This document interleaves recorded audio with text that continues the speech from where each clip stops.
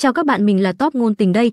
Trước khi xem video phiền các bạn dành ra 3 giây để ấn like video và đăng ký kênh để mình có thêm động lực ra nhiều video chất lượng hơn nữa nhé. Cảm ơn các bạn rất nhiều. Chúc các bạn một ngày mới vui vẻ. Ta vốn là tam tiểu thư của gia phủ, vốn tưởng rằng khi sống sẽ chẳng cần lo nghĩ gì, thế mà lại nhận hết mọi sự ức hiếp. Nhớ lại cảnh tượng bản thân khi nhỏ chính mắt nhìn thấy mẫu thân bị quản gia siết cổ cho đến chết. Mẫu thân cô khi ấy đã không ngừng vùng vẫy dưới sự tàn độc không chút do dự của quản gia. Mẫu thân cô nước mắt lưng tròng dùng hết sức nói với cô rằng: Như Sương, mau đi đi. Bị Liễu chủ mẫu coi là cái gai trong mắt, Liễu chủ mẫu che mắt lại vu khống: lão già, là yêu nữ này độc mù mắt ta, yêu nữ, nàng ta là yêu nữ, giết nàng ta, giết chết nàng ta. Tứ tiểu thư Liễu gia trời sinh tính tình ương ngạnh, tát ta ngay trước mặt mọi người. Một khi sơ suất, liền bị người khác hạ xuân dược. Còn có bạn bè ta bao lâu nay đều im hơi lặng tiếng. Nam nhân tóc trắng này giống như không thể cho ai biết được mục đích của hắn. Bỗng xuất hiện một nam nhân khác, lại là chuyện gì vậy? Liễu Như Sương yếu ớt kháng cự: ngươi, không được. Tên nam nhân càng sát đến: không được cái gì cơ? Tất cả dũng khí lúc này, tốt cuộc ta nên ứng phó thế nào đây? Tình tiết đặc sắc của ta sắp sửa đến rồi. Trong phòng tắm, Liễu Như Sương nhắm mắt định thần, cơ thể bỗng đổ mồ hôi, nước mắt cô cũng không ngừng tuôn ra, miệng lẩm bẩm: không cần. Giọt nước mắt đau khổ rơi xuống là lúc những ký ức dần hiện rõ lên. Cảnh tượng quản gia không chút do dự dùng sức siết cổ mẹ Liễu Như Sương hiện lên một cách chân thật. Bà ta vẫn yếu ớt nói ra: Như Sương mau đi đi. Liễu Như Sương khi ấy còn nhỏ, chỉ biết khóc lóc lao đến: mẫu thân, các người thả mẹ ta ra. Liễu phu nhân ghét bỏ bịt mũi lại: còn không mau làm nhanh lên. Quản gia cắn răng dùng hết sức. Liễu Như Sương không chút do dự chạy đến cắn vào tay bà ta. Bà ta kêu lên một tiếng rồi dứt khoát đá cô bé ra: không biết sống chết là gì hả? Liễu Như Sương khó khăn bò dậy, hết cách cô chỉ có thể khóc lóc cầu xin dưới chân Liễu phu nhân: phu nhân, cầu xin người hãy tha cho mẫu thân đi mà. Một tín nữ không nhìn nổi cảnh này mà chạy đến ôm cô vào lòng: phu nhân, tiểu thư cái gì cũng không nhìn thấy. Liễu Như Sương thoát khỏi vòng tay của cô ta muốn lần nữa tiến đến cầu xin. Liễu phu nhân mỉm cười hiền hậu: dù có chứng kiến thì đã sao chứ? Cả hai khựng người. Liễu phu nhân bước tới khuỵu xuống: người muốn giết mẫu thân ngươi cũng không phải là ta. Vừa nói vừa đưa khăn tay tới giúp cô lau nước mắt, mà là phụ thân ngươi, Liễu tướng. Liễu Như Sương mở bừng mắt, thấy trước mắt là Thanh Nhi cùng những tỷ nữ khác. Tiểu thư, người tỉnh rồi, cảm giác thế nào? Liễu Như Sương mệt mỏi đỡ chán miệng lẩm bẩm: Liễu Đông Hải, Liễu tướng, ta đã trở về rồi. Liễu tướng. Nước nóng nhanh chóng được tỷ nữ đổ thêm vào. Bỗng thùng nước sôi lên, ngày càng nóng hơn, cái thùng rơi ra, hai tỷ nữ vẻ mặt kinh hãi: ngươi là quỷ. Nói rồi la hét chạy đi. Thanh Nhi từ đầu đến cuối vẫn không nhúc nhích, khinh thường nhìn hai tỷ nữ kia. Một đám nhát gan. Nói rồi cô ân cần quay sang Liễu Như Sương: tiểu thư, để em xách nước đến. Liễu Như Sương nhắm mắt gật đầu. Thanh Nhi xuống quầy lễ tân, đi qua hai người đàn ông vừa bước vào, tên đi phía sau than vãn nhìn quanh: huynh không cảm thấy khu trọ này nóng như cái lò lửa sao? Nếu không thì chúng ta nên đổi cái khác đi. Tên nam nhân tuấn tú đằng trước đưa tay giữ thanh niên đó lại: muốn xem trò vui không? Tên đó ngơ ra: trò vui gì chứ? Tên nam nhân nhảy một phát lên lầu, y không chút do dự mở cửa ra, cảm nhận không khí bên trong, có thể sở hữu nội lực thâm sâu như vậy. Người bên trong rốt cuộc là ai? Tấm màn vừa di chuyển, trước mặt y bỗng xuất hiện một bóng hình lảo đảo. Liễu Như Sương thấy người đàn ông lạ xuất hiện trong phòng thì kinh ngạc. Muốn chết sao? Cô không cẩn thận ngã nhào đến. Tên nam nhân nhanh tay nắm lấy tay cô, dễ dàng ôm trọn cô vào lòng: muốn giết ta sao? Ngươi còn chưa đủ tư cách đâu. Nói rồi anh đưa tay ra sờ lên mặt cô, cuối cùng phán đoán: hỏa phượng phát tác mà ngươi còn dám vận công sao? Liễu Như Sương đánh tay anh ra. Tên nam nhân mặt lạnh lại, đúng là không biết sống chết. Ánh mắt Liễu Như Sương mơ màng, trong đầu có hàng ngàn câu hỏi. Rốt cuộc hắn có lai lịch gì? Là địch hay bạn? Bỗng cơn đau truyền đến, cô không chịu nổi mà thổ huyết. Thanh Nhi lo lắng gọi: tiểu thư. Tôi đến trong quán trọ. Tên nam nhân vận công truyền nội lực giúp Liễu Như Sương, thân thể cô đổ mồ hôi, tận lực mà ngã xuống. Liễu Như Sương gắng gượng mở mắt ra: cảm ơn ngươi đã cứu ta. Tên nam nhân trêu chọc: tài giỏi xinh đẹp như vậy, chết đi chẳng phải quá tiếc sao? Liễu Như Sương nói tiếp: nếu như ngươi đã cứu ta, nói nguyện vọng của ngươi đi, ta sẽ giúp ngươi thực hiện. Tên nam nhân nhíu mày: nguyện vọng của ta sao? Anh chắc chắn ngươi không thực hiện được đâu. Nói rồi y xoay người rời đi. Thanh Nhi lo lắng đi đến: tiểu thư, người bây giờ cảm thấy thế nào? Liễu Như Sương thở dài: không còn gì đáng ngại, hơn nữa người này nội công thâm hậu, ta không biết lai lịch hắn thế nào. Thanh Nhi, ngươi thay ta đi điều tra hắn một chút đi. Ngày hôm sau, Liễu Như Sương cùng Thanh Nhi trở về phủ, cả hai thong dong bước vào đã thấy có người đợi cửa sẵn. Liễu Đông Hải lên tiếng: Sương Nhi về rồi à? Không đợi cô trả lời, Liễu Như Nguyệt đã chế giễu: đây chẳng phải Liễu Như Sương sao? Mẫu thân ngươi cũng đã chết rồi, sao ngươi không đi chết luôn đi? Liễu Như Sương nắm chặt tay, cô nghiến răng định lên tiếng: ngươi. Lúc này Thái Công xuất hiện, thánh chỉ đến. Liễu Như Sương kinh ngạc quay đầu, cô thầm nghĩ: thánh chỉ này đưa tới ngay khi ta vừa về phủ, chẳng lẽ Có liên quan đến ta sao? Mọi người trong phủ đồng loạt quỳ xuống nghe thánh chỉ. Thái công dõng dạc, Phụng Thiên Thừa vận hoàng đế chiếu viết. Tam tiểu thư của Liễu gia, Liễu Như Xương tài đức vẹn toàn, dung mạo xuất chúng, phong làm Vi Trường Bình quận chúa, hòa thân cùng Bắc Minh quốc.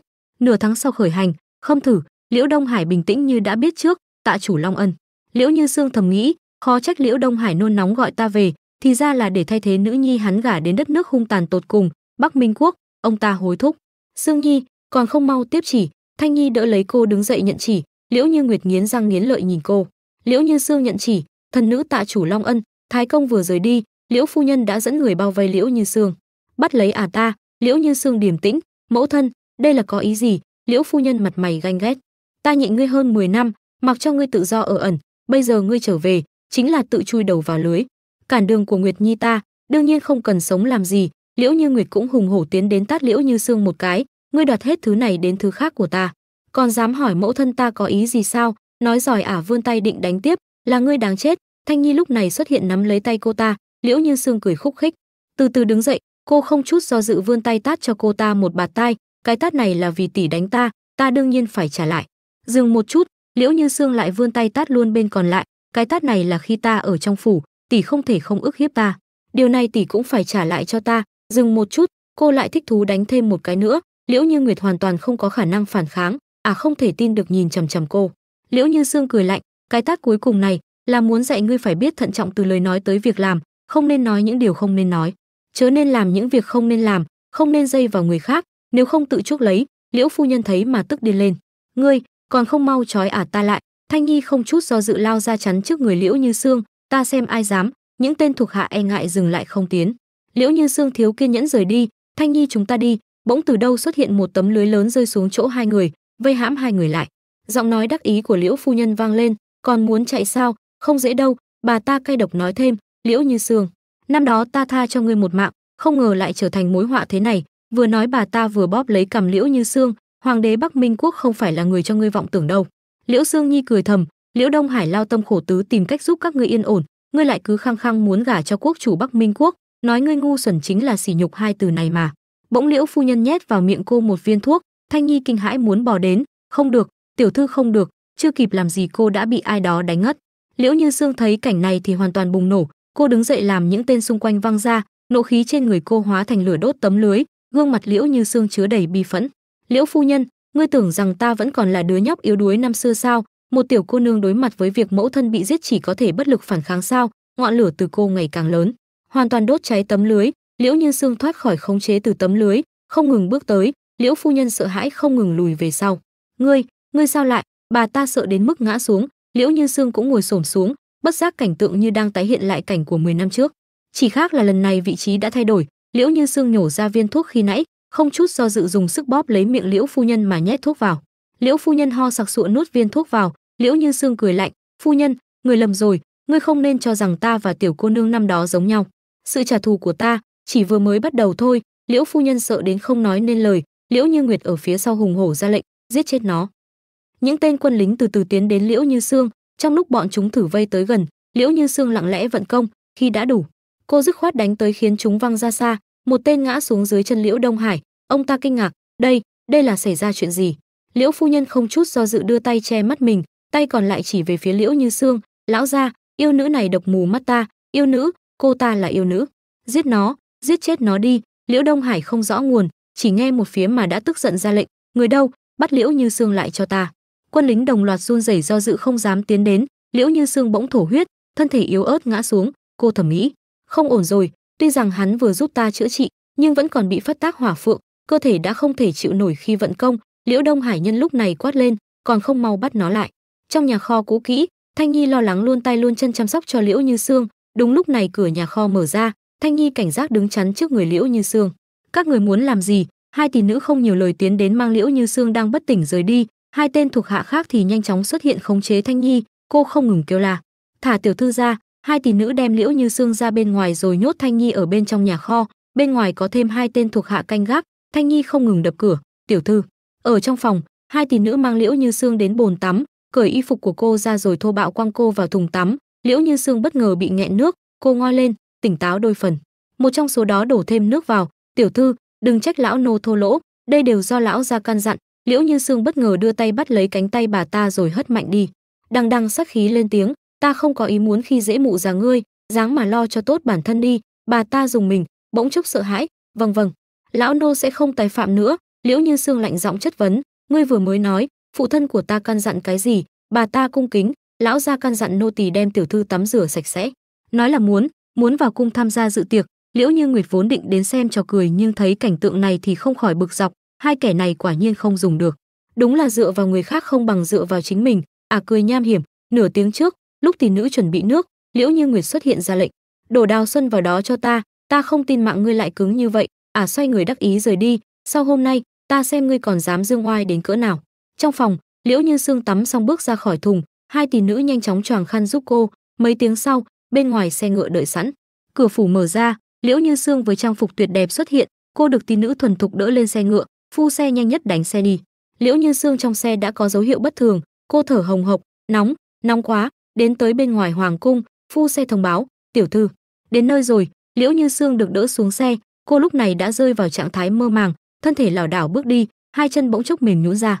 Trước khi cô ngã xuống đã có một bàn tay rắn chắc đưa ra đỡ lấy. Tên nam nhân đi cùng bất ngờ, thì ra là cô nương chúng ta đã cứu 2 ngày trước. Sao mắt của cô ấy đờ đẫn vậy? Lẽ nào đang cảm thấy khó chịu sao? Bỗng hắn hít hà, không đúng, mùi này là Đào Xuân. Liễu Như Sương lúc này khó khăn mở mắt ra, cô dùng sức ôm lấy tên nam nhân mà nũng nịu, nóng quá, thật khó chịu. Tên nam nhân cũng không đẩy ra, anh hỏi tên kia, Đào Xuân là gì? Tên đó gãi đầu thành thật đáp, một loại xuân dược cực mạnh, vừa thúc tình, vừa như muốn đòi mạng. Tên nam nhân bế Liễu Như Sương lên, y nhíu mày hỏi, giải dược thế nào? Tên đó cười gượng, dược Đào Xuân rất mạnh, muốn giải nó thì chỉ đành hy sinh lão ca thôi. Tên nam nhân mỉm cười ôm người muốn rời đi. Ta hiểu rồi. Tên đó nhìn biểu hiện điềm tĩnh ấy mà kinh ngạc, không phải chứ? Tên nam nhân bế Liễu Như Sương đến chỗ Liễu Đông Hải. Ông ta nhanh chóng ngăn cản, công tử, nếu như ngài không thả nữ nhì của ta ra thì đừng trách lão phu không nể mặt lưu tình. Tên nam nhân lạnh mặt phun ra một từ, cút. Liễu Đông Hải tức giận quát lên, ngươi láo xược, ngươi có biết người trong lòng ngực ngươi là Vi Trường Bình quận chúa, sắp tới sẽ hòa thân cùng hoàng đế của Bắc Minh quốc không?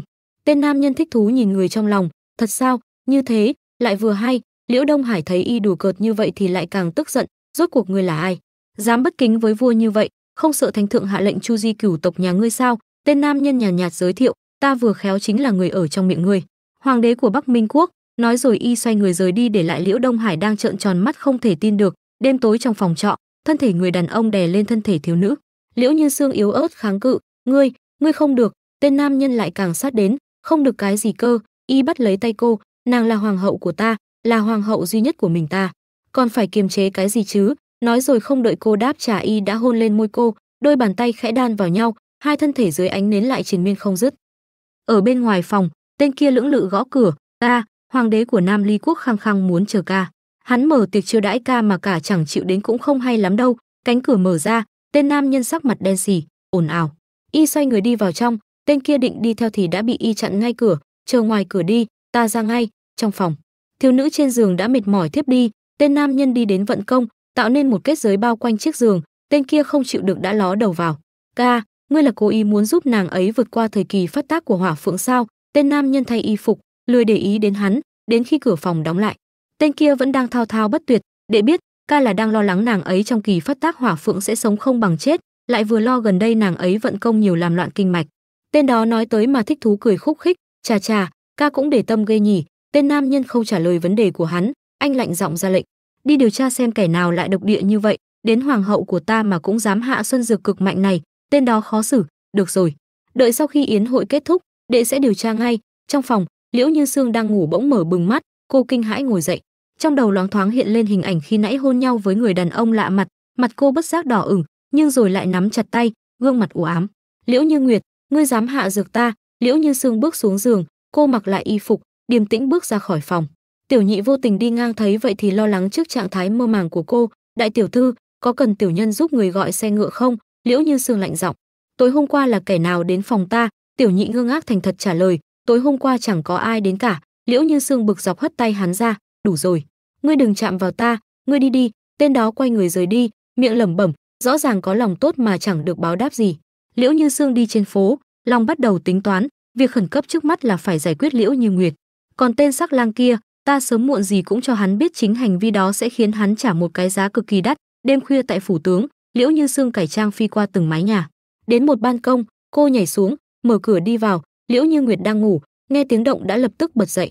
Ai đó? Ngươi là ai? Liễu Như Sương không nhiều lời đánh ngất ả ta. Sau khi xác định Liễu Như Nguyệt đã bất tỉnh, Liễu Như Sương lại thuần thục vác ả lên vai phi đi. Tại Lệ Xuân Viên, trốn cảnh tình lớn nhất Nam Ly Quốc, người qua kẻ lại nhộn nhịp, các thiếu nữ trên lầu cũng không ngừng mời gọi một cách gợi tình. Liễu Như Sương ở trên cây quan sát. Tứ hoàng tử bước ra khỏi Lệ Xuân Viên, háo sắc vẫy tay từng mỹ nhân. Hắn ta đang thong dong đi trên đường thì Liễu Như Sương nhảy từ trên cây xuống trước mặt hắn. Tứ hoàng tử hoảng hốt, ngươi là ai? Liễu Như Sương khàn giọng hỏi thẳng, ngươi có muốn cưới Liễu Như Nguyệt không? Tứ hoàng tử buông lỏng cảnh giác mà thành thật, đương nhiên là có rồi, cả kinh thành này ai chẳng biết nàng ấy là đệ nhất mỹ nữ. Liễu Như Sương chỉ tay về phía căn phòng gần đó, gian phòng kia có người ngươi cần, mau đi đi, chờ ngươi chiếm được cô ta rồi thì hãy xin thánh chỉ của hoàng thượng. Tứ hoàng tử cũng không đi ngay, ta lại nghĩ, lỡ như ngày mai tướng ra tìm ta gây sự thì sao đây? Liễu Như Sương mỉm cười, cô ta bị bắt cóc trên đường, ngươi lại cứu cô ta. Liễu Như Nguyệt vì muốn báo ơn mà tình nguyện phát sinh quan hệ với ngươi, huống hồ ngươi xin thánh chỉ xuống nhanh một chút, thừa tướng cũng chẳng dám nói gì. Tứ hoàng tử xoa cằm, có lý. Nói rồi hắn nhanh chóng rời đi. Liễu Như Sương cười lạnh, ta sớm nên làm như vậy. Liễu Như Nguyệt, ngươi đừng trách ta, có trách thì trách chính ngươi đã quá mức khinh người. Trong gian phòng đó, tứ hoàng tử thích thú cởi áo, theo bổn vương có gì không tốt? Liễu Như Nguyệt sợ hãi run rẩy, tứ hoàng tử trực tiếp bóp lấy cổ cô ta đè xuống. Ngươi cũng không nên bỏ qua hứng thú với bổn vương chứ. Nói rồi hắn vươn tay xé y phục trên người Liễu Như Nguyệt, cô ta cố gắng vùng vẫy kêu la, đừng mà. Trong một gian phòng, thiếu niên báo cáo, lần trước ca có kêu đệ điều tra việc này. Liễu Như Sương chính là nữ nhi của tướng phủ, từ nhỏ đã bị các tiểu thư khác ức hiếp, hôm trước chúng đào xuân dược là do tỷ tỷ của cô ấy. Liễu Như Nguyệt hạ dược, đúng rồi, đệ còn tra được một chuyện. Tên nam nhân khựng lại, nói đi.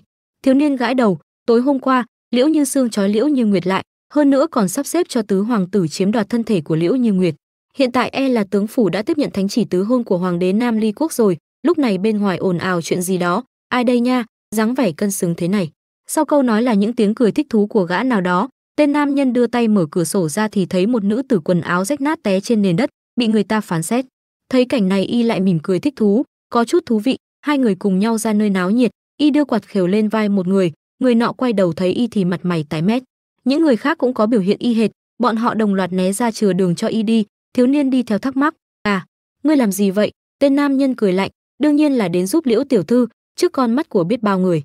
Y ngồi xổm xuống, Liễu Như Nguyệt thấy có người lại gần thì như bắt được cọng rơm cứu mạng, cô ta đưa tay kéo lấy áo người nọ, không ngừng van xin, cứu ta, xin hãy cứu ta không ngờ lại bị dân chúng nhìn thấy bộ dạng này, cầu xin ngươi đưa ta về nhà, ta chắc chắn sẽ không bạc đãi ngươi. Tên nam nhân mỉm cười vô hại, tất nhiên ta sẽ giúp ngươi. Y bỗng đưa tay ra từ từ kéo mạn che mặt của ả xuống. Liễu Như Nguyệt mất khả năng phản kháng, không được, xin ngươi. Chiếc mạn che dứt khoát được kéo ra, ngay lập tức những người xung quanh đã nhận ra, thì ra là Liễu tiểu thư của tướng phủ sao. Nàng ta bị bức thành bộ dạng này, sợ là bị người khác khinh bạc rồi, ai dám khinh bạc Liễu tiểu thư? Tên nam nhân đứng dậy lên tiếng, như mọi người thấy đó, Liễu tiểu thư gặp nạn, nếu như ai có thể đưa nàng về nhà, Liễu phủ nhất định sẽ thưởng lớn. Những tên nam nhân xung quanh mặt mày háo sắc tranh nhau xung phong, Liễu tiểu thư, để ta đưa nàng về, Liễu tiểu thư, ta có xe ngựa, để ta đưa nàng nhé. Tên nam nhân cũng cúi người vô hại nói, Liễu tiểu thư, ta đã nói giúp ngươi, đương nhiên phải giúp ngươi, không cần cảm ơn, chỉ là một cái nhấc tay mà thôi. Liễu Như Nguyệt đứng trước những cú sốc này, trực tiếp ngất xỉu. Tại tướng phủ, trong phòng đại phu sau khi bắt mạch thì nói, kinh mạch của Liễu tiểu thư đã khơi thông, khi mới đưa về do còn tích tụ tâm tố nên mới dẫn đến hôn mê, bây giờ đã ổn rồi, xin cứ yên tâm. Đúng lúc này giọng của Thái Công vang lên, thánh chỉ đến. Liễu phu nhân không màng đến sống chết của Liễu Như Nguyệt mà thúc giục tỷ nữ, mau đỡ ta qua đó. Ở bên ngoài, Thái Công dõng dạc đọc thánh chỉ, phụng thiên thừa vận. Hoàng đế chiếu viết, nữ nhi Liễu Như Nguyệt của Liễu gia đã đến tuổi xuất giá, nay gả cho tứ hoàng tử, cử hành lễ nghi cưới hỏi trong hôm nay. Sau khi Liễu Đông Hải nhận lấy thánh chỉ, Thái Công niềm nở nói thêm, Liễu tướng mau chuẩn bị chút đi, tứ hoàng tử đã trên đường tới đón dâu rồi. Thánh chỉ đã truyền, chúng tôi xin cáo lui. Thái Công vừa rời đi, Liễu Đông Hải đã gấp gáp đi. Rốt cuộc đã xảy ra chuyện gì? Liễu phu nhân đuổi theo ngăn cản, Nguyệt Nhi bây giờ còn chưa tỉnh, trong này chắc chắn có ẩn tình. Lão gia à, hiện tại tin đồn đã xôn xao khắp nơi rồi, tất cả đều nói Nguyệt Nhi bị người ta bắt cóc, là tứ hoàng tử giải cứu con bé, còn nói cái gì mà, nói Nguyệt Nhi chúng ta là muốn báo ơn nên tự nguyện hiến thân cho tứ hoàng tử. Liễu Đông Hải nghe mà tức giận, thật sự buồn cười, Liễu phu nhân bỗng chốc như già đi 10 tuổi, bây giờ làm sao đây, tứ hoàng tử sắp tới rồi, Nguyệt Nhi của chúng ta thật sự phải gả cho hắn sao? Liễu Đông Hải thở dài, tứ hoàng tử này thê thiếp thành bầy, phong lưu thành tính, bạo ngược thất thường, Ta cũng không ngờ sự việc lại phát sinh thế này, vừa bước đến bên ngoài phòng đã thấy Liễu Như Nguyệt đi ra. Nguyệt Nhi con tỉnh rồi sao?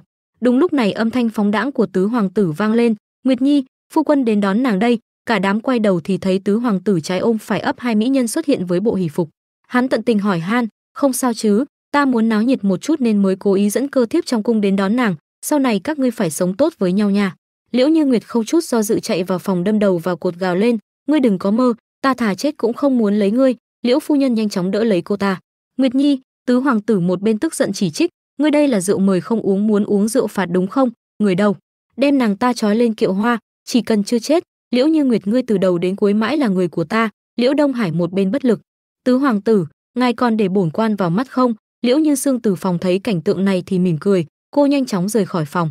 Nhân lúc trong phủ đang loạn thế này, ta mới có cơ hội đi cứu Tiểu Thanh. Cô vừa mở cửa nhà kho ra đã thấy Thanh Nhi mình đầy thương tích nhìn mình. Tiểu thư. Liễu Như Sương nhanh chóng đi đến đỡ lấy cô ấy. Đừng sợ, ta sẽ mang yến bổ máu dưỡng thương cho ngươi. Bên ngoài phủ lúc này có một chiếc xe ngựa đi ngang qua. Liễu Như Sương đúng lúc đỡ Thanh Nhi ra khỏi phủ. Thiếu niên trên xe ngựa vén màn ra, hoàng hậu Bắc Minh quốc của chúng ta, ngài đây là muốn đi đâu? Liễu Như Sương nghe mà kinh ngạc, cô cảnh giác, hoàng hậu nương nương sao, là có ý gì? Thiếu niên xuống ngựa, niềm nở, phụng chỉ bệ hạ. Đặc biệt đến tiễn nương nương một đoạn. Liễu Như Sương nhíu mày nhớ lại mấy ngày trước bản thân có hỏi Tiểu Nhị, tối qua là ai đến phòng ta? Tiểu Nhị đã chắc chắn là chẳng có ai đến cả. Cô thầm nghĩ, khó trách ta cha cũng không có được một chút manh mối nào, thì ra là hoàng đế của Bắc Minh quốc. Cô hỏi thẳng, vậy ngươi là loại người nào của hắn? Thiếu niên thành thật, ta sao? Ta với bệ hạ là huynh đệ ruột thịt, là đệ đệ của huynh ấy. Bỗng Tiểu Thanh ho ra máu, thiếu niên bối rối, nương nương, vị này có lẽ không thể chậm trễ được đâu. Liễu Như Sương nghiến răng, bất đắc dĩ cô phải lên xe ngựa, đến Hạc Sơn đi. Người phu xe nãy giờ ngồi nhàn nhã bỗng mỉm cười ý vị. Trên đường đi, vị thiếu niên vén màn hỏi, nương nương, chúng ta đã đến Hạc Sơn rồi. Liễu Như Sương bất ngờ đánh mạnh vào gáy thiếu niên, người phu xe vén màn định gọi cô, nương nương, cũng bị cô mạnh tay đánh vào gáy cho ngất đi. Liễu Như Sương đỡ lấy Thiệu Thanh đang hôn mê xuống xe rời đi, thấy người đã đi xa, tên nam nhân mới mở mắt, thiếu niên cũng từ trên xe ngựa lên tiếng, à, trinh sát nói không sai, Liễu Như Sương vậy mà là người của Huyết Yến. Tên nam nhân tháo nón ra, ta thật muốn nhìn xem, hoàng hậu tương lai, nàng đến đây rốt cuộc là vì cái gì? Ở nên khác, Liễu Như Sương vận công vào bức tường, nó từ từ mở ra, Mị Dạ, một trong tứ đại lãnh chúa của Huyết Yến, cũng chính là lãnh chúa nhỏ tuổi nhất đi ra. Tôn chủ, Thiệu Thanh tỷ bị sao vậy? Sắc mặt của Liễu Như Sương đằng đằng sát khí, bị người của tướng phủ làm bị thương. Cô thầm nghĩ, mối thù ở tướng phủ, cho dù là chuyện nhỏ hay chuyện lớn, ta đều nhất định không quên được. Sớm muộn gì ta cũng sẽ khiến Liễu phủ của các ngươi trả một cái giá cực đắt. Lát sau ở bên ngoài phòng tắm, Liễu Như Sương dặn dò Mị Dạ, ta không thể ở đây lâu được, sau khi ta rời đi, ngươi an bài cho các tỷ nữ chăm sóc Thanh Nhi. Mị Dạ gật đầu, Mị Dạ đã hiểu. Lúc này, Minh Dạ, tôn chủ đời trước quý trọng Liễu Như Sương, tự nhường lại vị trí cho nàng đi đến. Ngươi trở về rồi à? Lần này trở về, có đi nữa không? Liễu Như Sương kiên quyết, đi. Minh Dạ có chút buồn. Liễu Như Sương quay người rời đi, lúc ta không có ở đây, toàn bộ Huyết Yến trông cậy vào ngươi. Minh Dạ đột ngột ôm lấy cô từ phía sau, nếu bên ngoài gặp khó khăn, nhất định phải nói với ta, ta chính là hậu thuẫn kiên cố nhất của ngươi. Liễu Như Sương đồng ý, được, nói rồi cô rời đi, ra tới bên ngoài. Liễu Như Sương vừa đi vừa nghĩ, tính ra, tên chăn ngựa và Hàn Mặc Hy có lẽ cũng đã tỉnh rồi. Bỗng tay cô bị ai nắm lấy, người nọ nhanh như thoát ép cô lên tường. Liễu Như Sương nhận ra, tên chăn ngựa sao? Tên nam nhân khó hiểu. Tên chăn ngựa gì? Y sát đến thầm thì bên tai cô, sai rồi, ta là Bắc Minh Vương, phu quân của nàng, chúng ta còn có một đêm phóng đãng, nàng quên rồi sao? Liễu Như Sương không đáp, cô nghĩ, hắn cải trang thành tên chăn ngựa theo dõi ta sao? Tên nam nhân sát đến bên cổ cô, ta không ngại giúp nàng tìm lại ký ức đâu hoàng hậu. Liễu Như Sương đặt tay lên vai y cản lại, bệ hạ, trước khi giúp ta nhớ lại, phiền ngài cúi đầu nhìn hoàn cảnh trước mắt trước đi. Tên nam nhân nhìn xuống thì thấy Liễu Như Sương từ lúc nào đã cầm một con dao hướng về phía y. Liễu Như Sương chĩa con dao đến, giọng quyết liệt, nói, vì sao lại theo dõi ta? Tên nam nhân cau mày, y nhanh tay nắm lấy cổ tay Liễu Như Sương, lật ngược tinh thế xoay người kề dao lên cổ cô. Liễu Như Sương vùng vẫy, buông ta ra. Cô khẽ cử động cánh tay, nhưng hai tay cô đã bị một tay của y khống chế. Liễu Như Sương thầm nghĩ, chết tiệt, nội lực người này thâm hậu, ta không thể phản kháng lại được. Tên nam nhân thủ thỉ bên tay cô, đối với hoàng đế của nàng, phải biết tôn trọng một chút chứ. Liễu Như Sương vùng vẫy, ở bên trong nghe động tĩnh thì xáo xào, bên ngoài có động tĩnh, chúng ta ra ngoài xem. Âm thanh mở cửa vang lên, Liễu Như Sương tận dụng cơ hội kêu lên, Minh Dạ, ta ở đây. Trước khi cô kịp nói thêm gì đó, tên nam nhân đã ôm lấy cô núp vào một cái thân cây, y vươn tay bóp lấy cằm cô ngăn cản, im lặng. Giọng Liễu Như Sương nhỏ đi, ta khinh, dựa vào đâu ta phải nghe lời. Chưa nói hết câu, Tên nam nhân đã bất ngờ hôn xuống. Liễu Như Sương kinh ngạc mở bừng mắt. Ở bên này, Mị Dạ cùng Minh Dạ giáo giác nhìn xung quanh tìm kiếm. Ở đây chẳng có ai cả. Minh Dạ xoay người vào trong. Có lẽ ta nghe nhầm, vào trong thôi. Ở phía sau tảng đá gần đó có một nam một nữ vẫn hôn nhau không ngừng. Mặc cho Liễu Như Sương dùng sức đẩy thế nào tên nam nhân vẫn không nhúc nhích. Hết cách, cô cắn lấy môi y. Tên nam nhân vì đau mà buông ra. Liễu Như Sương mặt mày u ám lấy ra một cây sáo nhỏ. Ngươi chờ đó. Tên nam nhân khẽ liếm khóe môi. Hôn cũng đã hôn rồi, hoàng hậu có thể gây khó dễ gì cho ta đây. Liễu Như Sương bất ngờ cầm cây sáo lên huýt. Đám người từ sơn động ồ ạt chạy ra. Minh Dạ hớn hở vì được gọi. Tôn chủ, vừa rồi ta tránh đi là vì tránh bứt dây động rừng. Tên này không làm người bị thương chứ? Mị Dạ hớn hở. Minh Dạ ngươi nói không sai, bên ngoài quả thật có người. Liễu Như Nguyệt quát lên. Không được, bắt hắn lại, cho vào địa lao. Nói rồi cô xoay người vào trong. Tên nam nhân nhìn những tên này bằng nửa con mắt thầm nghĩ, chỉ dựa vào mấy kẻ này mà muốn khống chế ta. Có điều, nhân cơ hội này, có thể khám phá thật hư câu chuyện. Lát sau trong địa lao, hai tên thuộc hạ thô bạo đẩy tên nam nhân vào trong đi. Tên nam nhân thành thật đi vào, y không khỏi khen ngợi, lá gan của nữ nhân này lại to như vậy. Ở tiền sảnh, Minh Dạ kinh hãi. Cái gì? Hắn là hoàng đế của Bắc Minh quốc sao? Y bình tĩnh lại, Yến cung là tổ chức giang hồ, bây giờ lại chọc phải hoàng đế của Bắc Minh quốc, sợ là sắp gặp chuyện không hay rồi. Liễu Như Sương đập bàn, nếu đã đắc tội hắn, hoặc là không làm, nhưng nếu đã làm thì phải làm đến cùng. Minh Dạ lờ mờ đoán, ngươi là muốn? Liễu Như Sương dứt khoát, giết hắn đi. Đúng lúc này thuộc hạ gấp gáp báo cáo, tôn chủ, bên ngoài có người tự xưng là thân thích của hoàng đế Bắc Minh quốc. Cả Minh Dạ lẫn Liễu Như Sương đều kinh ngạc. Cái gì? Cô thầm nghĩ, không xong rồi, suýt chút nữa thì quên mất sự có mặt của Hàn Mặc Hy. Liễu Như Sương bước vội ra cửa, không còn cách nào khác, chúng ta đành phải hủy thi diệt tích. Nếu để người này chạy đi báo tin, chỉ sợ rằng cả ta và Yến cung đều trở thành mục tiêu bị giết.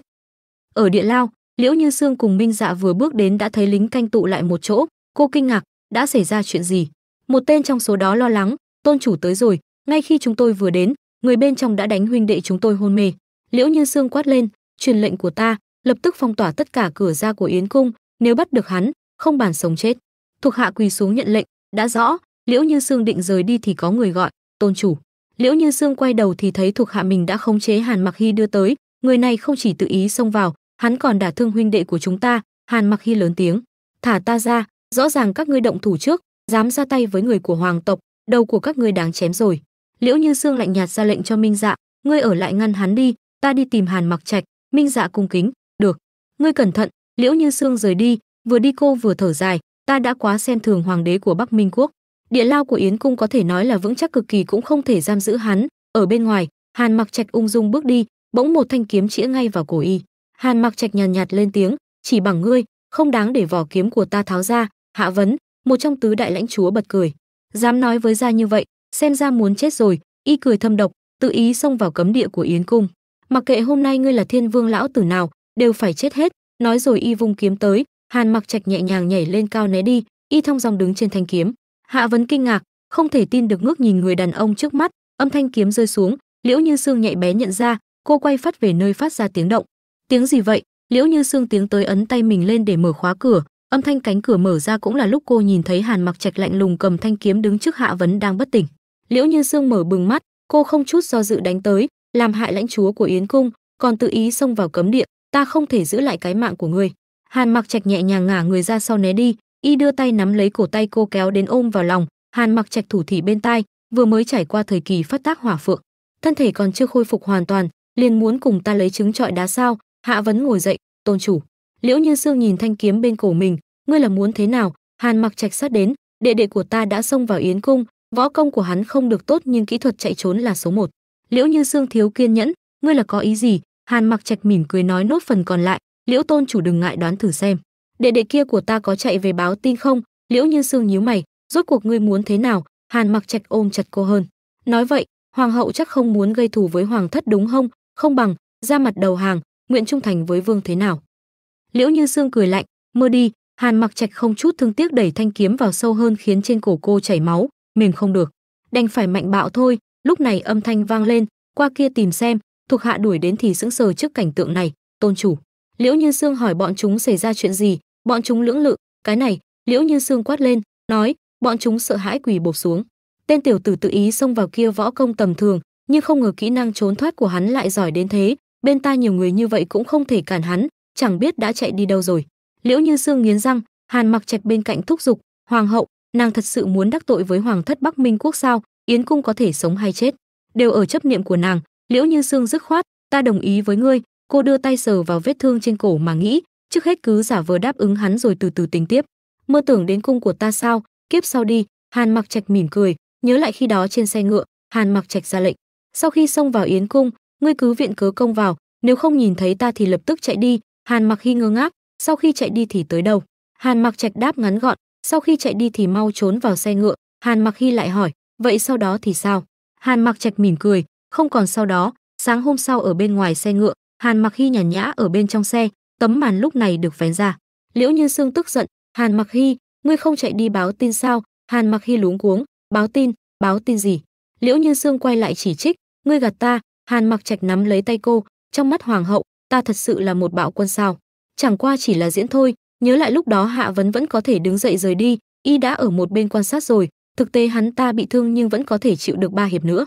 Trái lại Yến cung này vẫn còn nhiều nhân tài đến vậy, y đưa tay vén màn đi vào, thực lực của Yến cung nàng không hề kém, thật sự nếu lấy đá chọi đá, ta cũng không đảm bảo có thể giành phần thắng.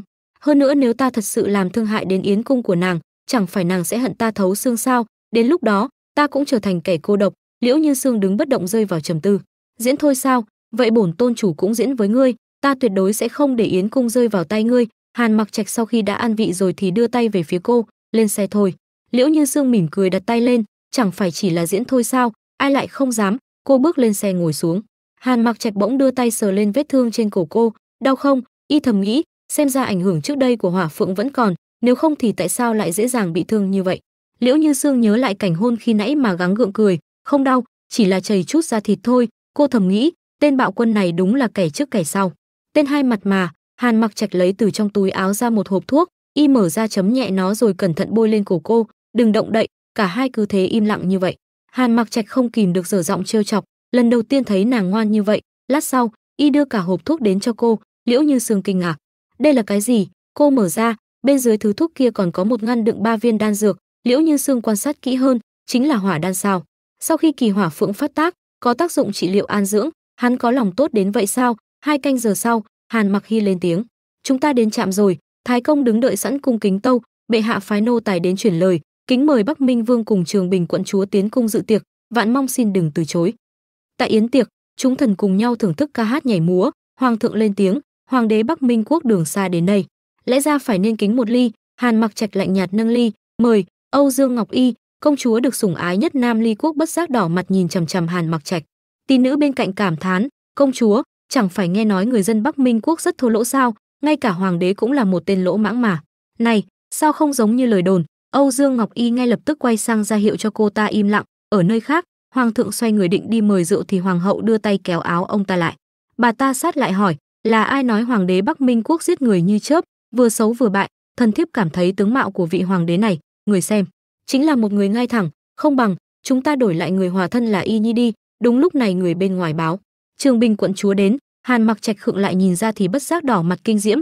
Hoàng đế trên đại điện niềm nở, hôm nay là gia yến, quận chúa không cần đa lễ, mời vào ngồi. Liễu Như Sương với y phục màu hồng trở nên kiều diễm hơn bao giờ hết. Lát sau, tỷ nữ từ chỗ hoàng hậu đi đến chỗ Âu Dương Ngọc Y thì thầm, hoàng hậu nương nương nhờ nô tỳ nhắn lại với công chúa, muốn làm gì thì cứ làm đi, muốn đoạt lấy vị trí thì cứ đoạt lấy. Âu Dương Ngọc Y mỉm cười, đứng dậy, phụ hoàng, mẫu hậu, nhi thần muốn góp vui cho yến tiệc, không biết phụ hoàng có đồng ý không?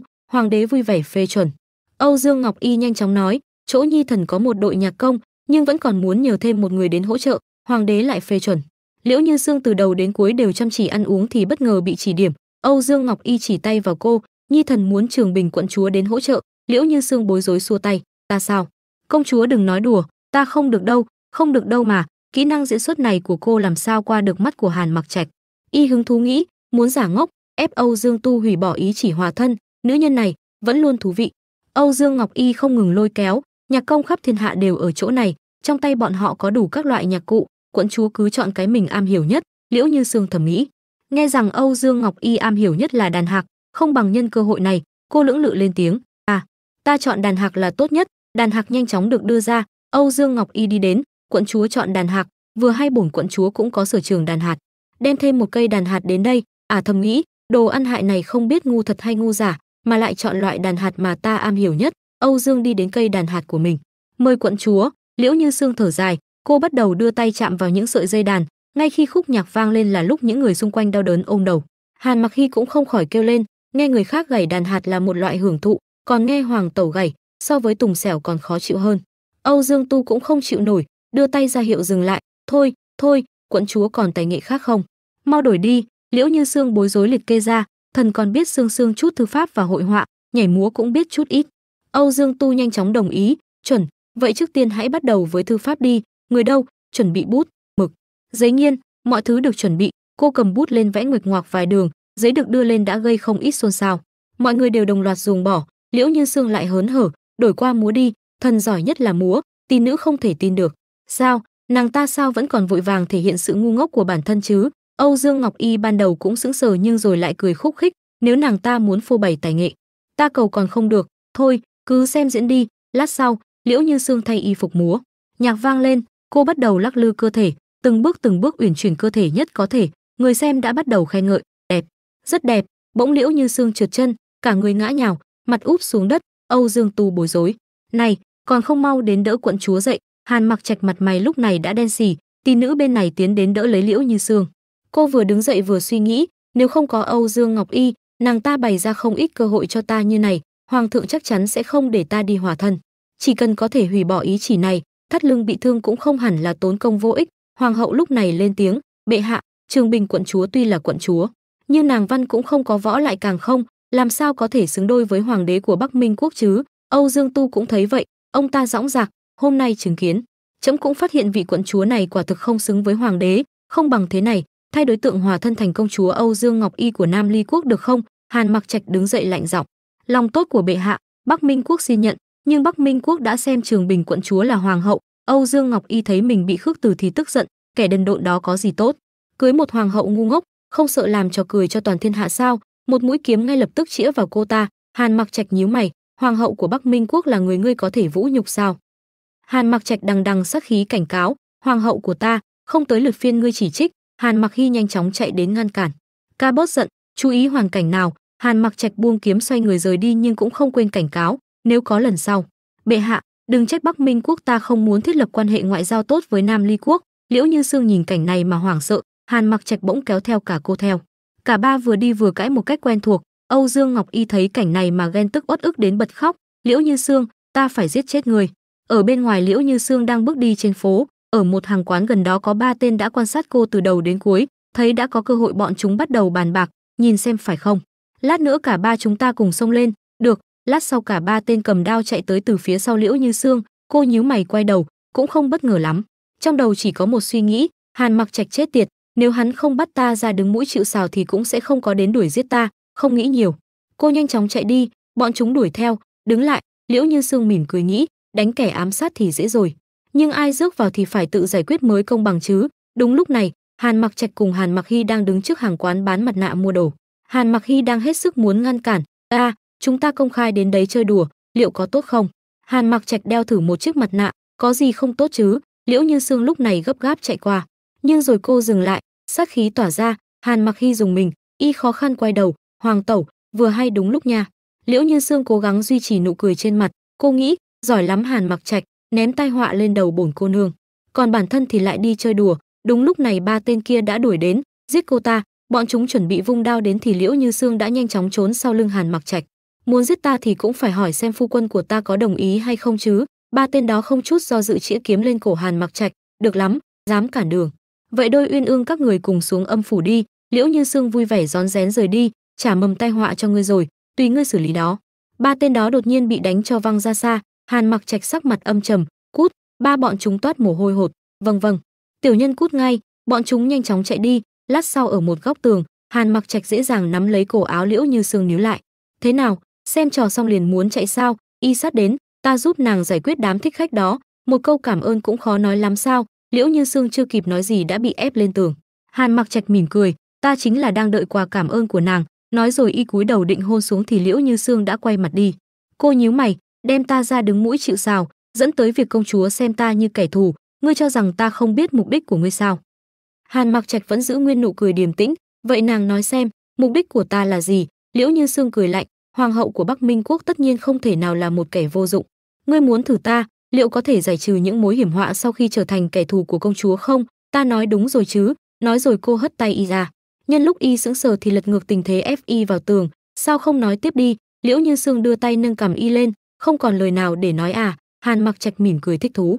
Nàng nói không sai, ban đầu ta quả thật có ý định đó, nhưng hiện tại thì đã không còn như thế nữa. Liễu Như Sương không ngờ y lại thoải mái thừa nhận như vậy, nhất thời sững sờ.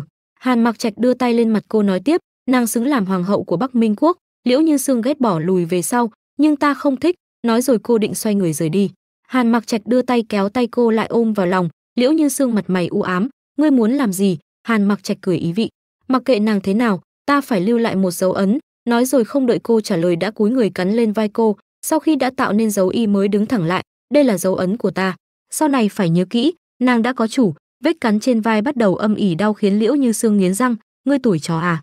Hàn Mặc Trạch bất ngờ nâng mặt cô lên hôn xuống. Liễu Như Sương mở bừng mắt, ngươi, y buông ra, tay khẽ lau môi giúp cô, nói năng lung tung, là muốn bị trừng phạt đúng không? Liễu Như Sương hoàn toàn bị chọc tức, tay vận công, ngươi ức hiếp người quá đáng. Cô vừa đánh tới đã được y dễ dàng né đi. Hàn Mặc Trạch nhảy phắt lên mái nhà, lần này không thể tiếp đãi nàng, lần sau gặp hoàng hậu của ta. Liễu Như Sương đứng bất động. Cô cắn răng, chết tiệt. Lát sau tại Yến cung, Liễu Như Sương bước vào, Mạc Dạ, một trong tứ đại lãnh chúa của Yến cung đã đứng đợi sẵn. Tôn chủ, Liễu Như Sương ra lệnh, gọi tất cả các sát thủ chuyên biệt trong cung ra cho ta, bổn tôn chủ muốn thử luyện trình độ với bọn họ. Mạc Dạ chắp tay, vâng. Minh Dạ nhận ra tâm trạng của cô bất thường mà hỏi han, sao lại tức giận nhiều như vậy? Còn nữa, thân thể ngươi khôi phục lại tốt chứ? Liễu Như Sương đáp, yên tâm đã khôi phục rồi, vừa hay đúng lúc ta muốn dập tắt nộ khí mới bùng phát này thật tốt. Lúc này Mạc Dạ đã dẫn những người khác đến. Tôn chủ, Liễu Như Sương liếc nhìn, trực tiếp lên đi, hôm nay đấu võ. Nếu có người cắt rách một góc y phục của ta, liền tính ta thua. Vừa dứt lời những sát thủ đã đồng loạt nhảy đến, cô vận công dễ dàng đánh cho họ văng ra. Phản ứng chậm, xuất kiếm loạn, lại tới đi. Bọn họ cắn răng lần nữa tấn công, ngay khi thanh kiếm chạm đến đã bị Liễu Như Sương dùng ngón tay cản lại. Dễ dàng dùng hai ngón tay bẻ gãy thanh kiếm, lực đạo yếu, nội lực cũng yếu, nói rồi cô cũng đánh cho hai tên đó văng ra, không phản kháng lại. Phế vật, những tên sát thủ nằm trên đất không gượng dậy nổi, là ai trêu chọc khiến tôn chủ bực tức như vậy chứ? Này mà là luyện tập gì chứ? Ngược đãi thì có. Liễu Như Sương đứng yên nhớ lại cảnh tượng ban nãy mà đỏ mặt thầm nghĩ, Hàn Mặc Trạch chết tiệt, bổn cung tuyệt đối không tha cho ngươi. Nhân lúc cô đang suy nghĩ, những tên sát thủ đã bắt đầu đứng dậy, cơ hội tốt, bọn chúng tứ phía lao tới, một tên nhảy lên, có người kêu lên, tôn chủ, mau tránh ra. Tên đó chém tới, Liễu Như Sương lách người né đi nhưng cũng bị rách một góc áo. Liễu Như Sương cắn răng vận công, đánh cho tên kia bay ra xa. Cô dõng dạc, ta cược thất bại, sát thủ vừa thắng ta, thưởng 100 lượng. Minh Dạ tiến đến nhắc nhở, tôn chủ, trước tiên vẫn nên đi thay quần áo. Cô gật đầu, được. Lúc này có người gọi cô, tiểu thư. Thiệu Thanh vui vẻ chạy tới nhào vào lòng cô. Liễu Như Sương ôm lấy cô ấy hỏi han, vết thương đã tốt lên chưa? Thiệu Thanh cảm động muốn khóc, các lãnh chúa tốt với em lắm, đã khỏi lâu rồi, đều tại bọn họ không cho em đi tìm tiểu thư, nếu không em đã sớm tìm người rồi. Minh Dạ ở bên cạnh nhắc nhở, được rồi, Thanh Nhi, ngươi đưa tiểu thư ngươi đi thay quần áo đi, lát sau ở trong phòng. Thiệu Thanh ở bên ngoài bình phong thích thú lên tiếng, Minh Dạ lãnh chúa hình như rất để tâm đến tiểu thư nha, e là đã thích người chăng? Động tác thay đồ của Liễu Như Sương khựng lại, cô lên tiếng, Minh Dạ sao? Vị trí của hắn do chính ta đoạt lấy, còn vụng trộm lén luyện võ công bí tịch của hắn không hận ta là đã mừng lắm rồi, sao có mưu đồ đó với ta được? Thiệu Thanh bất ngờ, chuyện này từ lúc nào, sao em không biết gì ạ? Liễu Như Sương ngồi xuống ghế, 7 tuổi ta đã vào Yến cung, mới đầu tuổi còn nhỏ nên cứ hay tìm đường tắt mà đi, lại vô tình phát hiện Minh Dạ cất giấu võ công bí tịch. Nhớ lại lúc đó, Liễu Như Sương còn nhỏ trốn ở một góc đọc sách, lúc này cánh cửa mở ra, Minh Dạ tức giận, tự ý xông vào phòng sách của bổn tôn chủ, quả nhiên là muốn chết. Liễu Như Sương mặc dù sợ hãi nhưng vẫn cắn răng nhìn chằm chằm y, tay bắt đầu vận công đánh tới. Đòn đánh như gió thổi vào áo Minh Dạ, y thầm đánh giá, tuổi nhỏ mà đã ngưng tụ được nội tức thuộc tính hỏa. Minh Dạ đưa tay phủi đòn đánh của Liễu Như Sương đi, ghét bỏ ra lệnh, người đâu quăng nó cho sói ăn. Liễu Như Sương mỉm cười kể lại, lúc ấy Minh Dạ quả thật muốn ta liều chết, nếu không, hắn đã chẳng kích động đến bản năng cầu xin của ta. Thiệu Thanh tò mò, sau đó thì sao ạ? Liễu Như Sương đằng đằng sát khí, sau đó sao? Ta ghi hận trong lòng, đoạt lấy vị trí tôn chủ của hắn. Thiệu Thanh chống cằm, thì ra là vậy. Đúng lúc này ngoài cửa có người gọi, tôn chủ ta vào được chứ? Hạ Vấn mở cửa ra, tôn chủ, sợ là người đã quên một chuyện rồi. Liễu Như Sương nhìn ra, chuyện gì? Hạ Vấn đi vào ngồi xuống, vì để hoàn thành nhiệm vụ người giao, ta đã bị trọng thương rồi, không có khen thưởng gì sao? Nói rồi y thô bạo kéo áo ra, để lộ một vết sẹo dài trên ngực. Hạ Vấn sát người đến, còn nữa, lần trước vì ngăn chặn tên hoàng đế của Bắc Minh quốc, người ta đã bị thương càng thêm thương. Liễu Như Sương điềm đạm uống trà, thân là lãnh chúa, chấp hành nhiệm vụ bảo vệ Yến cung, là không nên sao? Hạ Vấn bật cười. Nên, đương nhiên là nên rồi, nhưng nếu tôn chủ bằng lòng nhất thân Phương Trạch, ta đây liền không phản kháng. Bỗng y nhìn thấy gì đó, không thể tin được đưa tay sờ lên vai cô, đây là, mặt mày y tối sầm chất vấn, dấu vết này là do tên hoàng đế xông vào Yến cung để lại sao? Liễu Như Sương bình tĩnh đứng dậy chỉnh lại quần áo, không liên quan đến ngươi. Hạ Vấn cứng họng, ngươi? Liễu Như Sương xoay người ra tới cửa.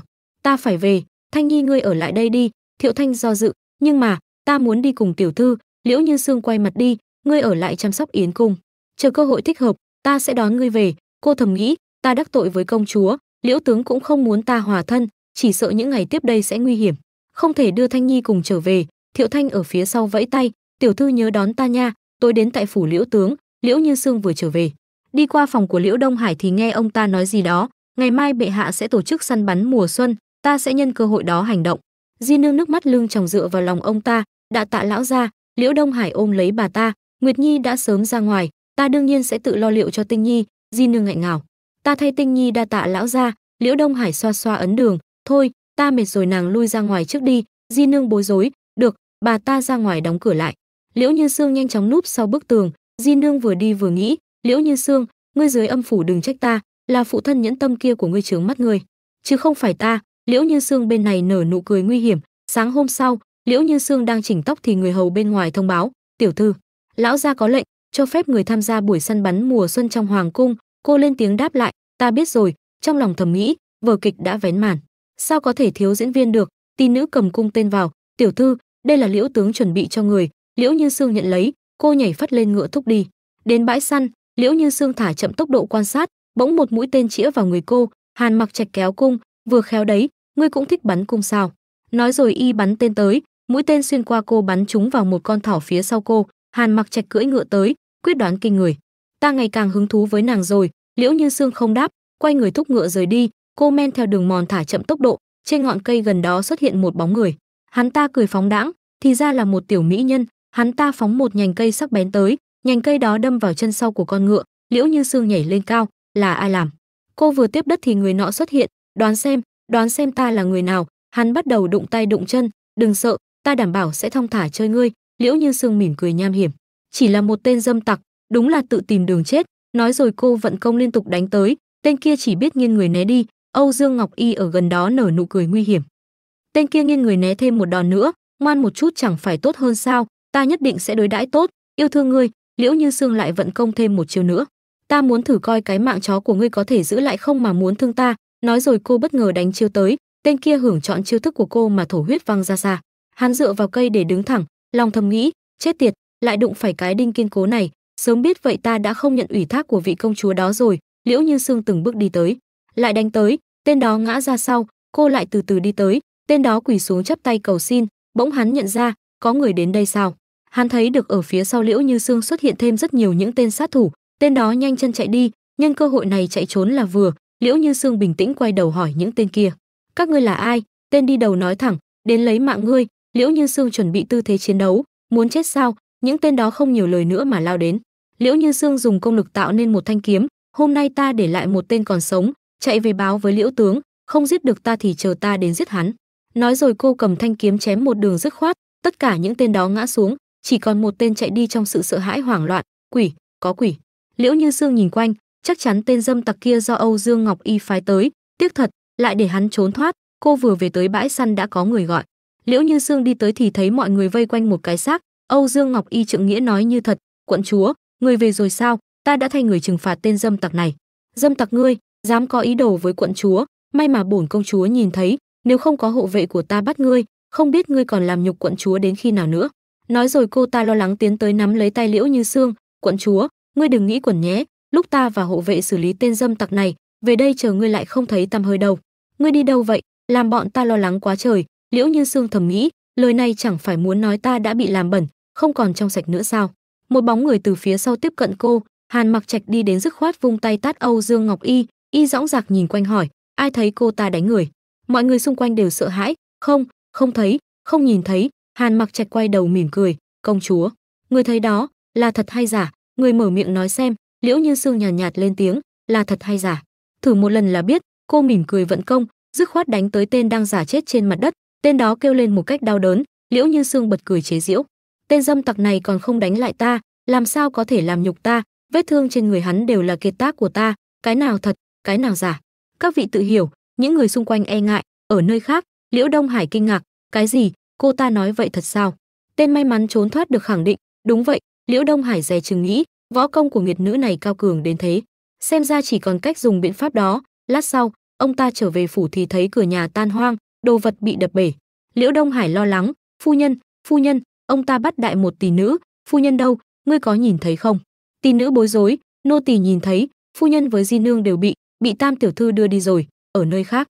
Liễu Như Sương cưỡi ngựa, tay cầm dây thừng trói hai người kia đi theo. Liễu phu nhân vẫn không ngừng kêu la, bỏ ta ra. Liễu Như Sương, gan của cô thật lớn, vậy mà dám bắt chúng ta, mày muốn làm cái quỷ gì, ở đây là ở đâu? Di nương hống hách, tao khuyên mày nên đưa tao trở về, nếu không tao sẽ khiến cho mày sống không bằng chết. Đến trước một bia mộ, Liễu Như Sương dừng lại nhảy xuống ngựa. Bỗng cô lên tiếng, đi ra đi, cứ trốn mãi như vậy không vô vị sao? Theo ta một đường đến đây, cũng cực nhọc cho ngươi rồi. Hàn Mặc Trạch từ cái cây gần đó đi ra, anh đi đến gọi một tiếng Liễu phu nhân, bà ta nghe mà kinh hãi, hoàng đế của Bắc Minh quốc sao? Bà ta thầm nghĩ, tại sao người này lại ở đây? Bỗng Liễu Như Sương đưa tay kéo mạnh sợi dây, cả di nương cùng Liễu phu nhân bị sự đột ngột này làm cho ngã xuống, cô kéo cả hai người họ quỳ trước bia mộ. Liễu Như Sương quay sang Hàn Mặc Trạch, Hàn Mặc Trạch, không phải ngươi muốn cưới ta sao? Vậy thì ngươi cứ nhìn cho rõ con người vô tình của ta, có xứng đáng để ngươi cưới về không? Di nương nhìn lên bia mộ mà kinh hãi, là mộ của Tịch Vũ. Liễu Như Sương tiến đến sờ lên bia mộ, nương, hận thù trước đây con sẽ thay người báo. Người dưới suối vàng cuối cùng cũng yên tâm rồi. Hai người kia sợ hãi bỏ đi. Cô đứng dậy, còn muốn trốn đi đâu? Liễu Như Sương tạo ra một kết giới cho hai bọn họ. Năm đó bà giết chết nương ta bằng một sợi dây thừng, còn di nương thì một bên giúp đỡ, lẽ nào đều quên rồi sao? Trên cổ của hai bọn họ lập tức xuất hiện một chiếc vòng, ngày càng siết chặt lấy cổ của họ. Liễu phu nhân khó khăn cầu xin, bỏ ta ra, ta sẽ không dám làm như vậy nữa. Di nương cũng nhanh chóng cầu xin, Như Sương, là di nương không đúng, con lưu lại cho ta một mạng, ta sẽ làm trâu làm ngựa cho con. Chiếc vòng biến mất, cả hai bọn họ ngã nhào. Hàn Mặc Trạch đứng dựa vào thân cây xem tất cả, trong lòng anh lúc này chỉ có một câu hỏi, Liễu Như Sương, rốt cuộc trước đây nàng đã trải qua những gì? Liễu Như Sương mặt mày u ám nắm lấy tóc của hai người kia lên, nhận sai, mau nhận sai với nương của ta. Cả hai ngay lập tức sợ hãi bái lạy liên tục, xin lỗi Tịch Vũ, tôi sai rồi, tôi thực sự sai rồi, Tịch Vũ, tôi thật sự không muốn hại bà, đều là phu nhân bắt tôi làm, thật xin lỗi bà. Di nương lại quay sang Liễu Như Sương, ta với mẹ cô trước đây cũng từng là bạn bè, cô tha cho tôi lần này thôi. Liễu Như Sương tay cầm thanh kiếm, không chút do dự đâm xuống ngay chính giữa ngực của di nương. Bà ta trợn tròn mắt không thể tin được. Cô, Liễu Như Sương lạnh giọng, bà không xứng đáng làm bạn của mẹ tôi. Liễu phu nhân thấy di nương đã ngã xuống thì sợ đến bật khóc, vừa chạy vừa gào lên, điên rồi, mày thật sự điên rồi, mày điên rồi. Chưa nói hết câu bà ta đã bị thanh kiếm xuyên qua người. Liễu Như Sương mặt không biến sắc, ta đã đợi ngày này lâu lắm rồi, nương ta cũng vậy. Cô quay sang người đã đứng nhìn từ đầu đến cuối, hối hận không? Bây giờ hối hận vẫn còn kịp. Ngươi đi đi, xem như ta chưa từng gặp ngươi. Hàn Mặc Trạch từ từ đi đến, y nắm lấy cổ tay cô níu lại, ta hiểu nàng. Liễu Như Sương kinh ngạc, cái gì? Trong đầu Hàn Mặc Trạch hiện lên cảnh tượng bản thân khi nhỏ đã phải chịu những gì. Y nói một cách điềm tĩnh, không phải tất cả người cùng một dòng máu đều được gọi là người nhà. Bỗng y đưa tới 2 viên kẹo, những ngày đau khổ thì ăn những viên kẹo này. Hàn Mặc Trạch trước sự kinh ngạc của Liễu Như Sương, bắt đầu kể lại, ta 8 tuổi bắt đầu gia nhập ám vệ cung, sau này lãnh binh đánh giặc, vậy mà mọi người lại truyền tai nhau, ta là người vô tình, ngay cả người nhà cũng giết.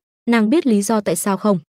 Cả hai cùng ngồi xuống, Hàn Mặc Trạch bắt đầu kể, từ nhỏ ta đã được đưa vào ám vệ cung, nhớ khi đó Hàn Mặc Trạch còn nhỏ đã đứng chiến đấu với những tên ám vệ chuyên nghiệp. Ngay khi thanh đao đâm tới, cậu nhóc nắm chặt lấy mũi đao quật ngã ngược lại tên kia, rồi lại không chút do dự dùng vũ khí của mình đâm ngược lại tên kia. Cảnh tượng đó như in hẳn trong tâm trí y.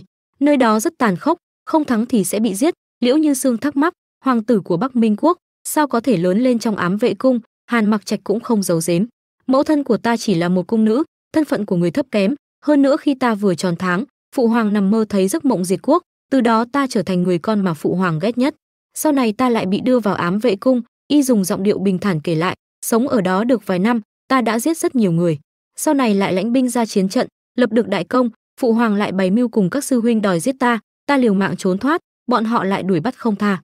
Không còn cách nào khác, ta chỉ có thể lãnh binh tạo phản. Một trận đó, đúng là máu chảy thành sông. Trong lúc Hàn Mặc Trạch kể, Liễu Như Sương lặng lẽ mở gói kẹo ra ăn, cô lên tiếng, ta với ngươi giống nhau, nương ta xuất thân là một vũ công, Phụ thân rất ghét bà ấy, khi ta còn nhỏ, đã tận mắt chứng kiến Liễu đại phu nhân giết chết bà ấy, từ đó trở đi, phụ thân ta lại càng ghét ta hơn, nên đưa ta lên chùa sống, từ đó trở đi ta mới hiểu ra, mình không còn gia đình nữa rồi. Nói đến đây cô nghẹn ngào, nước mắt không ngừng rơi ra mà lần nữa lặp lại, ta không còn người nhà nào nữa rồi. Hàn Mặc Trạch đưa tay ôm lấy Liễu Như Sương, y khẽ hôn lên tóc cô, từ sau, ta sẽ là người nhà của nàng. Tại Liễu phủ, Liễu Đông Hải cầm đèn đứng đợi đã lâu, ông ta thầm nghĩ, chắc là phu nhân đã gặp nạn rồi, bỏ đi, trước tiên phải nghĩ cách giết chết nữ nhân nghiệp chướng đó, tránh cho Liễu gia ta gặp phải tai họa sau này. Lúc này giọng của một thiếu nữ vang lên, cha, sao vậy, sao lại vội vàng gọi con về nhà, trong phủ xảy ra chuyện gì sao? Liễu Như Ngọc, ngũ tiểu thư của Liễu gia, bản tính hiền lương, vừa thấy cô lão đã kêu lên, Ngọc Nhi, con về rồi. Liễu Đông Hải vội vàng kéo cô lại. Liễu Như Ngọc bối rối, cha, người làm gì vậy?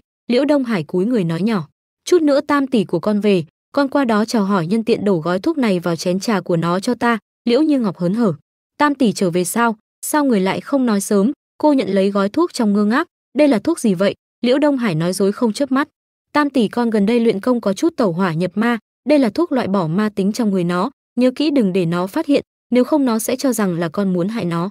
Đúng lúc này Liễu Như Sương trở về, tiểu muội. Liễu Như Ngọc lon ton chạy tới, đã bao năm trôi qua, không ngờ tới còn gặp được tỷ tỷ. Liễu Như Sương ôm lấy cô ấy, lòng thầm nghĩ, tứ nương với biểu muội có thể coi là người đối tốt với ta nhất, tiếc là người tốt lại có vận mệnh ngắn ngủi, nếu không phải tứ nương mất sớm, tiểu muội này cũng không phải ưu sầu nhiều năm như vậy. Liễu Như Ngọc dắt tay cô rời đi, cha, vậy con với tỷ tỷ đi ôn lại chuyện cũ đây. Liễu Đông Hải gật đầu, Trong phòng, Liễu Như Ngọc vừa pha trà vừa trò chuyện, tỷ về từ lúc nào vậy? Cha cũng không nói cho muội biết, nếu mà muội biết sớm, chắc chắn sẽ lập tức trở về. Liễu Như Sương chống cằm mỉm cười, mới về được vài ngày thôi. Liễu Như Ngọc định bưng trà đến thì bỗng nhớ lại lời của Liễu Đông Hải, loại thuốc này có thể loại bỏ ma tính trong người tỷ. Cô nhanh chóng đổ gói thuốc vào trong ly trà, rồi cô ta đưa đến cho Liễu Như Sương với gương mặt vui vẻ, uống đi, đây là trà hoa muội pha, rất thơm đó. Liễu Như Sương nhận lấy đưa lên miệng định uống. Đúng lúc này ngoài cửa sổ bay tới một con chim bồ câu, Liễu Như Sương đặt chén trà xuống, cô tiến tới chỗ cửa sổ, bồ câu bay tới đậu trên tay cô, trên đó có một tờ giấy ghi, nhiệm vụ đã hoàn thành do Hạ Vấn gửi tới. Liễu Như Ngọc thắc mắc, tỷ, thư này viết gì vậy? Liễu Như Sương nhàn nhạt trả lời, không có gì. Bỗng một tiếng động lớn vang lên, Liễu Đông Hải luống cuống trước chậu hoa vừa rơi xuống. Liễu Như Ngọc ở bên trong lên tiếng, để muội ra ngoài xem xảy ra chuyện gì, nói rồi cô lon ton chạy đi. Liễu Như Ngọc mở cửa ra thì thấy bóng dáng quen thuộc, cha, người lén lút ở đây là muốn làm gì hả? Liễu Đông Hải chột dạ nhanh chóng đưa tay bịt miệng cô lại, con nhỏ tiếng thôi, việc ta đã dặn dò, con đã làm hay chưa? Liễu Như Ngọc bĩu môi trả lời qua loa, làm rồi, người cứ yên tâm đi, con còn muốn ôn chuyện với tỷ ấy nữa. Nói rồi cô đẩy ông ta đi, đừng có mà nghe lén bọn con nữa, người mau về nghỉ ngơi đi. Liễu Đông Hải vui vẻ, được, ông ta thầm nghĩ, tính theo thời gian, chắc tầm nửa nén nhang nữa, thuốc đó sẽ phát huy tác dụng. Liễu Như Ngọc vừa vào phòng Liễu Như Sương đã hỏi, vừa nãy là ai vậy? Liễu Như Ngọc bối rối, chỉ là một con mèo hoang, nó làm vỡ mất chậu hoa rồi. Cô ta đi đến, trà hoa này thế nào? Đây là muội đặc biệt để dành đó. Nói rồi bưng ly trà lên uống. Liễu Như Sương sững sờ, muội. Liễu Như Ngọc khó hiểu, sao vậy? Cô mỉm cười, không sao, chén đó là của ta. Ngọc Nhi không chán ghét tỷ sao? Liễu Như Ngọc ngây thơ thành thật, sao lại thế được? Bỗng cô trợn tròn mắt, đau đớn ôm lấy bụng, đau quá, bụng muội đột nhiên đau quá. Liễu Như Sương lo lắng, Ngọc Nhi. Lúc này Liễu Đông Hải mở cửa ra, Liễu Như Ngọc đã đau đến ngất đi, hai mắt trợn to. Liễu Như Sương liên tục vỗ vào mặt con bé, Ngọc Nhi, muội mau tỉnh lại đi. Cô nghiến răng nhận ra là ông muốn giết muội ấy. Liễu Đông Hải không thể tin được liên tục lùi về sau, không phải ta không muốn hại Ngọc Nhi, thuốc đó chỉ là làm phế đi một phần võ công, ta không ngờ đến Ngọc Nhi lại. Liễu Như Sương mặt mày u ám đứng dậy, nhưng nếu mà người không có võ công uống phải, lại khiến thân thể bị tàn phá, đúng không? Liễu Đông Hải, chính ông là người hại chết Ngọc Nhi. Ở nơi khác, Âu Dương Tu than vãn, ai nha, Bắc Minh quốc chủ vội cái gì, việc hòa thân đã chuẩn rồi, chấm đảm bảo chỉ trong 2 ngày có thể đưa Trường Bình quận chúa lên kiệu hoa, đã được chưa? Hàn Mặc Trạch mỉm cười đánh thêm một quân cờ, tốt nhất là như những gì ngươi nói. Lúc này, thái giám gấp gáp chạy vào, bệ hạ không xong rồi, xảy ra chuyện rồi. Hắn quỳ rạp xuống đất tâu, thái tử chết rồi. Âu Dương Tu kinh ngạc, cái gì?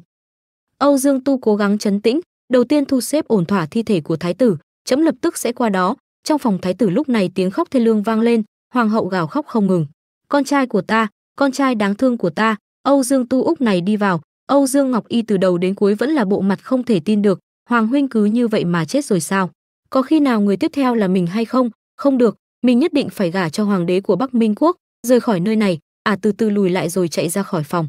Vừa chạy ra đã gặp phải cung nữ dâng mũ phượng. Tam công chúa có gì phân phó ạ? Âu Dương Ngọc Y đưa tay sờ lên mũ phượng. Nữ cung ngày mai phụ trợ việc hòa thân đổi thành bổn cung.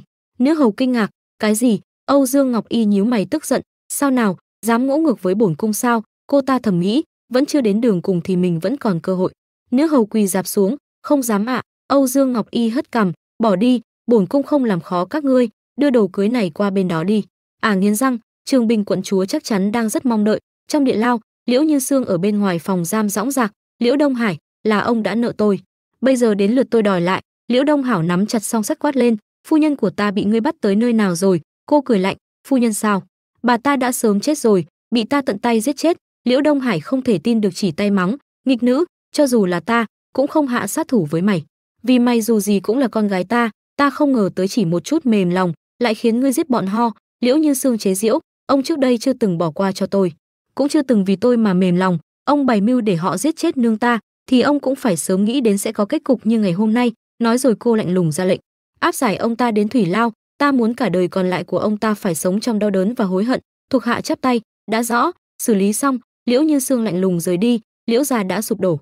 Liễu tướng đây là ông tự làm tự chịu. Liễu Đông Hải suy sụp khuỵu xuống. Ở nơi khác, vừa trông thấy Liễu Như Sương, Hạ Vấn đã bẩm báo, tôn chủ, hoàng cung bây giờ đang rất loạn, bệ hạ hạ lệnh mau chóng bắt được thích khách. Liễu Như Sương hỏi, lúc ám sát có để lộ dấu tích gì không?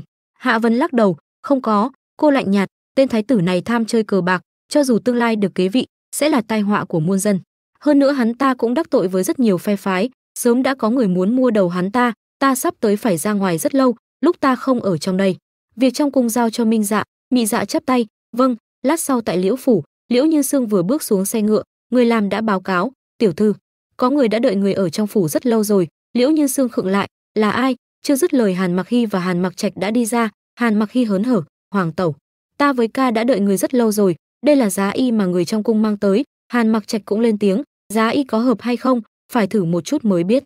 Liễu Như Sương mở cửa ra, quả thực thấy trên bàn có giá y cùng mũ phượng. Giọng của Hàn Mặc Hy vui vẻ, hoàng tẩu, hoàng huynh, giá y đã đặt lên bàn rồi, hai người cứ thoải mái. Hàn Mặc Trạch có chút hưng phấn, nàng không đuổi ta ra sao? Liễu Như Sương vừa cởi áo vừa bất lực, đuổi ngươi có tác dụng không? Lát sau cô khoát trên mình giá y vừa khoan dung lại thoải mái. Hàn Mặc Trạch bất ngờ từ phía sau ôm lấy eo cô. Liễu Như Sương ngượng ngùng, ngươi định làm gì? Hàn Mặc Trạch mỉm cười, đo xem thế nào, giá y có chút rộng rồi, phải sửa một chút mới được. Y lại bất ngờ bế cô lên, nói với lẽ thường tình, đo như vậy không được trực quan cho lắm. Liễu Như Sương bất ngờ, cái gì? Vậy muốn đo thế nào? Hàn Mặc Trạch nhẹ nhàng đặt cô lên giường, không bằng nàng đoán xem, nói rồi y đưa tay cởi giá y của cô ra. Hàn Mặc Trạch đè lên người Liễu Như Sương, tay cởi giá y của cô ra, đo như vậy mới chuẩn. Liễu Như Sương cười lạnh, phải không? Nhưng sao ta lại cảm thấy ngươi đang ăn đậu hũ của ta? Hàn Mặc Trạch nhíu mày nghiêm túc, cực kỳ vô lại đáp, không có nha, ta đang giúp nàng đo lường. Cô cười, phải không? Nói rồi không chút do dự đá vào giữa hai chân y. Hàn Mặc Trạch đau đớn khuỵu người. Liễu Như Sương ngồi dậy thì thầm bên tai y, đừng tức giận, ta là đang chơi trò tình thú với chàng. Cô nhịn cười đứng dậy chỉnh lại giá y. Bên ngoài bỗng vang lên tiếng của Thiệu Thanh, tiểu thư. Giọng điệu bất lực của Hàn Mặc Hy cũng vang lên, xin lỗi người, ta thật sự không cản được nha đầu này. Thiệu Thanh không thể tin được, tiểu thư, sao người lại mặc giá y? Hàn Mặc Hy tái mét, người nhanh như vậy đã làm xong rồi sao? Hàn Mặc Trạch đùng đùng tức giận rời đi. Hàn Mặc Hy bối rối đuổi theo, có cần đệ chuẩn bị cho người ít sừng hươu để bồi bổ, rất tốt cho thận. Hàn Mặc Trạch quát lên, cút. Liễu Như Sương thở dài, sao em lại trở về rồi? Thiệu Thanh liếng thoáng, em không yên tâm được, hơn nữa hôn kỳ của tiểu thư với hoàng đế Bắc Minh quốc sắp đến rồi, em muốn quay về giúp người chuẩn bị, sáng hôn sau hôn lễ diễn ra. Liễu Như Sương với hỷ phục lộng lẫy được dìu xuống kiệu. Hàn Mặc Hy lên tiếng, hoàng tẩu, Lục hoàng đệ đến đón người trước, hoàng tẩu đã chuẩn bị xong hết rồi sao? Liễu Như Sương nhàn nhạt đáp, chuẩn bị xong hết rồi, bây giờ có thể xuất phát. Cô cùng Thiệu Thanh lên kiệu, chiếc kiệu đi trên phố với biết bao người vây quanh. Tại thành trì, Hàn Mặc Trạch đứng đợi sẵn, mọi người hành lễ, cung tiễn Bắc Minh hoàng thượng. Hàn Mặc Trạch lên ngựa, xuất phát. Âu Dương Ngọc Y lúc này lẫn vào trong những cung nữ với nụ cười nham hiểm, mình nhất định phải nghĩ cách trở thành hoàng hậu của Bắc Minh quốc. Hàn Mặc Trạch lúc này vén màn ra, nàng đừng có mà chạy, yến cung kia của nàng hiểu ý ta rồi chứ? Liễu Như Sương mỉm cười, nô tỳ không dám, bệ hạ nghĩ nhiều rồi. Y khen ngợi, nàng hôm nay khôn khéo hơn rồi đấy. Liễu Như Sương trong lòng thầm đáp, hạ thấp mình như vậy đương nhiên là để bỏ chạy cho dễ rồi. Cô quay sang Thiệu Thanh, đã sắp xếp xong chưa? Thiệu Thanh đáp, tất cả đều ổn thỏa rồi. Đến Túy Vân Hiên, Hàn Mặc Trạch trực tiếp bế cô xuống kiệu. Liễu Như Sương kêu lên, làm cái gì đó? Y mỉm cười, nàng mặc giá y đi lại không thuận tiện, để ta ôm nàng lên lầu. Thiệu Thanh Điều ở phía sau khẽ liếc mắt ra hiệu cho phu xe. Liễu Như Sương gương mặt không tình nguyện để hắn bế như vậy liền nói, đã đến nơi rồi có thể bỏ ta xuống. Nào ngờ tên này vung tay một cái hất cô nằm ngã ra giường. Liễu Như Sương lườm hắn, ngươi. Hoàng đế Minh Quốc cúi xuống bộ dạng ân cần vuốt tóc cô. Phu quân chỉ là nghe theo lời của nương tử chớ trách ta. Lời vừa dứt hắn đưa mặt vào sát mặt cô, khoảng cách gần đến độ có thể nghe được hơi thở của đối phương. Không biết tại sao trong hoàn cảnh này Liễu Như Sương lại có thể theo phản xạ tự nhiên mà nhắm mắt, gương mặt còn có chút ửng hồng. Biết được bản thân đã đạt được mục đích, hắn nhìn cô phì cười, mong đợi như vậy, sau đó dứt khoát quay lưng rời đi, còn không quên nói với, được rồi không nháo nữa, sắp đến giờ ăn rồi, ăn xong thì tranh thủ nghỉ ngơi, sau 1 giờ nữa còn tiếp tục khởi hành. Tiếng đóng cửa vang lên, lúc này Liễu Như Sương mới nhẹ nhõm được đôi chút, cô còn không hiểu rõ bản thân mình. Chuyện gì vậy này, sao tim lại đập nhanh như vậy? Ở phía ngoài cả đám người phục vụ lần lượt bưng đồ ăn đặt lên bàn, thức ăn đã đầy đủ rồi, 2 vị khách quan từ từ dùng. Liễu Như Sương cùng hắn ngồi vào bàn, quay sang nói với Tiểu Nhị, vất vả rồi, các người lui xuống trước đi. Người vừa đi khỏi, cô đột nhiên ôm bụng, gương mặt trở nên trắng bệch. Hàn Mặc Trạch lo lắng hỏi, làm sao vậy? Mắt thấy cá đã cắn câu, Liễu Như Sương bắt đầu giở quẻ, cô cau mày, ánh mắt ủy khuất nhìn hắn, có lẽ là hôm qua ăn phải thứ gì đó, hay là ngươi đưa ta đến nhà vệ sinh được không? Hàn Mặc Trạch quan sát thấy cô không giống là giả bộ, liền nhanh chóng bế cô ra ngoài, một đường đến nhà vệ sinh. Được nàng nhịn một chút, thấy hắn hốt hoảng như vậy, Liễu Như Sương trong bụng mừng thầm, trúng kế rồi. Nhưng Hàn Mặc Trạch không biết nhà vệ sinh ở đâu, loay hoay mãi vẫn chưa tìm được. May mắn vừa ra khúc rẽ liền thấy một tên bồi bàn, hắn mở miệng hỏi, dạ cứ đi thẳng rồi rẽ phải, căn phòng cuối cùng là nhà vệ sinh. Nhận được chỉ dẫn, Hàn Mặc Trạch tức tốc phi đến đó, đặt nàng xuống trước cửa, không quên dặn dò, ta ở ngoài này đợi nàng. Liễu Như Sương gật đầu, được. Cánh cửa vừa đóng, bên trong liền phát ra giọng nói, tiểu thư. Cô cảnh giác đưa tay ra hiệu đừng lên tiếng. Suýt hắn ở bên ngoài. Một lát sau không nghe thấy động tĩnh gì nữa, Liễu Như Sương cùng A Hoàn của mình tới chỗ cửa sổ nhỏ mà A Hoàn đã chuẩn bị sẵn cho cô.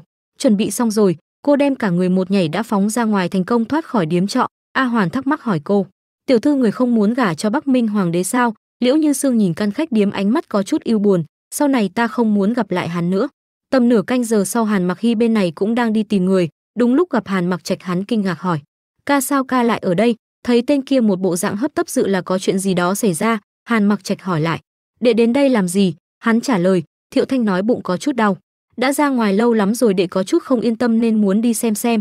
Nghe Hàn Mặc Hy nói thế, hắn liền đoán ra mình đã bị trúng kế, không hay, sau đó lập tức phá cửa xông vào trong. Liễu Như Sương thấy trước mặt là nhà vệ sinh của nữ nhân, Hàn Mặc Hy hốt hoảng la lên, ca sao người lại làm như vậy? Đây là nữ à? Sao lại không có ai ở đây? Nhìn bên trong phòng trống không, cửa sổ trên không lại mở. Hàn Mặc Hy bối rối, hỏng rồi, bọn họ chạy mất rồi, bây giờ phải làm sao? Có cần phái người đuổi theo không? Khác với sự cuống cuồng của Hàn Mặc Hy, hắn lại hết sức điềm tĩnh. Trước cứ về hoàng cung ta sẽ khiến nữ nhân đó chủ động xuất hiện, nhưng cũng không thể ngăn trong lòng có chút phẫn nộ. Sương Nhi nàng đúng là thiếu giáo huấn. Cùng lúc đó về phía Liễu Như Sương, cô đang nằm chéo chân trên giường thoải mái đọc sách, đột nhiên trên trán đổ mồ hôi, cả người đều cảm thấy khó chịu. Sao lại có cảm giác lạnh sống lưng nhỉ? Hừ. Sau khi về hoàng cung Bắc Minh Quốc, Hàn Mặc Trạch nôn nóng muốn tìm tin tức về cô, đã sai người bí mật điều tra thử. Đã tra ra chưa? Hàn Mặc Hy tay bóc miếng bánh bỏ vào miệng, thản nhiên đáp, đã tra ra rồi, chúng ta ngày từ đầu đã bị trúng kế. Túy Vân Hiên đó là sản nghiệp của Yến Cung, có điều ông chủ của tiệm này lại không phải người của Yến Cung. Hàn Mặc Trạch lấy trong túi áo một tấm thẻ bài, ông chủ đó là người trung gian. Sau khi nhận được nhiệm vụ sẽ thông qua mật đạo thông báo với người của Yến Cung, sau đó anh đưa lệnh bài này cho Hàn Mặc Hy, dặn dò phái người đi niêm phong Túy Vân Hiên đó.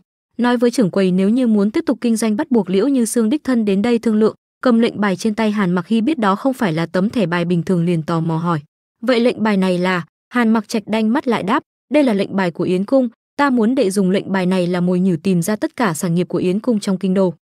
Trong một ngày có quá nhiều việc cần giải quyết khiến cơ thể Hàn Mặc Trạch mệt nhoài, nghĩ ngợi một lúc hắn lựa chọn ngâm mình trong hồ nước nóng là thoải mái nhất.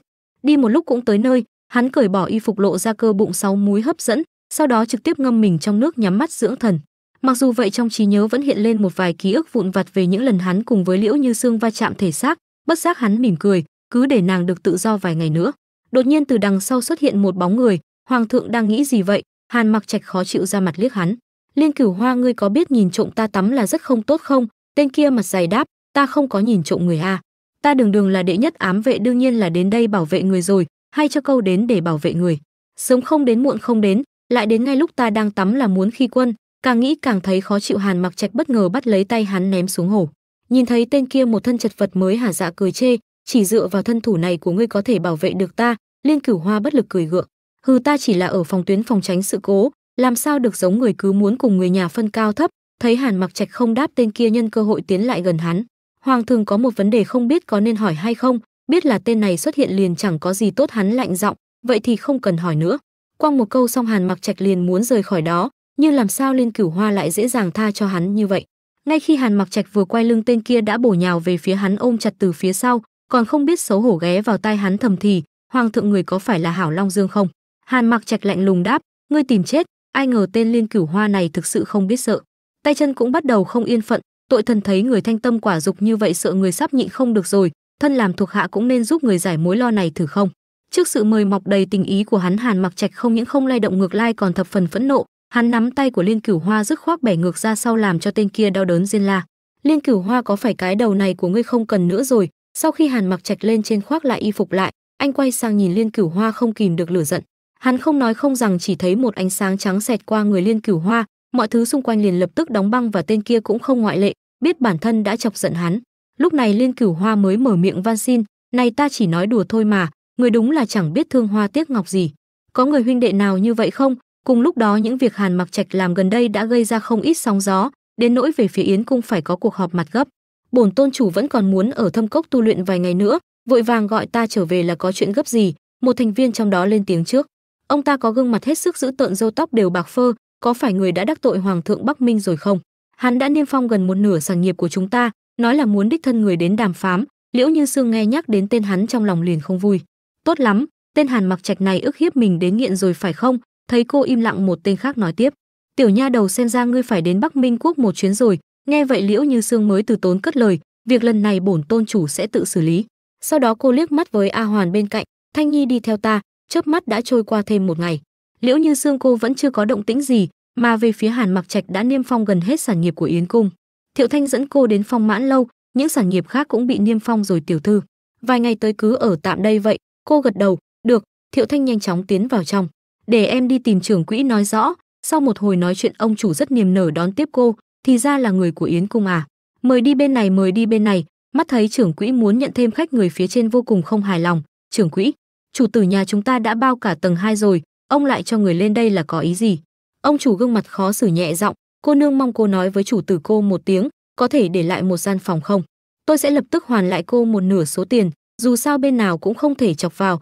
Với lại ông ta nghĩ, tầng này có tất cả 16 gian, người đó chỉ dùng một gian, bỏ ra một gian cho người khác dùng thì sao chứ? Có thể là không khó thương lượng như ông ta nghĩ, nhưng hai nha hoàn canh cửa đã dứt khoát trả lời, không được. Cùng lúc đó trên phòng Nam Cung Bá nghe thấy tiếng ồn ào bên dưới, liền ngó ra xem rốt cuộc có chuyện gì, lại bắt gặp Liễu Như Sương ở đó. Hắn ta ngờ ngợ, sao lại có cảm giác quen thuộc như vậy, liền quay sang nói với nha hoàn bên cạnh, đi mời nữ nhân bên ngoài vào đây. Cô ta cúi đầu, dạ thành chủ. Trong lúc ông chủ còn đang bối rối không biết giải quyết chuyện này thế nào, giọng nói của tên nha hoàn đó đã cứu sống ông ta. Cô nương, chủ nhân chúng ta mời cô vào, dẫn đường cho cô đến gian phòng của Nam Cung Bá. Thành chủ, người đến rồi. Vừa nhìn thấy người hắn đã thốt lên, là cô. Vừa nhìn thấy hắn, Liễu Như Sương lập tức quay đầu muốn chạy, nhưng xui cho cô lại bị hắn tóm được. Tiểu nha hoàn còn muốn chạy đi đâu? Thiệu Thanh thấy cách xưng hô của tên này có chút kỳ quái, và lại trong trí nhớ cũng không nhớ là cô đã từng tiếp xúc qua nên có chút tò mò. Nha hoàn tiểu thư, từ khi nào mà người trở thành nha hoàn của hắn vậy? Thấy cô ta hỏi đúng trọng tâm, Nam Cung Bá lập tức trả lời, còn không phải tiểu thư của cô giả trang thành nha hoàn, muốn tiếp cận ta ăn cắp văn kiện cơ mật trong phủ, hại phụ thân ta tổn thất 2.000 lượng. Hắn vừa nói vừa quay sang hỏi cô, Tiểu Sương Nhi có phải hay không? Liễu Như Sương trên trán đã toát mồ hôi nhưng miệng vẫn dáng nặn ra nụ cười xã giao. Người trí nhớ của người thật tốt mà trong lòng lại không ngừng rủa, đúng là oan gia ngõ hẹp mà, thấy người hại mình vẫn sống tốt, còn bản thân tổn thất rất nhiều liền không vui. Nam Cung Bá nắm lấy tay cô nhếch môi, Tiểu Sương Nhi nàng hãm hại ta xong còn âm thầm bỏ trốn, nàng không có tim mà. Liễu Như Sương bất đắc dĩ rơi vào thế khó đành lui một bước, vậy ta giúp ngài tìm lại ngân lượng coi như đền tội vậy. Năm đó tổn thất bao nhiêu cộng thêm tiền lãi ta sẽ trả lại cho người. Mắt thấy đã thành công thỏa hiệp được với cô, gương mặt của hắn lúc này mới giãn ra được một chút. Nam Cung Bá vỗ tay, miệng không nhịn được kéo cong một đường, tốt, đây là nàng nói đó. Sau một hồi giới thiệu xem qua, Nam Cung Bá hỏi, sản nghiệp của Nam Cung ta đều cho nàng xem rồi, nàng nghĩ xong chưa, dự tính làm sao giúp ta kiếm lại tiền? Bất ngờ Liễu Như Sương chỉ tay vào một tòa nhà gần đó, cái kia cũng là gia sản của Nam Cung sao? Nam Cung Bá nhìn theo hướng chỉ, là tiệm mới mở có điều kinh doanh không được tốt. Nghe thấy vậy như có dự tính trong đầu, Liễu Như Sương chạy ù vào trong, vào xem thế nào. Hai người vừa bước vào bên trong liền nghe thấy tiếng phàn nàn của khách, cái gì son lầu chỉ bán duy nhất son thôi, thật là còn cho rằng đồ đạc ở đây đầy đủ lắm. Được rồi Tiểu Bích đi thôi. Bắt được câu chuyện vừa rồi cô quay sang hỏi, Nam Cung chỗ này chỉ bán mỗi son thôi sao? Nam Cung Bá thản nhiên đáp, son lầu không bán son thì bán gì? Cô lại hỏi tiếp, còn phấn đâu, đồ hóa trang, vòng ngọc đâu, châm cài đâu? Nghe những thứ lạ lẫm này khiến hắn lùng bùng cả lỗ tai. Những thứ đó là gì? Coi như đã nắm được tình hình, Liễu Như Sương dặn dò, Thanh Nhi đưa dụng cụ trang điểm ra đây. Hôm nay sẽ để Nam Cung thành chủ phải mở to mắt ra mà nhìn. Thiệu Thanh nhận lệnh bày ra trước mắt hắn một bộ dụng cụ. Bên trong có đầy đủ các vật dụng. Liễu Như Sương giải thích, không phải cô nương nào sinh ra đã xinh đẹp, cái này là phải cần nhiều kỹ xảo. Vì vậy công cụ phải đầy đủ, người chỉ bán mỗi son như vậy là không được. Cùng lúc đó bên ngoài có người đang lén lút quan sát bọn họ từ phía xa.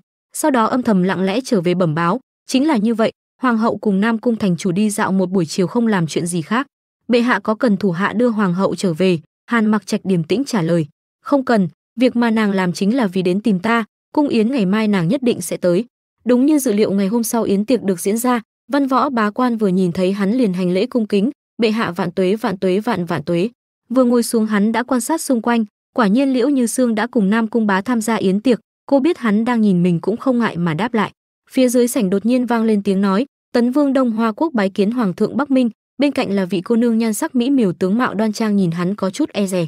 Ngũ công chúa Đông Hoa bái kiến hoàng thượng. Vừa nhìn là cô biết ngay vị ngũ công chúa này chính là người hôm qua đã đến son lầu mua đồ. Thì ra là cô ta. Sau khi giới thiệu cô ta, cả gan nói, Tinh Xuyên có tự biên diễn một điệu múa, muốn biểu diễn tặng hoàng thượng Bắc Minh quốc, không biết có được không.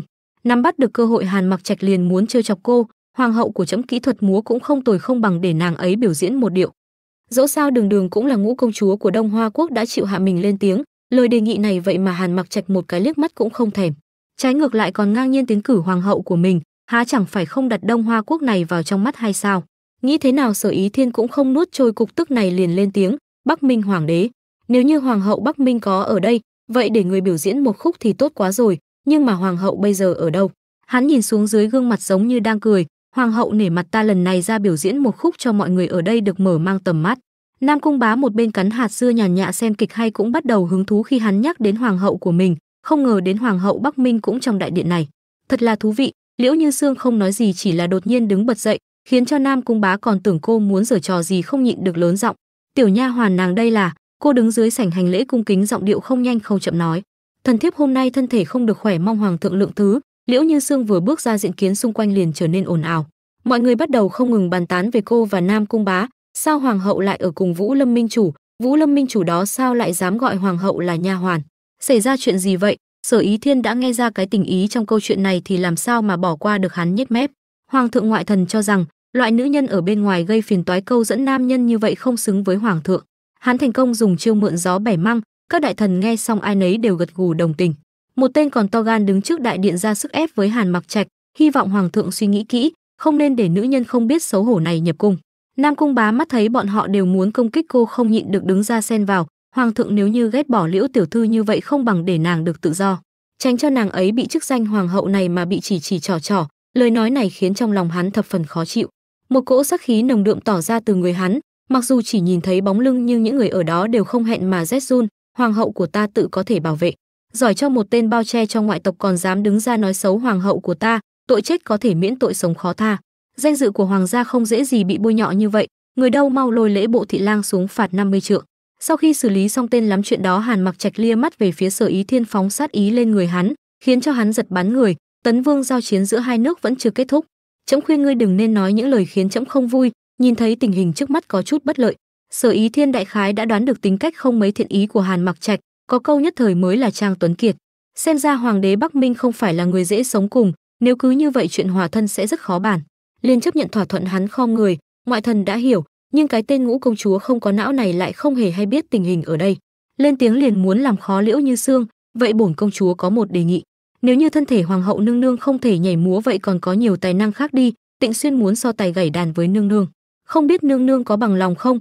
Nghe thấy lời đề nghị này của Tịnh Xuyên, cả đại điện lại một lần nữa dậy sóng. Tài gảy đàn của công chúa Đông Hoa quốc vốn có tiếng, nếu thực sự so tài vậy ngũ công chúa chắc chắn thắng rồi. Liễu Như Sương phì cười trong bụng, là các người quá đề cao cô ta hay là quá hạ thấp ta rồi? Muốn để ta mất mặt không có cửa, bản cung đồng ý so tài với công chúa, mau mang đàn ra đây. Tầm chưa đầy một chén trà, 2 cây đàn đã được chuẩn bị xong, nha hoàn khom người. Nương nương đã chuẩn bị xong đàn rồi. Nhìn bộ dạng tự tin của cô, Hàn Mặc Trạch bỗng nhớ đến trước đây đã từng nghe qua cô đàn rồi, mọi thứ dường như không mấy khả quan à. Ngay khi tiếng đàn Tịnh Xuyên vừa cất lên cắt ngang luồng suy nghĩ của hắn, cùng đó là tiếng vỗ tay hô hào. Thật hay không hổ danh là Ngũ công chúa đàn thật êm tai, nhìn kia vậy mà gọi được chim tới rồi, hôm nay tận mắt nhìn thấy thật là không còn gì để nói, quá kỳ diệu. Nghe thấy toàn những lời có cánh về mình, Tịnh Xuyên không khỏi đắc ý, cô ta phóng ánh mắt về phía Liễu Như Sương. Hoàng hậu nương nương đến lượt người rồi. Hàn Mặc Trạch từ nãy đến giờ vẫn luôn im lặng quan sát cô, nhìn thấy bóng lưng ngồi vào đàn vừa thuần thục lại tự tin như vậy, trong lòng không giấu được sự tò mò. Nàng ấy hôm nay so với trước đây hoàn toàn khác, rốt cuộc nàng còn bao nhiêu bí mật mà ta chưa biết được. Liễu Như Sương chỉ vừa gãy một đoạn, chim chóc khắp nơi đã tụ về đại điện ngày một đông, còn nhảy múa theo tiếng đàn của cô khiến cho ai nấy có mặt tại đó cũng phải há hốc mồm. Đây vậy mà gọi đến nhiều chim hơn. Cô đàn vừa xong, tiếng vỗ tay cùng đồng loạt vang lên. So với Tịnh Xuyên còn lớn hơn nhiều. Tịnh Xuyên nhìn cô ánh mắt không cam tâm, mình vậy mà thua rồi. Sau khi yến tiệc kết thúc, Liễu Như Sương nhanh chóng đuổi theo sau hắn, muốn làm rõ một vài chuyện. Ngươi niêm phong bao nhiêu sản nghiệp của Yến cung không phải là vì muốn ép ta đến đây sao? Bây giờ ta đến rồi, ngươi nói đi, rốt cuộc người muốn thế nào? Đột nhiên hắn quay sang nhìn nàng, khoảng cách cũng ngày một gần hơn, muốn hủy bỏ lệnh niêm phong các sản nghiệp đó chỉ cần duy nhất một điều kiện. Nhìn thấy hắn nghiêm túc như vậy, cô đoán cũng không phải tốt lành gì, liền hỏi lại, điều kiện gì? Ai ngờ lại bị hắn bất ngờ khống chế, cả hai tay đặt lên phía trên, biểu cảm hết sức tà mị, thành thật gả cho ta, không nghĩ tới việc chạy trốn nữa.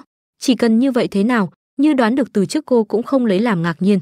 Chẳng phải lúc trước đều như vậy cả sao? Dù vậy Liễu Như Sương vẫn muốn nói nhiều hơn vài câu, ngươi làm như vậy cho dù giữ được ta ở lại nhưng sẽ giữ được tim ta sao? Hàn Mặc Trạch ghé sát vào tai cô thều thào, nhưng mà ta thích nàng, yêu nàng, Liễu Như Sương, chúng ta cùng đánh cược đi, nếu như 1 năm sau nàng vẫn không yêu ta, lúc đó ta bằng lòng cho nàng được tự do, nàng đồng ý không? Liễu Như Sương im lặng nhìn đôi mắt xanh như đại dương không chút gợn sóng, vừa thâm tình lại kiên định như vậy. Bất giác cũng không hiểu rõ rốt cuộc bản thân đối với tên này là loại cảm xúc gì, chỉ là khi nhìn vào đôi mắt đó cô không thể nào từ chối được lời đề nghị của hắn. Liễu Như Sương ngồi trước gương ngẫm nghĩ lại, mình đã đồng ý đánh cược với Hàn Mặc Trạch, hy vọng hắn có thể nói được làm được. Đang lúc tập trung nghiêm túc suy nghĩ, bên tai cứ vang lên tiếng chóp chép nhai thức ăn khiến cho cô bị phân tâm. Liễu Như Sương không nhịn được liền lên tiếng gọi, Thanh Nhi. Nha hoàn đi theo cạnh cô, miệng đầy thức ăn đáp, hả, sao vậy ạ? Cô nói tiếp, em chuyển thư cho Yến cung để Minh Dã sắp xếp việc mở lại các cửa hàng ở Bắc Minh Quốc. Nhưng trong mắt Thiệu Thanh lúc này ngoài đóng đồ ăn trước mắt ra tuyệt nhiên không còn chú tâm điều gì khác kể cả lời cô vừa nói. Cô ta đáp lại một câu không liên quan. Tiểu thư, vậy hoàng thượng đồng ý không làm khó chúng ta rồi sao? Em biết ngay mà hoàng thượng thích tiểu thư như vậy chắc chắn không nhẫn tâm làm khó người. Tiểu thư, người có muốn nếm thử bánh hoàng thượng sai người đem đến không? Rất ngon đó. Nghe vậy Liễu Như Sương đứng dậy rời khỏi giường, quay sang nói với Thiệu Thanh, được, em trước tiên đi truyền thư đi. Thiệu Thanh gật đầu, em đi đây. Thiệu Thanh sau khi rời khỏi, Liễu Như Sương cầm miếng bánh trong tay ngẩn người một lát, sau đó nếm thử một miệng. Miếng bánh còn chưa chạm môi, bên ngoài đã truyền đến tiếng hô lớn, hoàng hậu nương nương, Huệ phi, Nhu phi với Ninh phi cầu kiến. Tiếng hô vừa dứt, trước mặt cô liền xuất hiện một đám người trong bộ dạng không mấy thân thiện. Một nha hoàn hốt hoảng chạy vào, nương nương, không phải nô tỳ không cản, là do nô tỳ không cản họ lại được. Liễu Như Sương cũng không trách nha hoàn đó, nếu là phúc thì không phải họa, còn đã là họa thì không tránh khỏi, cho nên từ giây phút nghe đến xướng danh Liễu Như Sương, cô đặc biệt điềm tĩnh. Cô ăn miếng bánh vừa nãy còn cắn dở lên tiếng, các ngươi tìm bổn cung có việc gì? Bận y phục màu vàng cười nói, không phải sắp đến ngày đại hôn sao? Thần thiếp với các muội muội đương nhiên là muốn đến đây chào hỏi tỷ đó, nếu không sẽ không biết ăn nói thế nào với hoàng thượng. Một người khác bận hồng y, tóc được cố định bằng châm cài khá gọn gàng, đặt một cái hộp có 3 ngăn lên bàn cô. Tỷ, đây là lễ vật các muội chuẩn bị, tỷ đừng từ chối. Sau đó mở từng hộp ra trình bày vật phẩm bên trong. Ngăn đầu tiên là một con rùa có chữ hỉ màu đỏ to tướng trên mai rùa, đây là lễ vật thứ nhất, hy vọng có thể mượn chú rùa trăm tuổi này chúc tỷ trường thọ mạnh khỏe. Tiếp đến ngăn kế, đây là món quà thứ hai, hy vọng tỷ vạn sự như ý, ngọc như ý này ngụ ý may mắn. Sau đó là lễ vật cuối cùng, còn cái cân này chúc tỷ được vừa lòng đẹp ý, tài hoa xuất chúng. Một người còn lại dường như không kìm được che miệng cười khúc khích, hy vọng tỷ không ghét bỏ lễ vật của bọn muội, vì để chọn được những lễ vật này chúng ta đã phải hao tốn biết bao tâm huyết. Trông có vẻ toàn là lời hay ý đẹp vô cùng êm tai, nhưng với Liễu Như Sương cô nghe thế nào cũng nghe ra được hàm ý châm biếm vô cùng. Cô nhếch mép, sao có thể chứ? Bổn cung vui vẻ còn không kịp, coi như đã đạt được mục đích. Cả ba người cũng chẳng buồn nán lại lâu, được một lát liền muốn thoái lui. Vậy chúng muội không làm phiền tỷ nghỉ ngơi nữa. Vừa quay lưng cả ba người đã tụng lại cười châm chọc, nhưng đâu biết đằng sau đó là cặp mắt nhìn thấu tâm can bọn họ. Liễu Như Sương hừ lạnh, ha ấu trĩ, vừa ra khỏi phủ bọn họ đã không nhịn được mà nói xấu cô. Tặng cô ta chiếc cân là để cho cô ta tự cân mình xem có bao nhiêu giá trị. Hừ. Một người khác bĩu môi, ta tặng cô ta con rùa đó mới là tuyệt. Ngụ ý của cái cân không được rõ ràng, người bình thường sẽ không hiểu được hàm ý của nó. Nói chuyện quá hăng say, bọn họ không để ý Hàn Mặc Trạch đã đứng đó từ lâu. Vừa nhìn thấy hắn cả ba đều giật bắn người, Một người la lên, "Hoàng thượng!" Chẳng thèm liếc mắt lấy một cái hắn trực tiếp lướt ngang bọn họ, đưa trẫm đi Lạc Phượng cung. Để lại ba ả tâm cơ một bụng tức, hồ ly tinh Liễu Như Xương thật biết câu dẫn nam nhân. Nha hoàn đứng canh cửa từ xa đã thấy kiệu của Hàn Mặc Trạch, vội vàng nói với cô, "Hoàng hậu nương nương bệ hạ tới rồi." Hàn Mặc Trạch bộ dạng gấp gáp tiến vào trong. "Hoàng hậu nương nương đâu?" Nha hoàn mở cửa đáp, "Bẩm hoàng thượng nương nương đang tắm ạ." Hắn hạ giọng, "Lui xuống đi." Nha hoàn hiểu ý khom lưng, "Rõ." Còn định tiến lên phía trước hồ để tìm cô. Dưới chân cảm giác như có vật gì đó, hắn đưa mắt nhìn xuống, trong mày khó hiểu, "Con rùa này ở đâu vậy?" Liễu Như Xương bên trong hồ nghe hỏi liền đáp, "Đương nhiên là của mấy vị thế thiếp mà ngươi sủng ái tặng rồi." Đoán được hàm ý bên trong đó, Hàn Mặc Trạch gương mặt đỏ bừng phẫn nộ, "Chấm ngày mai nhất định sẽ trừng phạt bọn họ nghiêm." Ngược lại với vẻ giận dữ của hắn, cô đặc biệt điềm tĩnh, y như là đối với việc này bản thân cô từ lâu đã quen rồi và cũng không còn để tâm nữa. Liễu Như Xương nhìn hắn mỉm cười, "Không cần, ta không muốn mới gả vào đã đối đầu với bọn họ, mấy kiểu trò mèo này ta chỉ xem như mây đen rồi sẽ tản đi." Hàn Mặc Trạch khom người đưa tay nhẹ nhàng vuốt cằm cô, "Vậy chấm phải thay bọn họ cảm ơn hoàng hậu rộng lượng rồi." Liễu Như Xương nhìn hắn đắc ý, "Hoàng thượng tính cảm ơn thế nào?" Không biết tại sao nghe cô hỏi như thế, trong lòng hắn bỗng chốc dạo dực, lực đạo ở tay đang vuốt ve cằm cô cũng trở nên thô bạo hơn. Hắn đưa gương mặt đến sát mặt cô, khoảng cách gần đến độ có thể nghe được hơi thở của đối phương. Không thử làm sao biết được. Trong lúc khung cảnh ngập mùi ám muội, phía sau đột nhiên vang lên tiếng hô lớn, "Thái hậu nương nương giá đáo." Một người phụ nữ trung niên, gương mặt dù đã bị thời gian mài mòn, nhưng thần sắc của một mẫu nghi thiên hạ vẫn còn đó. Chính vì vậy khi nhìn vào bà ta đều có một cái uy khiến cho đối phương bị ép đến vỡ vụn. Bà ta cau mày hạ giọng, "Sao nào ai ra đến rồi?" Hoàng Nhi vẫn trốn trong đó không ra, đang vui lại bị bỏ dỡ. Cho dù là thái hậu của hắn thì trong lòng hắn cũng thập phần không vui. Đêm khuya như vậy sao người lại đến đây? Mày Liễu bà ta trao càng gần hơn, chứng tỏ bà ta đang không hài lòng với hắn. Sao nào Hoàng Nhi không thích Ngũ công chúa Đông Hoa quốc phải không? Trước mặt hoàng hậu là Liễu Như Xương, cô lại nhắc đến một người con gái khác, cái ý tứ vừa muốn răn đe vừa muốn hăm dọa này quả là cao tay à.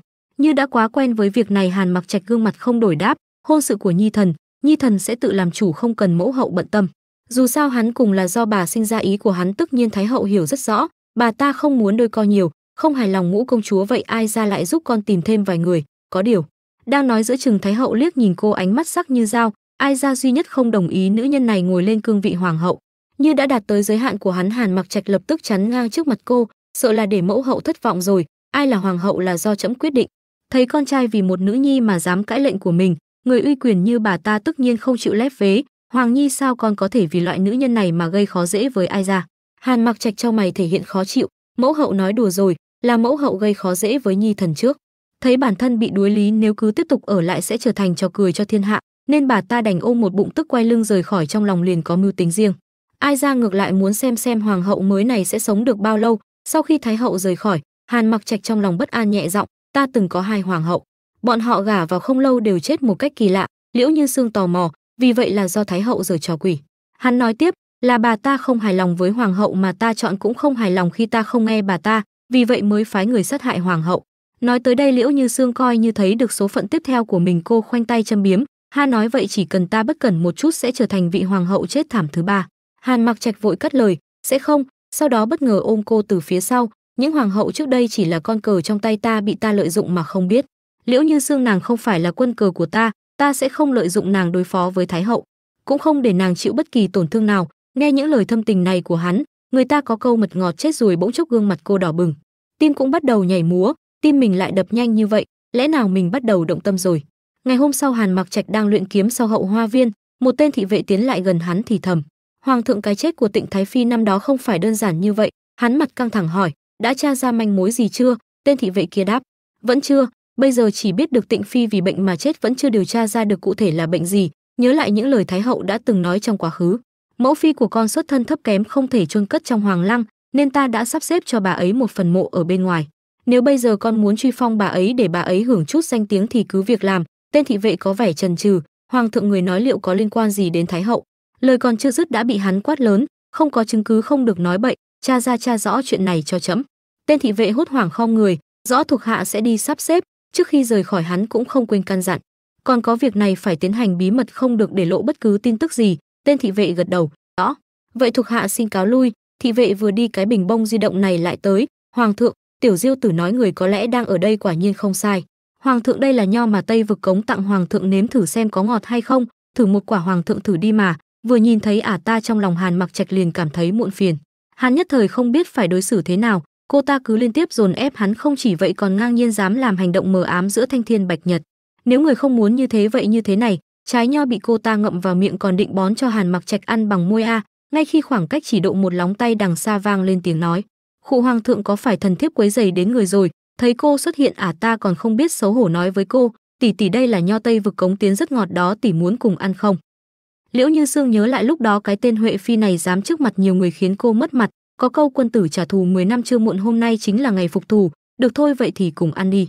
Hôm nay không làm cô tức chết tôi sẽ không là họ Liễu. Mặc kệ Huệ Phi một bên vẫn luyên thuyên: "Tỷ tỷ mau ăn đi, nho này rất ngọt.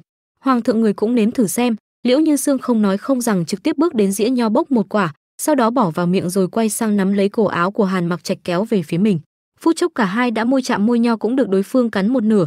Cô lưu luyến rời khỏi môi hắn, vẫn còn vương chút vị ngọt ở đầu lưỡi, không nhịn được mà cắn môi. Huệ Phi chứng kiến từ đầu chí cuối gương mặt xịt keo, miệng cố nặn ra một nụ cười, nhưng trong tâm thầm rủa cô, cái đầu móng heo kia đang tính toán cái gì? Hôm qua ở Lạc Phượng cung còn bày ra bộ mặt dịu dàng, hôm nay lại dám khiêu khích bản cung. Mắt thấy đã đạt được mục đích, trong lòng cô thập phần vui sướng. Cô nhếch khóe miệng đặt tay lên môi hắn: "Hoàng thượng, nho này có ngọt không?" Hàn Mặc Trạch nhìn cô cưng chiều: "Tất nhiên là ngọt rồi, ngọt hơn so với tất cả loại nho trước đây trẫm từng ăn." Nghe hắn nói, Liễu Như Sương rất hả dạ, liền liếc sang Huệ Phi: "Vậy thì Huệ Phi muội muội có muốn cùng nhau ăn không?" Ta cua tay lắc đầu lia lịa: "Không cần, thần thiếp nhớ ra trong cung còn có chút chuyện, thần thiếp cáo lui đây." Thấy người đã đi xa vài dặm, Liễu Như Sương khoanh tay bộ dạng đắc ý: "Hư, muốn đấu với ta?" Như nhìn ra được một phần nào đó, Hàn Mặc Trạch thản nhiên bốc một trái nho, miệng hỏi: "Nàng đây là đang muốn lợi dụng ta chọc tức Huệ Phi?"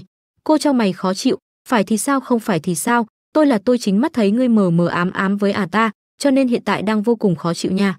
Hàn Mặc Trạch nào phải tên dễ sơi, mới đó hắn đã nắm bắt được điểm yếu của cô, vẫn chiêu lúc nãy hắn đưa quả nho bỏ vào miệng, giọng điệu ám muội: "Lợi dụng xong rồi nàng nói xem cũng nên báo đáp gì chứ." Nghe đến đoạn này, Liễu Như Sương đột nhiên toát mồ hôi lạnh, trong lòng liền có dự cảm không lành, lời nói bắt đầu ấp úng: "Báo đáp cái gì? Ta nói cho chàng biết đừng có mà làm loạn." Lời vừa dứt, câu Hàn Mặc Trạch đã xông tới khóa môi cô tầm độ nửa chén trà mới lưu luyến rời đi, còn buông một câu không biết xấu hổ: "Ta thích nàng chủ động." Liễu Như Sương gương mặt đỏ bừng, ánh mắt ứng lệ, không dám đối diện với hắn, gây án xong liền muốn bỏ chạy. Ta còn có việc, để hộp bánh ở đó đi, chúng ta đi thôi." Thiệu Thanh bên cạnh cũng không vừa, khá là nhạy bén trong việc đẩy thuyền a. "Hoàng thượng, điểm tâm này là tiểu thư nhà tôi đích thân làm đó." Nghe thấy vậy mắt hắn sáng rỡ, mà người thì đã vội vàng rời khỏi: "Nhiều lời quá, đi thôi."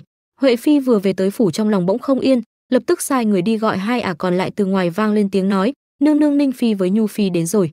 Lời vừa dứt, từ ngoài cửa bước vào một người không nhịn được lên tiếng trước: "Tỷ tỷ vội vàng gọi bọn muội đến đây là xảy ra chuyện gì sao?" Huệ Phi ánh mắt nghiêm trọng nói: "Chúng ta phải bàn bạc kỹ hơn, chủ nhân ở Lạc Phượng cung đó, hôm nay ta với nàng ta gặp nhau, nàng ta không phải là một người dễ đối phó." Liễu Như Sương vừa trở về phòng không lâu, bên ngoài đã vang lên: "Bệ hạ giá đáo." Không vội quay đầu lại nhìn cô hỏi: "Người không phải ở Cần Chính Điện phê duyệt tấu chương sao?" Hàn Mặc Trạch mỉm cười: "Đương nhiên là tìm nàng có việc mới bỏ xuống công vụ đến thăm nàng."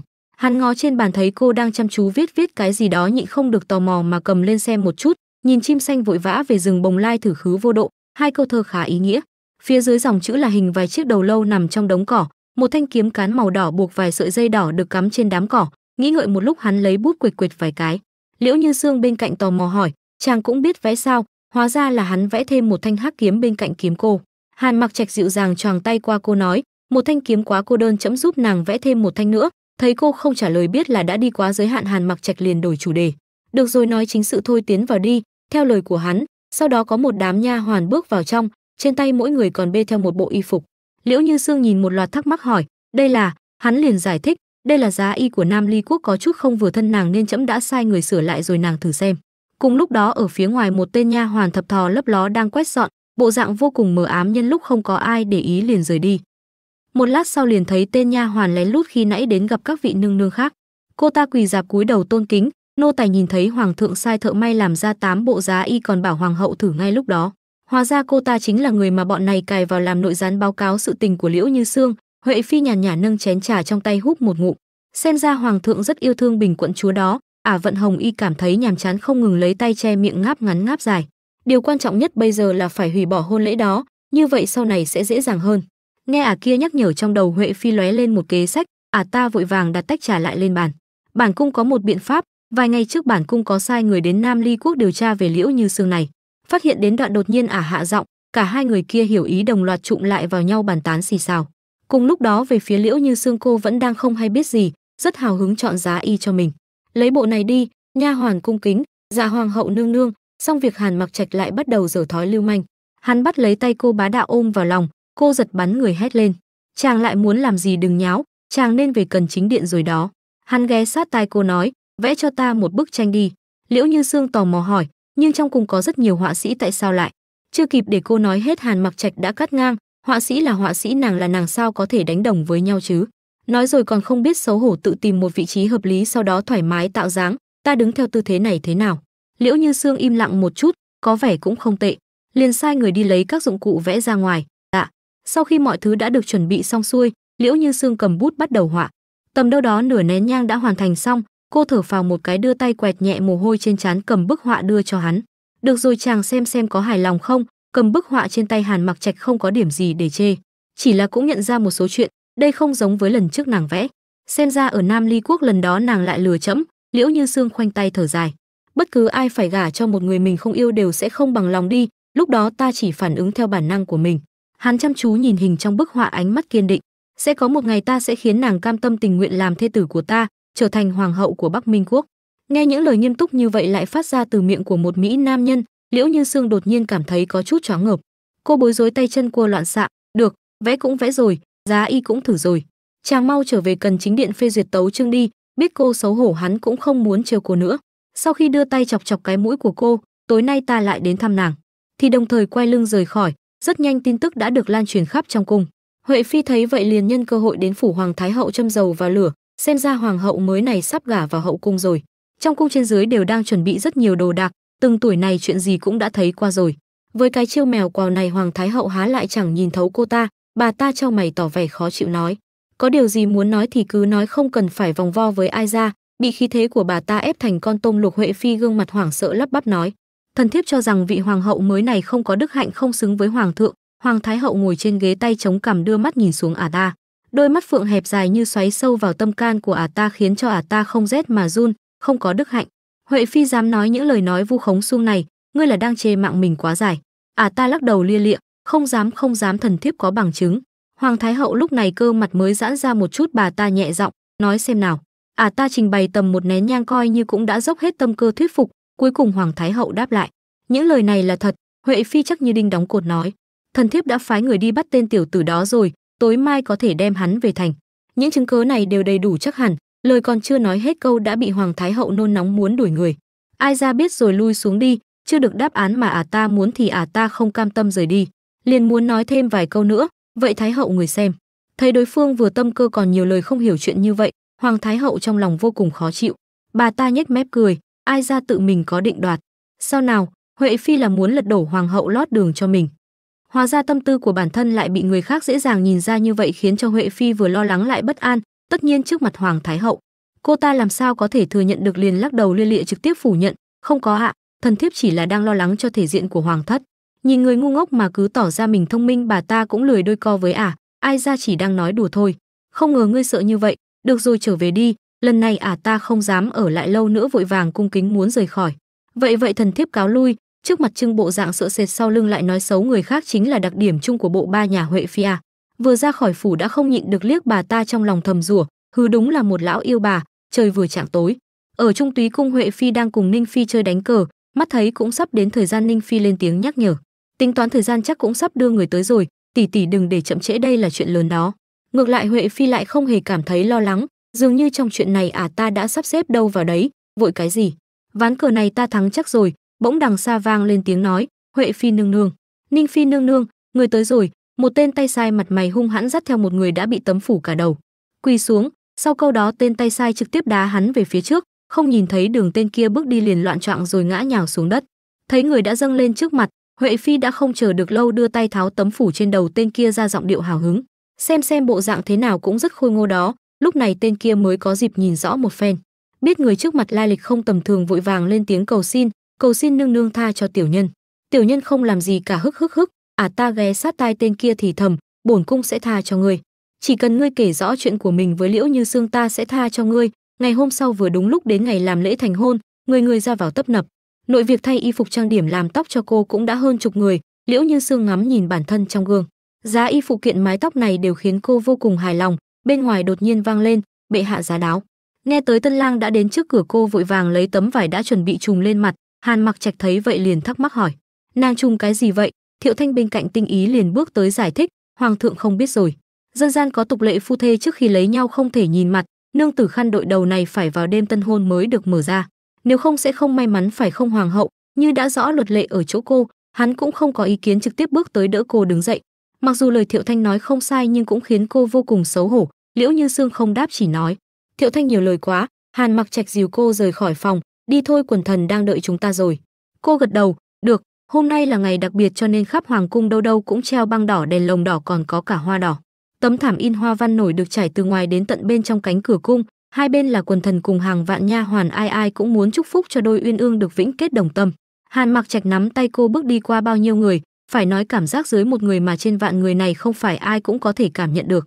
Hắn dừng lại giữa đoạn, quay sang tuyên bố một câu: từ hôm nay trở đi nàng chính là hoàng hậu của Bắc Minh quốc. Theo sau câu tuyên bố, cả nghìn người phía dưới đồng loạt hô: hoàng thượng vạn tuế, vạn tuế, vạn vạn tuế, hoàng hậu nương nương thiên tuế, thiên tuế, thiên thiên tuế. Cùng lúc đó từ phía sau cánh gà, hoàng thái hậu nương nương gương mặt lạnh tanh hiên ngang bước ra: hoàng nhi, lời đó của con nói sớm rồi, ai ra không đồng ý cho một người không có đức hạnh ngồi trên cương vị hoàng hậu. Sau đó trực tiếp đến ghế chủ trì ngồi xuống: người đâu áp giải người lên đây. Nghe mệnh lệnh, phía ngoài liền truyền vào một tên mặt hoa da phấn, cũng coi là có chút nhan sắc. Hoàng thái hậu trình bày: buổi săn bắn ở Nam Ly quốc lần đó, tên này đã làm ô uế thanh bạch của Trường Bình công chúa, vậy nên loại nữ nhân không có trinh tiết này làm sao có thể trở thành hoàng hậu. Tên kia nghe đến buổi săn bắn giống như là máy phát, lại quỳ dạp dưới đất, chưa gì đã muốn nhận tội. Ngày đó tiểu nhân cũng có mặt ở buổi săn bắn, lúc đó tiểu nhân thấy quận chúa nhan sắc hơn người mới nổi dã tâm, mới làm như vậy với quận chúa. Còn thấy chưa đủ thuyết phục, tên đó còn quay sang cô cố tình nói lớn giọng: quận chúa, người tha mạng cho ta đi, nếu như tiểu nhân biết người là hoàng hậu, tiểu nhân khẳng định không dám như vậy. Trong đám nha hoàn một ánh mắt sắc như dao phóng hận ý về phía cô. Liễu Như Sương xem ra ai ai cũng không muốn cô làm hoàng hậu, thật là đáng tiếc. Nhớ lại chuyện hôm qua, nha hoàn bên cạnh Huệ Phi đã chắn ngang người này: ngươi là người nào? Cô ta không nhiều lời, trực tiếp nói ra mục đích: mời cô đi vào cung một chuyến. Nhắc đến hoàng cung, người này chắc đã đoán được là ai. Cơ thể vô cùng phản kháng: ta với Huệ Phi không có gì cần nói cả, tránh ra. Như biết trước được điều này, tên nha hoàn lại vô cùng điềm tĩnh nói: lẽ nào cô không muốn Trường Bình công chúa rớt đài? Huệ Phi đã nói cô là người thông minh, chỉ cần cô nói ra nơi ẩn náu của Lạc Âm, Huệ Phi sẽ không ngược đãi cô. Quay lại hiện thực, chỉ dựa vào những lời vô căn cứ và một tên ất ơ không biết từ đầu chui ra, Hoàng thái hậu đã vội vàng kết tội: Trường Bình công chúa, ai ra sẽ sai người đưa ngươi về Nam Ly quốc, ngươi cứ về đó mà làm chức quận chúa của mình đi. Nhìn thấy kẻ sướng người họa vừa vui tai lại đã mắt này, Liễu Như Sương không khỏi bật cười: hừ, xuyên tạc sự thật muốn trả đũa ta. Hoàng thái hậu không cho cô ta có cơ hội lên tiếng, liền hạ lệnh: người đâu mau đưa Trường Bình quận chúa về nơi cô ta thuộc về. Thấy mọi chuyện dần trở nên căng thẳng, Hàn Mặc Trạch không thể ngồi yên. Hắn xoay ngón tay, một tia sáng xanh điểm lên huyệt đạo ngay cổ bà ta. Đột nhiên gương mặt Hoàng thái hậu trở nên khó khăn: ai ra sao lại không nói được thế này? Biết là hắn giở trò, bà ta tay run run chỉ về hướng hắn. Hàn Mặc Trạch thở dài, giả bộ không nhìn thấy, ra lệnh: thái hậu thân thể không khỏe, phải về cung tĩnh dưỡng, người đâu đưa thái hậu về cung đi. Nhìn bản thân bị đưa đi lại không thể nói được lời nào, Hoàng thái hậu trong lòng không can tâm, nhìn chằm chằm Hàn Mặc Trạch: đáng chết, dám điểm huyệt câm của ta. Thấy người có uy quyền nhất ở đây cũng bị hắn làm cho cứng họng, tên mặt hoa da phấn kia liền muốn trở quẻ bỏ chạy: không liên quan đến tôi, không liên quan đến tôi chỉ là nhận. Lời còn chưa dứt, câu Huệ Phi từ đâu cầm theo một thanh kiếm trực tiếp đâm vào ngực hắn: dám làm ô uế thanh danh của hoàng hậu nương nương, bổn cung sẽ là người đầu tiên không tha cho ngươi. Mắt thấy hắn đã ngã lăn ra đất bất động, ta bộ dạng hoảng sợ nhìn về phía bọn Liễu Như Sương: bệ hạ, nương nương, thần thiếp cũng chỉ là muốn bảo vệ thanh danh của nương nương, nương nương sẽ không trách thần thiếp lỗ mãng đi. Liễu Như Sương mỉm cười sau lớp màn che điềm đạm đáp: sẽ không. Hắn bên cạnh không muốn truy cứu nữa: người đâu đưa tên này xuống đi. Tự nhiên khi không lại rước họa vào thân, hiện tại tính mạng còn khó giữ, khiến cho hắn thập phần cam phẫn. Hắn phóng hận ý lên người Huệ Phi: cô là cô ta tinh ý đoán được hắn muốn nói gì, liền nhanh tay chắn trước mặt hắn lên tiếng trước: đừng để những người không liên quan phá hỏng tâm tình. Liễu Như Sương đáp: tất nhiên. Sau đó thản nhiên lướt ngang người ta, khiến cho Huệ Phi tức đến run người. Lại để cô ta thoát được lần này, một đống lễ nghĩa thủ tục cũng đã xong, Liễu Như Sương chỉ việc trở về phòng ngồi yên tĩnh chờ hắn. Trong một thời gian ngắn, bên ngoài bỗng vang lên tiếng nói: hoàng thượng, hoàng hậu nương nương đang ở trong điện. Hàn Mặc Trạch bước vào trong, trên tay còn cầm theo gậy dùng để kéo màn che mặt lên. Gương mặt như hoa như ngọc dưới ánh nến mờ ảo càng tôn lên vẻ đẹp thuần khiết của cô. Nhìn thấy thế, Hàn Mặc Trạch toàn thân nóng như lửa đốt, không nhịn được liền đè cô dưới thân mình.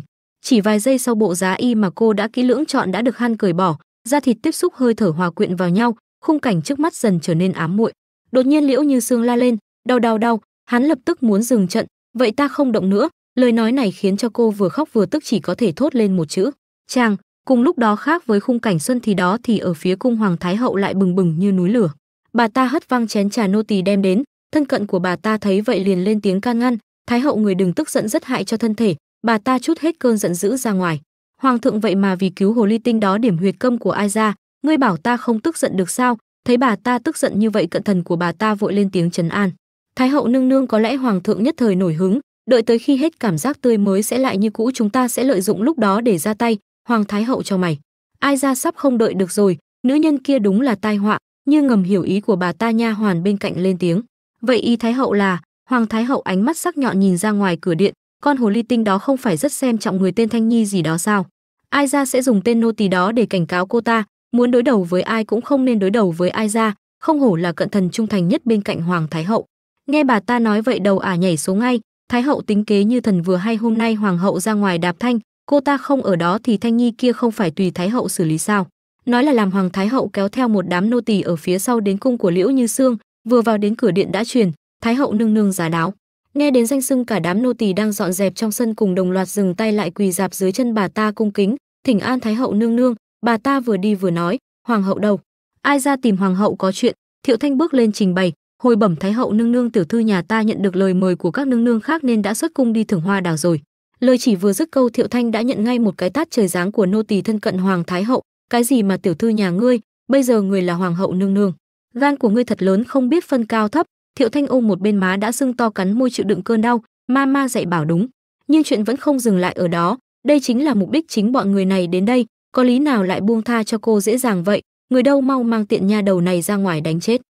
Dưới sự che chở của hoàng thái hậu, cả đám tay sai ai nấy đều nhiệt tình vung roi, mỗi một roi đánh xuống đều tựa như sấm vang đến mức Thiệu Thanh thổ huyết. Nghĩ bụng chắc là lần này không qua khỏi cung trăng rồi, liền muốn nói lời chăn chối, tiểu thư sợ là em không thể gặp người nữa rồi. Thấy chỗ đánh Thiệu Thanh đã rướm máu, bà ta ghét bỏ lấy khăn tay bịt mũi lại. Cận thần hiểu ý liền lên tiếng, thái hậu nương nương, nơi này rất xúi quẩy, có cần về Vĩnh Thọ điện nghỉ ngơi không ạ? Nghe cũng hợp lý, quay lưng lập tức hồi cung. Vậy trở về đi. Trước khi đi nô tỳ kia vẫn không quên căn dặn bọn tay sai, người chết rồi thì kéo đến bãi tha mà là được. Bọn họ hiểu ý gật đầu, dạ. Không biết đã qua bao lâu chuyện động trời này mới được truyền tới tai Hàn Mặc Trạch. Dự cảm chẳng lành, hắn liền tức tốc đến phủ của cô. Nhanh lên đi. Từ xa đã nghe tiếng roi vang lên, chăn chát, hắn cau mày, còn không mau dừng tay. Sau đó quay sang thái giám bên cạnh, Trung Hải mau đi gọi thái y. Vừa nhìn thấy hắn, bọn tay sai run rẩy cả người, gậy trên tay cũng vô thức rơi xuống đất. Trung Hải biểu cảm kìm nén đáp, nô tài đi ngay đây. Hàn Mặc Trạch nhìn thấy một màn mưa gió máu tanh, trong lòng lập tức phẫn nộ. Thái hậu ngày càng không đặt trẫm vào mắt. Cùng lúc đó một bên khác, Liễu Như Sương vẫn chưa hay biết chuyện gì. Cả đám người phi tần từ sau khi cô đăng ngôi vị hoa hậu, lại cộng thêm sự thiên vị mà bọn họ đã nhìn thấy ở buổi hôn lễ kia, thì ai nấy đều muốn lấy lòng cô. Tỷ tỷ, hậu cung không yên bình, hoàng thượng sao có thể an tâm được, tỷ nói đúng không? Một người khác vịn lấy cánh tay cô nói tiếp, đúng vậy tỷ tỷ, đúng đó tỷ tỷ, mọi người chung sống hòa bình không tranh giành như vậy có phải tốt hơn không? Đột nhiên thái độ của bọn họ đều thay đổi nhanh như vậy cũng khiến cho cô có chút dè chừng, nhưng dù sao lời họ nói cũng đúng. Liễu Như Sương phì cười, tất nhiên, trong lòng bỗng thoải mái lạ thường. Những người này vậy mà chủ động nói chuyện với mình, những người được cử đi bảo vệ bọn họ quan sát sắc trời không còn sớm liền lên tiếng nhắc nhở. Hoàng hậu nương nương, tam vị nương nương không còn sớm nữa nên hồi cung rồi. Nha hoàn bên cạnh cô dìu cô lên xe ngựa ân cần nói, hoàng hậu nương nương, đường núi khó tránh khỏi lắc lư, người nhớ đứng vững. Thoáng chốc đã tới Lạc Phượng cung, vừa bước xuống xe một nha hoàn mặt mày lắm lem nước mắt hất hải chạy lại cô, nương nương không xong rồi. Thấy gương mặt hốt hoảng của cô ta, Liễu Như Sương trong lòng bất an hỏi, sao vậy, trong cung xảy ra chuyện gì à? Nha hoàn đó đáp, thái hậu nương nương mượn cớ Thanh Nhi không hiểu phép tắc đã đánh chết cô ấy rồi. Nghe đến đây mặt cô biến sắc, giọng điệu thất thanh, cái gì đánh chết? Cô cố gắng dùng một chút bình tĩnh, cuối cùng hỏi tiếp, người đâu bây giờ, Thanh Nhi ở đâu? Tên nha hoàn kia vẫn chưa nín không, nước mắt giàn giụa bảo, nô tài cũng không biết, hoàng thượng đã đem Thanh Nhi đi rồi. Nhận được đáp án mình muốn biết, cô lập tức quay lưng tìm một con ngựa tốt phi thẳng ra ngoài, mặc cho nha hoàn bên cạnh lo lắng hỏi, hoàng hậu nương nương người đây là? Nhưng đáp lại cô ta chỉ là tiếng thúc ngựa của cô. Người đi theo hoàng hậu nương nương trở về hay tin cũng không thể tin được, gặng hỏi, Thanh Nhi thực sự bị đánh chết rồi sao? Nha hoàn kia đáp, trong cung đều truyền nhau như vậy. Lúc đó nô tỳ nhìn thấy Thanh Nhi bị nhấc lên thì đã không còn hơi thở rồi, hức hức. Phía này Liễu Như Sương đã đến trước điện Minh Nguyệt cung, nhìn thấy bóng dáng quen thuộc, nha hoàn lập tức nhận ra ngay, hoàng hậu nương nương. Cả quãng đường đến đây cũng không gần nhưng lại không thể khiến cô nguôi ngoai cơn giận, ngược lại nó càng bùng cháy mạnh liệt hơn. Biết có người sẽ ngăn cản cô, phất tay một cái, tránh ra. Vừa bước vào điện đã hét lớn tìm người, Hàn Mặc Trạch, chàng mau ra đây, chàng giấu Thanh Nhi đi đâu rồi? Bên trong thái y đang trao đổi với hắn, Vấn đề này rất khó giải quyết, kinh mạch với sống lưng của cô ấy bị tổn thương rất nghiêm trọng. Vết thương sau lưng bị đánh đến nỗi thịt xương lẫn lộn sẽ dẫn đến sốt cao chỉ sợ. Liền nghe thấy bên ngoài có người gọi mình, Hàn Mặc Trạch. Hắn quay đầu đã thấy cô xông vào trong, nàng đã biết rồi sao? Liễu Như Sương không nhiều lời bước sang giường quan sát Thiệu Thanh mặc cho thái y có ngăn cản. Đây, vừa nhìn thấy vết thương của cô ta Liễu Như Sương đã bật khóc. Sao cùng là con người lại có thể đối đãi với nhau tàn độc như vậy? Cô nắm lấy tay Thiệu Thanh lay mạnh, Thanh Nhi em có nghe thấy ta nói gì không? Nhìn thấy Thiệu Thanh bất động cô trầm mặc, Thanh Nhi là ta không bảo vệ tốt cho em, ta bây giờ sẽ đi giúp em báo thù, nói là làm Liễu Như Sương đứng dậy rời khỏi đó mặc kệ hắn can. Sương Nhi, khoảnh khắc hắn bắt được tay cô, chỉ thấy ánh mắt cô nhìn Hàn Mặc Trạch là nuối tiếc là bất đắc dĩ, sao cũng được đều không phải là vui mừng. Hàn Mặc Trạch sợ là duyên phận của chúng ta hôm nay sẽ kết thúc từ đây, cô quay lưng rời khỏi Minh Nguyệt cung không để cho hắn có cơ hội nói tiếp. Vì cô sợ nếu hắn nói tiếp hắn sẽ làm cô mềm lòng. Thoáng chốc đã tới cung của Hoàng Thái hậu, người hầu vừa nhìn thấy cô đã hốt hoảng, mau đi bẩm báo Thái hậu. Người còn chưa đi đã bị cô nhanh hơn một bước đẩy lùi về sau. Liễu Như Sương hùng hồn khí thế đứng trước mặt bà ta, cô đến đây làm gì? Ai ra chính là mẫu hậu của cô đó, gặp ai ra mà lại không chịu hành lễ, cơ thể đang run lên vì sợ, nhưng miệng vẫn còn rất cứng nha, xem ra phải làm cho nó mềm ra mới được. Nghĩ ngợi một lúc cô dồn khí lên, lồng bàn tay liền xuất hiện một ngọn lửa. Là một hoàng hậu ta không có tư cách gì động thủ với Thái hậu, nhưng mà bây giờ ta tình nguyện không làm hoàng hậu nữa. Lời vừa dứt câu cô đẩy hết đám lửa về phía bà ta. Lửa rất nhanh đã lan hết khắp người bà ta. Cô nhìn thấy Hoàng Thái hậu thống khổ kêu la, trong lòng cô nhẹ nhõm đi đôi chút, mắt đanh lại. Không phải bà thích đánh người sao? Vậy thì tôi sẽ cho bà nếm thử mùi vị bị đánh là thế nào. Lần đầu tiên có người dám sỉ nhục Hoàng Thái hậu như vậy. Với lòng tự tôn của bà ta tất nhiên sẽ không chịu khuất phục, mặc dù toàn thân bị lửa đốt muốn bỏng. Cô đáng chết, mắt thấy bà ta vẫn còn cứng miệng được. Liễu Như Sương nghĩ là chưa đủ đã dùng phép trói bà ta lại. Ta bây giờ là tôn chủ của Yến cung, giết người không chớp mắt chứ không phải là hoàng hậu. Tay còn lại hóa ra một thanh gươm màu vàng nhắm đến ngực trái mà đánh. Chỉ nghe thấy tiếng hét á của bà ta, nỗi sợ đã hiện lên trong đôi mắt. Hai tròng mắt trừng lớn, miệng không ngừng rủa cô. Ai ra nguyền rủa ngươi chết không được tử tế, phế hậu ai ra sẽ để Hoàng Nhi phế đi ngôi vị hoàng hậu của ngươi. Nghe thấy lời nói chói tai cô chau mày, bà nên cảm ơn rằng tôi vẫn là hoàng hậu, nếu không bà làm hại đến Thanh Nhi thì phải lấy cái mạng già đó đổi lại. Đúng là hổ không gầm tưởng mèo nuôi, làm một trận xem lần sau còn dám hống hách thế nữa không. Sau khi rời khỏi đó, Liễu Như Sương liền đến Minh Nguyệt cung muốn đưa người đi đã bị nha hoàn ngăn cản lại. Nương, Thanh Nhi ta đưa em đi. Nương đợi bệ hạ trở về người lại quyết định có nên đưa Thanh Nhi tiểu thư đi có được hay không. Bệ hạ đang ở ngự thư phòng, người rất nhanh sẽ trở lại. Nương, mặc cho tên nha hoàn đó có khẩn cầu tha thiết cũng không thể làm lung lay quyết định của cô. Liễu Như Sương lạnh giọng đáp, từ hôm nay trở đi ta không còn là hoàng hậu nương của các ngươi. Nói rồi liền đạp gió hòa cùng bóng đêm biến mất. Hàn Mặc Trạch trở về không thấy người đâu, đã hỏi nha hoàn vừa nãy đã lên tiếng, hoàng hậu nương người mang Thanh Nhi đi rồi. Nô tỳ không cản lại được. Trong tình thế cấp bách, Hàn Mặc Trạch đành gọi Liên Cửu Hoa, nghe được gọi tên hắn lập tức xuất hiện. Hoàng thượng vừa nhìn thấy mặt không nhịn được đã vội vàng hạ lệnh đi tra theo dấu vết của hoàng hậu. Hàn Mặc Hy đệ đi đảo Liên chỉ tìm đóa hoa thánh liên về đây, nhất định phải đem nó về đây. Hàn Mặc Hy nghe chưa kịp hả một tiếng, tên kia đã nhanh mồm hơn. Thánh liên là cái gì? Hàn Mặc Hy thuận miệng đáp, là một vị thuốc, nếu như có nó thì có thể chữa khỏi cho Thanh Nhi cô nương. Liên Cửu Hoa sờ cầm ánh mắt nghi hoặc, thần kỳ như vậy. Thái độ này thành công chạm đến giới hạn của hắn, cơn thịnh nộ lập tức bùng phát. Liên Cửu Hoa nhìn thấy khí thế ép người như vậy, tên này cũng sợ run cầm cập, không dám chậm trễ phóng đi ngay. Á thủ hạ lập tức đi tra dấu vết của hoàng hậu, thủ hạ cáo lui. Trong lòng vẫn còn vương chút dư âm, thật đáng sợ, thật là đáng sợ. Thấy đã sắp xếp đâu đó ổn thỏa, bây giờ là lúc thanh lý môn hộ. Dù sao Liễu Như Sương chính là phòng bị cuối cùng của hắn rồi. Thái hậu, Hàn Tiêu thị, món nợ của chúng ta cũng đến lúc tính rõ ràng rồi. Hắn đi đến Vĩnh Thọ điện cung của Hoàng Thái hậu, từ xa đã nghe thấy tiếng thất thanh của ma bên cạnh bà ta. Thái hậu, cái này sao không rút ra được? Hàn Mặc Trạch bước vào khẽ nhếch miệng. Vĩnh Thọ điện của Thái hậu lúc nào cũng náo nhiệt như vậy, nhìn thấy người bà ta lại muốn nổi cơn thịnh nộ, còn không mau qua đây rút thanh kiếm này ra cho ai ra nhất định cho Liễu Như Sương đó trả giá đắt. Hắn vung tay, một thanh gươm lớn hơn cắm lại chỗ cũ. Cô vừa rồi đã dùng thanh gươm nhỏ lập tức vỡ tan, lạnh giọng, chỉ sợ là mẫu hậu không có cơ hội đó rồi. Hàn Mặc Trạch quay vào trong chỉ để lại bóng lưng hạ lệnh. Thái hậu Hàn Tô thị kết bè kết phái, tham ô thu mua ruộng đất, náo loạn triều chính, phạt cả đời ở trong đền thờ tổ.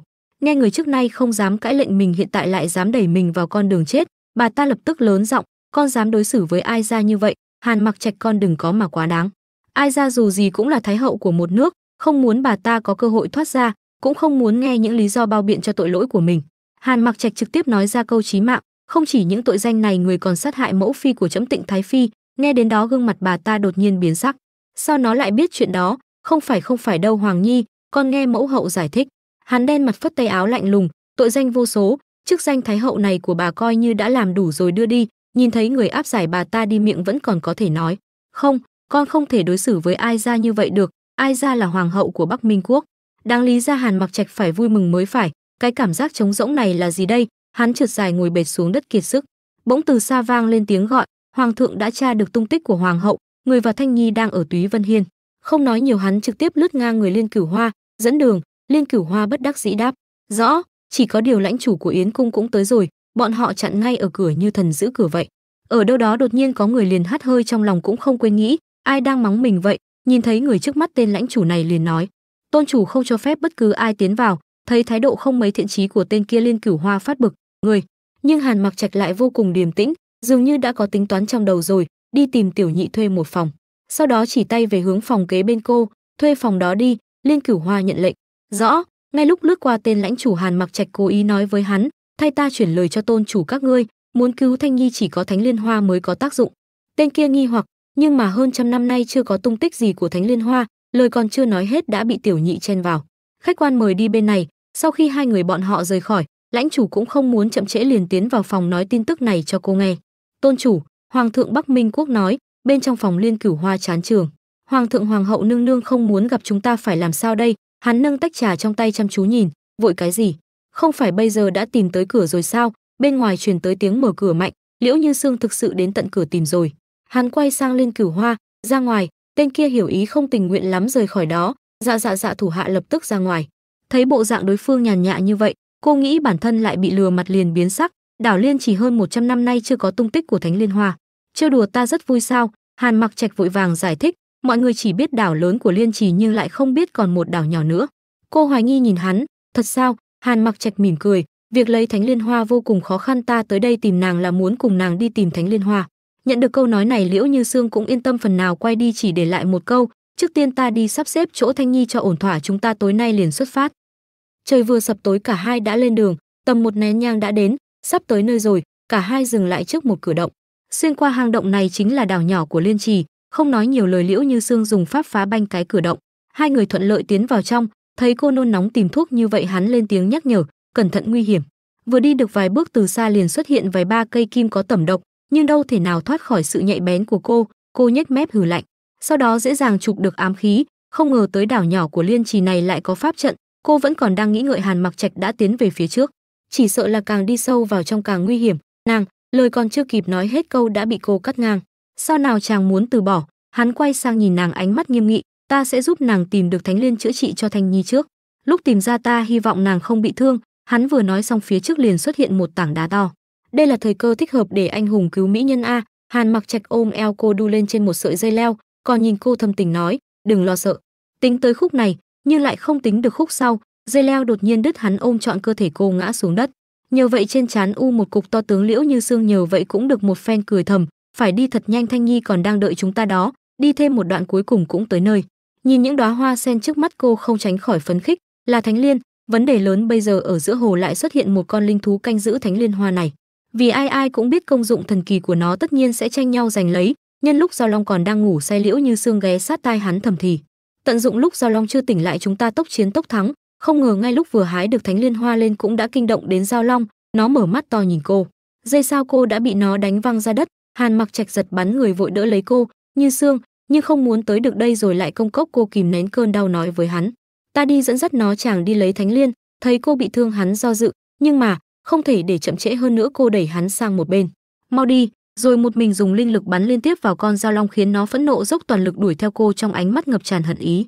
Nó há mồm lộ ra hàm răng sắc nhọn, mắt thấy đã gần chạm đến mình, Liễu Như Sương vội vàng dùng linh lực biến ra một thanh kiếm kịp thời ngăn nó lại. Mặc dù đã chặn được hàm răng sắc nhọn kia, nhưng hơi thở của nó phả vào da thịt cô, đi tới đâu liền đông cứng đến đó. Chết rồi, hai tay bị đông cứng lại rồi. Trước tính mạng ngàn cân treo sợi tóc, Hàn Mặc Trạch đã kịp thời đẩy cô ra, cùng lúc đó đưa cho cô đóa Thánh Liên hoa. Đừng lo cho ta, mau cầm Thánh Liên này đi trước đi. Nó đưa mắt liếc nhìn cô khinh bỉ, kẻ phàm nhân kia muốn đối đầu với bổn tọa ngông cuồng. Mặc dù cô đã dùng hết sức để chống lại nó, nhưng cũng chỉ là lấy trứng trọi đá, cuối cùng cả bản thân cũng bị nó quấn vài vòng, chỗ tiếp xúc da thịt bắt đầu đóng băng.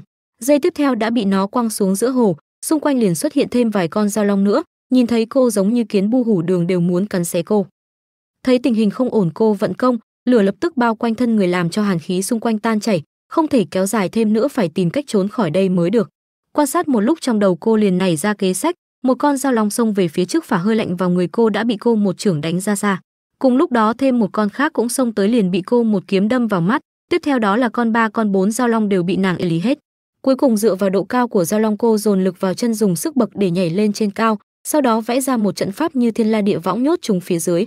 Tưởng rằng cuối cùng cũng thu phục được chúng, chỉ vừa buông lỏng cảnh giác đám dao long đã phá được trận pháp, còn tiện tay tặng cho cô một vết cắn ngay chân, chết rồi. Bất ngờ phía trên Hàn Mặc Trạch từ đâu xuất hiện chìa cánh tay về phía nàng, nào đưa tay cho ta. Nhìn thấy hắn cô vừa mừng vừa sợ, còn nghĩ mình do quá hoảng nên nảy sinh ảo giác. Chàng chưa chết, thấy cô còn chần chừ hắn hối thúc, nhanh đưa tay cho ta. Không nghĩ ngợi được nhiều, Liễu Như Sương bắt lấy cánh tay hắn, Hàn Mặc Trạch trực tiếp ôm cô rời khỏi đó. Cuối cùng cũng thoát được, cả hai ngồi trên bờ hồ thở dốc. Chàng không sao chứ? Hắn lắc đầu, không sao. Cô ngước nhìn lên phía trên mấy con dao long đang cố tìm cách phá kết giới. Nơi này vậy mà có kết giới, vậy sao? Kết giới đó lại không có tác dụng với chúng ta. Hàn Mặc Trạch nhìn đóa thánh liên trong tay, ánh mắt phức tạp. Dao long chính là thần giữ cửa của liên trì, chỉ khi dao long trước đó chết đi thì dao long mới sinh ra mới có thể đột phá kết giới. Nghe vậy Liễu Như Sương toàn thân căng thẳng. Vậy dao long vẫn chưa chết? Hàn Mặc Trạch nhanh chóng kéo cô rời khỏi đó. Mặc dù dao long đó bị trọng thương nhưng chỉ cần trong 1 phút sẽ được chữa khỏi bằng thánh liên cùng với nước của liên trì. Phải mau tận dụng lúc dao long chưa tỉnh lại mà chạy thoát khỏi đây. Lời vừa dứt câu, con dao long phía sau bọn họ đột nhiên cử động. Khoảnh khắc nó bổ nhào về phía họ thì bọn họ đã thoát ra được chỗ đó. Thấy không gian phía sau đột nhiên yên tĩnh, Liễu Như Sương quay lại nhìn tò mò, sao nó lại không đuổi theo nữa? Hắn trả lời, dao long không thể ra khỏi liên trì, đây cũng chính là số mệnh của bọn chúng. Trở về thôi, Thanh Nhi vẫn còn đang đợi chúng ta về chữa trị đó. Chỉ đi được vài bước hắn đã ôm ngực phun ra một búng máu. Cô nhìn thấy liền hốt hoảng gọi tên, Hàn Mặc Trạch. Hàn Mặc Trạch gương mặt trắng bệch cố kìm nén cơn đau. Ta không sao, chỉ cần nàng không hận ta nữa, dù có bị thế nào cũng xứng đáng. Việc của Thanh Nhi là do ta, khiến nàng đau lòng. Lời vừa dứt câu hắn đã gục lên vai cô. Trong màn đêm, gió thổi những chiếc lá xào xạc, Liễu Như Sương vác theo Hàn Mặc Trạch đang bất tỉnh, cô khó khăn kéo Lê Anh về thư phòng. Hai người Mị Dạ và Mạc Dạ thấy cô vác theo Hàn Mặc Trạch liền vội vàng chạy lại. Mị Dạ hỏi cô, Hoàng thượng bị sao vậy? Mạc Dạ cũng lo lắng hỏi cô, tôn chủ ngươi không sao chứ? Liễu Như Sương mệt nhọc trả lời anh ta không sao, mau đưa chàng ấy vào trong phòng, ta sợ chàng bị nhiễm hàn khí. Nói xong cô mệt lả người, để mặc Mị Dạ dìu Hàn Mặc Trạch rời đi, còn cô cũng phải nhờ Mạc Dạ dìu mới có thể đứng vững. Khi về đến phòng, nghĩ đến khi nãy cô bị vật sắc nhọn cắt qua chân, cô vén vạt áo lộ ra vết thương trên cẳng chân sâu dữ tợn. Mạc Dạ ngoài cửa liền lo lắng hỏi, tôn chủ, người không sao chứ? Thuộc hạ đã nghe theo người phân phó, tìm những thứ thuốc đó về rồi. Cô bỏ vạt áo xuống che đi vết thương. Cô mở cửa phòng nói với người đàn ông đang quỳ bên ngoài, ngươi đi bảo vệ Thanh Nhi, đợi sắc xong thuốc ta lại gọi ngươi. Anh ta vẫn lo lắng trước khi đi vẫn không quên hỏi lại, tôn chủ, người thật sự không sao chứ? Liễu Như Sương quay lưng nói với anh ta không sao, yên tâm đi. Nói rồi cô bắt đầu quá trình sắc thuốc, không lâu sau liền nấu ra 2 bát thuốc nóng hổi. Liễu Như Sương gọi Mạc Dạ, anh ta nhanh chóng đi vào. Cô nói với anh ta, lấy bát thuốc này qua đút cho Thanh Nhi. Mạc Dạ tuân lệnh, nói rồi Mạc Dạ cầm một bát rời đi. Cô cũng cầm một bát thuốc đi đến phòng Hàn Mặc Trạch. Mị Dạ lúc này đang đứng canh ngoài cửa, thấy là cô anh ta cúi đầu chào, hoàng hậu nương nương. Cô hỏi anh ta, chàng ấy vẫn tốt chứ? Mị Dạ cung kính trả lời, vẫn đang hôn mê ạ. Nghĩ đến cảnh cầm tay lúc đó khiến cô không khỏi đỏ mặt. Bước vào, Liễu Như Sương đi đến bên giường anh, nhẹ nhàng đút từng thìa thuốc cho anh, nhưng nước thuốc không hề vào trong mà cứ thế chảy ra. Cô ngại ngùng nghĩ, nếu như không đút vào được chỉ có thể dùng miệng vậy. Nghĩ vậy cô liền uống một hớp, rồi cúi người truyền thuốc vào miệng cho anh. Đột nhiên một bàn tay vươn tay ra ôm lấy eo cô. Cô bị bất ngờ không khỏi nhìn anh, thì không biết anh đã tỉnh từ lúc nào, đang cười tà mị nhìn cô. Cô hốt hoảng kêu lên chàng. Anh cười nói với cô, coi như nàng còn có lương tâm. Nhưng anh chưa cười được bao lâu thì đau đớn kêu lên, ngực đau quá. Cô vội vàng ngồi đây, ngại ngùng hỏi là do ta đè phải sao? Lúc này ở một nơi khác, một con chim bồ câu trắng muốt nhẹ nhàng hạ cánh lên bàn tay của Hàn Mặc Hy. Anh gỡ lá thư dưới chân của con chim, đọc thầm, đưa Thanh Nhi sang phủ Hằng An của đệ. Anh ta đọc xong mỉm cười thì thầm, thật thú vị. Liễu Như Sương đang mang thuốc đến cho Hàn Mặc Trạch, thấy anh đứng dậy cô liền nói, chàng bị nội thương, đừng có động đậy, mau qua đây. Vừa nói cô vừa bước đến bên cạnh chỗ anh, bỗng dưng một chân của cô bị trẹo, cả người cô mất thăng bằng ngã ra phía sau. Cô hoảng sợ nghĩ thầm, chết rồi, xem ra vết thương ở chân lại nghiêm trọng hơn rồi. Cô ngã mạnh xuống đất, bát thuốc cũng vì thế mà vỡ tan tành. Lúc này ở trên mái nhà, có một tên thích khách đang bóc miếng ngói ra theo dõi tình hình bên dưới. Thấy cô ngã vật ra đất, hắn ta hài lòng nghĩ thầm, có thể trở về báo cáo kết quả với Nhu Phi rồi. Hàn Mặc Trạch ngạc nhiên nhìn vết thương lộ ra trên chân cô hỏi, là do dao long gây ra? Cô nhẹ, Anh nhấc bổng cô lên. Cô vừa ngại ngùng vừa lo lắng hỏi anh, đi đâu vậy? Thiếp chỉ cần nghỉ ngơi một lát là ổn thôi. Anh nghiêm túc nói với cô, hồi cung. Nội lực của con dao long đó thâm hậu, đánh nó một chưởng, dựa vào sức mình cũng không ăn thua gì. Liên Cửu Hoa chuẩn bị xe, Mị Dạ tuân lệnh một tiếng vâng. Cô vẫn cố nói với anh, nhưng mà Thanh Nhi, anh bình tĩnh nói, ta đã cho Hàn Mặc Hy đón Thanh Nhi về Hằng An Vương phủ rồi, Hàn Mặc Hy sẽ chăm sóc Thanh Nhi cẩn thận. Nói rồi Hàn Mặc Trạch hướng Mạc Dạ ra lệnh, Mạc Dạ ngươi đi theo Thanh Nhi đến Hằng An Vương phủ đi. Hắn ta hơi do dự nhìn cô, Liễu Như Sương cũng đồng ý nói, làm theo hoàng thượng đi. Nói rồi hai người lại tình tứ nhìn nhau, Hàn Mặc Trạch dịu dàng nói với cô, như này yên tâm rồi chứ. Lúc này Mị Dạ vừa đánh xe ngựa đến, anh ta cung kính hướng hai người nói, hoàng thượng, hoàng hậu nương nương, xe đã chuẩn bị xong, bất cứ lúc nào cũng có thể lên đường. Ở một nơi khác, một tỷ nữ đang nói gì đó với một người đàn bà trông rất cao quý. Cô ta hài lòng, nói như vậy, Liễu Như Sương đó bị thương không nhẹ. Cô ta cười gian ác làm nô tỳ bên cạnh run sợ vâng dạ. Cô ta nói tiếp, đã như vậy thì dễ làm rồi, ngươi đi chuẩn bị lễ vật, bổn cung phải đích thân đi thăm hoàng hậu. Ở trong xe ngựa Liễu Như Sương ngại ngùng gọi hoàng thượng. Người đang cầm chân cô lên để xem vết thương, anh nghiêm túc nói với cô, phải nhân lúc nàng chưa bị trúng độc nặng, lấy độc ra ngoài mới được, không thì e rằng sẽ càng ngày càng nghiêm trọng. Cô cũng hết nói nổi, nói với anh, không đau chỉ thi thoảng phát tác mới đau thôi. Bỗng một tiếng bên ngoài gọi vào, hoàng thượng. Anh đứng dậy đi ra ngoài, trước khi đi không quên quay lại nói với cô, ta qua đó xem sao. Nàng nghỉ ngơi trước đi, chút nữa ta lại qua thăm nàng. Cô ngoan ngoãn nói được. Mị Dạ thấy anh ra ngoài liền nói với anh, hoàng thượng, thần đã tìm ra cách chữa cho hoàng hậu nương nương rồi, chỉ là cách này có chút nguy hiểm. Anh hỏi, cách gì? Mị Dạ ậm cái này. Thấy anh ta không muốn nói, Hàn Mặc Trạch quát lớn, nói, anh ta đến gần nói nhỏ với Hàn Mặc Trạch. Buổi sáng hôm sau, một nha hoàn hành lễ, Nhu phi nương nương, hoàng hậu nương nương đã đi nghỉ rồi, hôm nay không thể tiếp khách. Cô ta không có ý rời đi, nói với tỷ nữ kia, bổn cung không vào trong, bổn cung ở đây nói hai câu rồi sẽ đi. Nói rồi cô ta ra hiệu cho tỷ nữ bên cạnh mang một chiếc hộp hình tròn lên, hoàng hậu nương nương, thần thiếp đã hẹn với Huệ phi và Ninh phi ngày mai cùng đi Hồ Minh Kính luyện đàn, không biết hoàng hậu nương nương có nể mặt thần thiếp đến đó chỉ bảo cho thần thiếp được không? Liễu Như Sương bên trong không khỏi hồi tưởng, tỷ, muội thành tâm mời tỷ đi ngắm hoa đào cùng muội, tỷ không được từ chối đâu đấy. Cô đặt mạnh chén trà xuống bàn, tình ý giả dỗi, rõ ràng là chỉ muốn ta xuất cung, rồi cho người đến bắt nạt Thanh Nhi. Cô bước ra ngoài nói với cô ta, được, ta nhất định sẽ đến đúng giờ. Cô ta nghe vậy liền vui vẻ cúi đầu nói, vậy xin đa tạ hoàng hậu nương nương. Cô ta không biết khi cô ta vừa quay lưng rời đi, sắc mặt Liễu Như Sương liền thay đổi, dám tính kế ngồi lên đầu ta. Huệ phi, Nhu phi, Ninh phi, ngày tốt của các ngươi sắp đến rồi. Ngày hôm sau, ở Hồ Minh Kính, cô vừa đến ba người kia đã đến từ sớm liền đứng dậy hành lễ, thần thiếp khấu kiến hoàng hậu. Nhu phi tự tin ngồi vào chiếc đàn đã để sẵn nói, thần thiếp xin đàn trước một đoạn, mời nương nương thưởng thức. Cô nhìn cô ta nói, mặc dù đàn có tiến bộ, nhưng lực ấn dây đàn vẫn chưa đủ, nếu như luyện kỹ năng ấn dây đàn nhiều một chút, chắc chắn sẽ có kết quả. Cô ta nghe vậy vui mừng, đa tạ nương nương chỉ bảo, thần thiếp biết mình còn thiếu chỗ nào rồi, trời cũng không còn sớm nữa, hay là quay về trước đi. Nhu phi vẻ mặt ác độc thầm nghĩ, nay chính là ngày chết của cô. Bỗng một đàn ong từ đâu vù vù bay tới, hai người còn lại không ngừng bị ong tấn công kêu gào. Thế này là sao? Cứu ta với, người đâu mau đến cứu ta. Ở bên này Liễu Như Sương khinh thường nghĩ, được thôi, đã diễn kịch vậy ta sẽ diễn cùng ngươi. Ngọn lửa trong tay cô bị dập tắt, bỗng chân cô bị một vật ngáng đường, cô không kịp phản xạ liền ngã xuống hồ. Trên bờ Nhu phi ác độc nghĩ thầm, này không thể trách ta, là do cô không cẩn thận ngã xuống thôi. Liễu Như Sương ở dưới nước càng lúc càng xuống sâu, trên bờ những cung nhân người làm nhao nhác không ngừng thi nhau nhảy xuống cứu, tiếng hò hét cứu với, hoàng hậu nương nương rơi xuống nước rồi, người đâu mau tới. Không đợi được người khác đến cứu, cô đã tự mình ngoi lên bờ, nhưng dưới nước bỗng có một bàn tay kéo cô xuống nước. Lúc này trên bờ những tiếng hét thất thanh lại càng thêm thất thanh hơn, vì lại vừa có thêm người vừa nhảy xuống, mà người nhảy xuống này lại còn là hoàng thượng. Người đàn ông đang giữ chân cô cũng không ngờ hoàng thượng vậy mà nhảy xuống đây. Anh ta hoảng sợ buông ra, Hàn Mặc Trạch thuận lợi cứu cô lên bờ. Ở trên bờ lão công công đã gấp đến độ sắp khóc, liền thấy anh bế theo cô lên bờ. Ông ta như được ân xá mừng rỡ nói, hoàng thượng, làm lão nô lo lắng chết mất, mau lấy khăn lau người. Gã đàn ông lúc nãy dưới nước cũng đã ngoi lên bờ, anh lạnh lùng nhìn hắn ta ra lệnh, dám hãm hại hoàng hậu, trẫm ngược lại muốn xem chủ nhân sau lưng ngươi là ai. Anh nhìn những phi tần đang lo sợ phía sau, khuôn mặt đã trắng bệch. Anh nói tiếp, còn có thể thu hút hàng nghìn con ong tới, nếu như nói không phải người nào đó cố ý, trẫm sẽ không tin. Anh quay qua ra lệnh, người đâu, mang tất cả đàn qua đây. Cô cười lạnh nhớ lại, trước khi đi đã bảo nha hoàn thông báo cho anh biết cô một mình đi đến đây.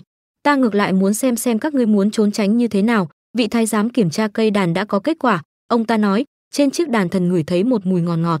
Cô giật lấy chiếc đàn ném mạnh xuống đất, đàn vỡ, một lượng ong dày đặc từ kẽ hở bay ra. Cô giải thích, Trên chiếc đàn này đã bôi một lớp thuốc bột, vì vậy mới có thể thu hút được nhiều ong như thế. Khuôn mặt Hàn Mặc Trạch tối sầm lạnh lùng nói, là ai đã động tay động chân vào? Mau ra đây cho trẫm. Nhu Phi cùng một phi tần nữa lập tức quỳ sụp xuống hoảng sợ nói, hoàng thượng không phải do thần thiếp làm ra, tuyệt đối không phải.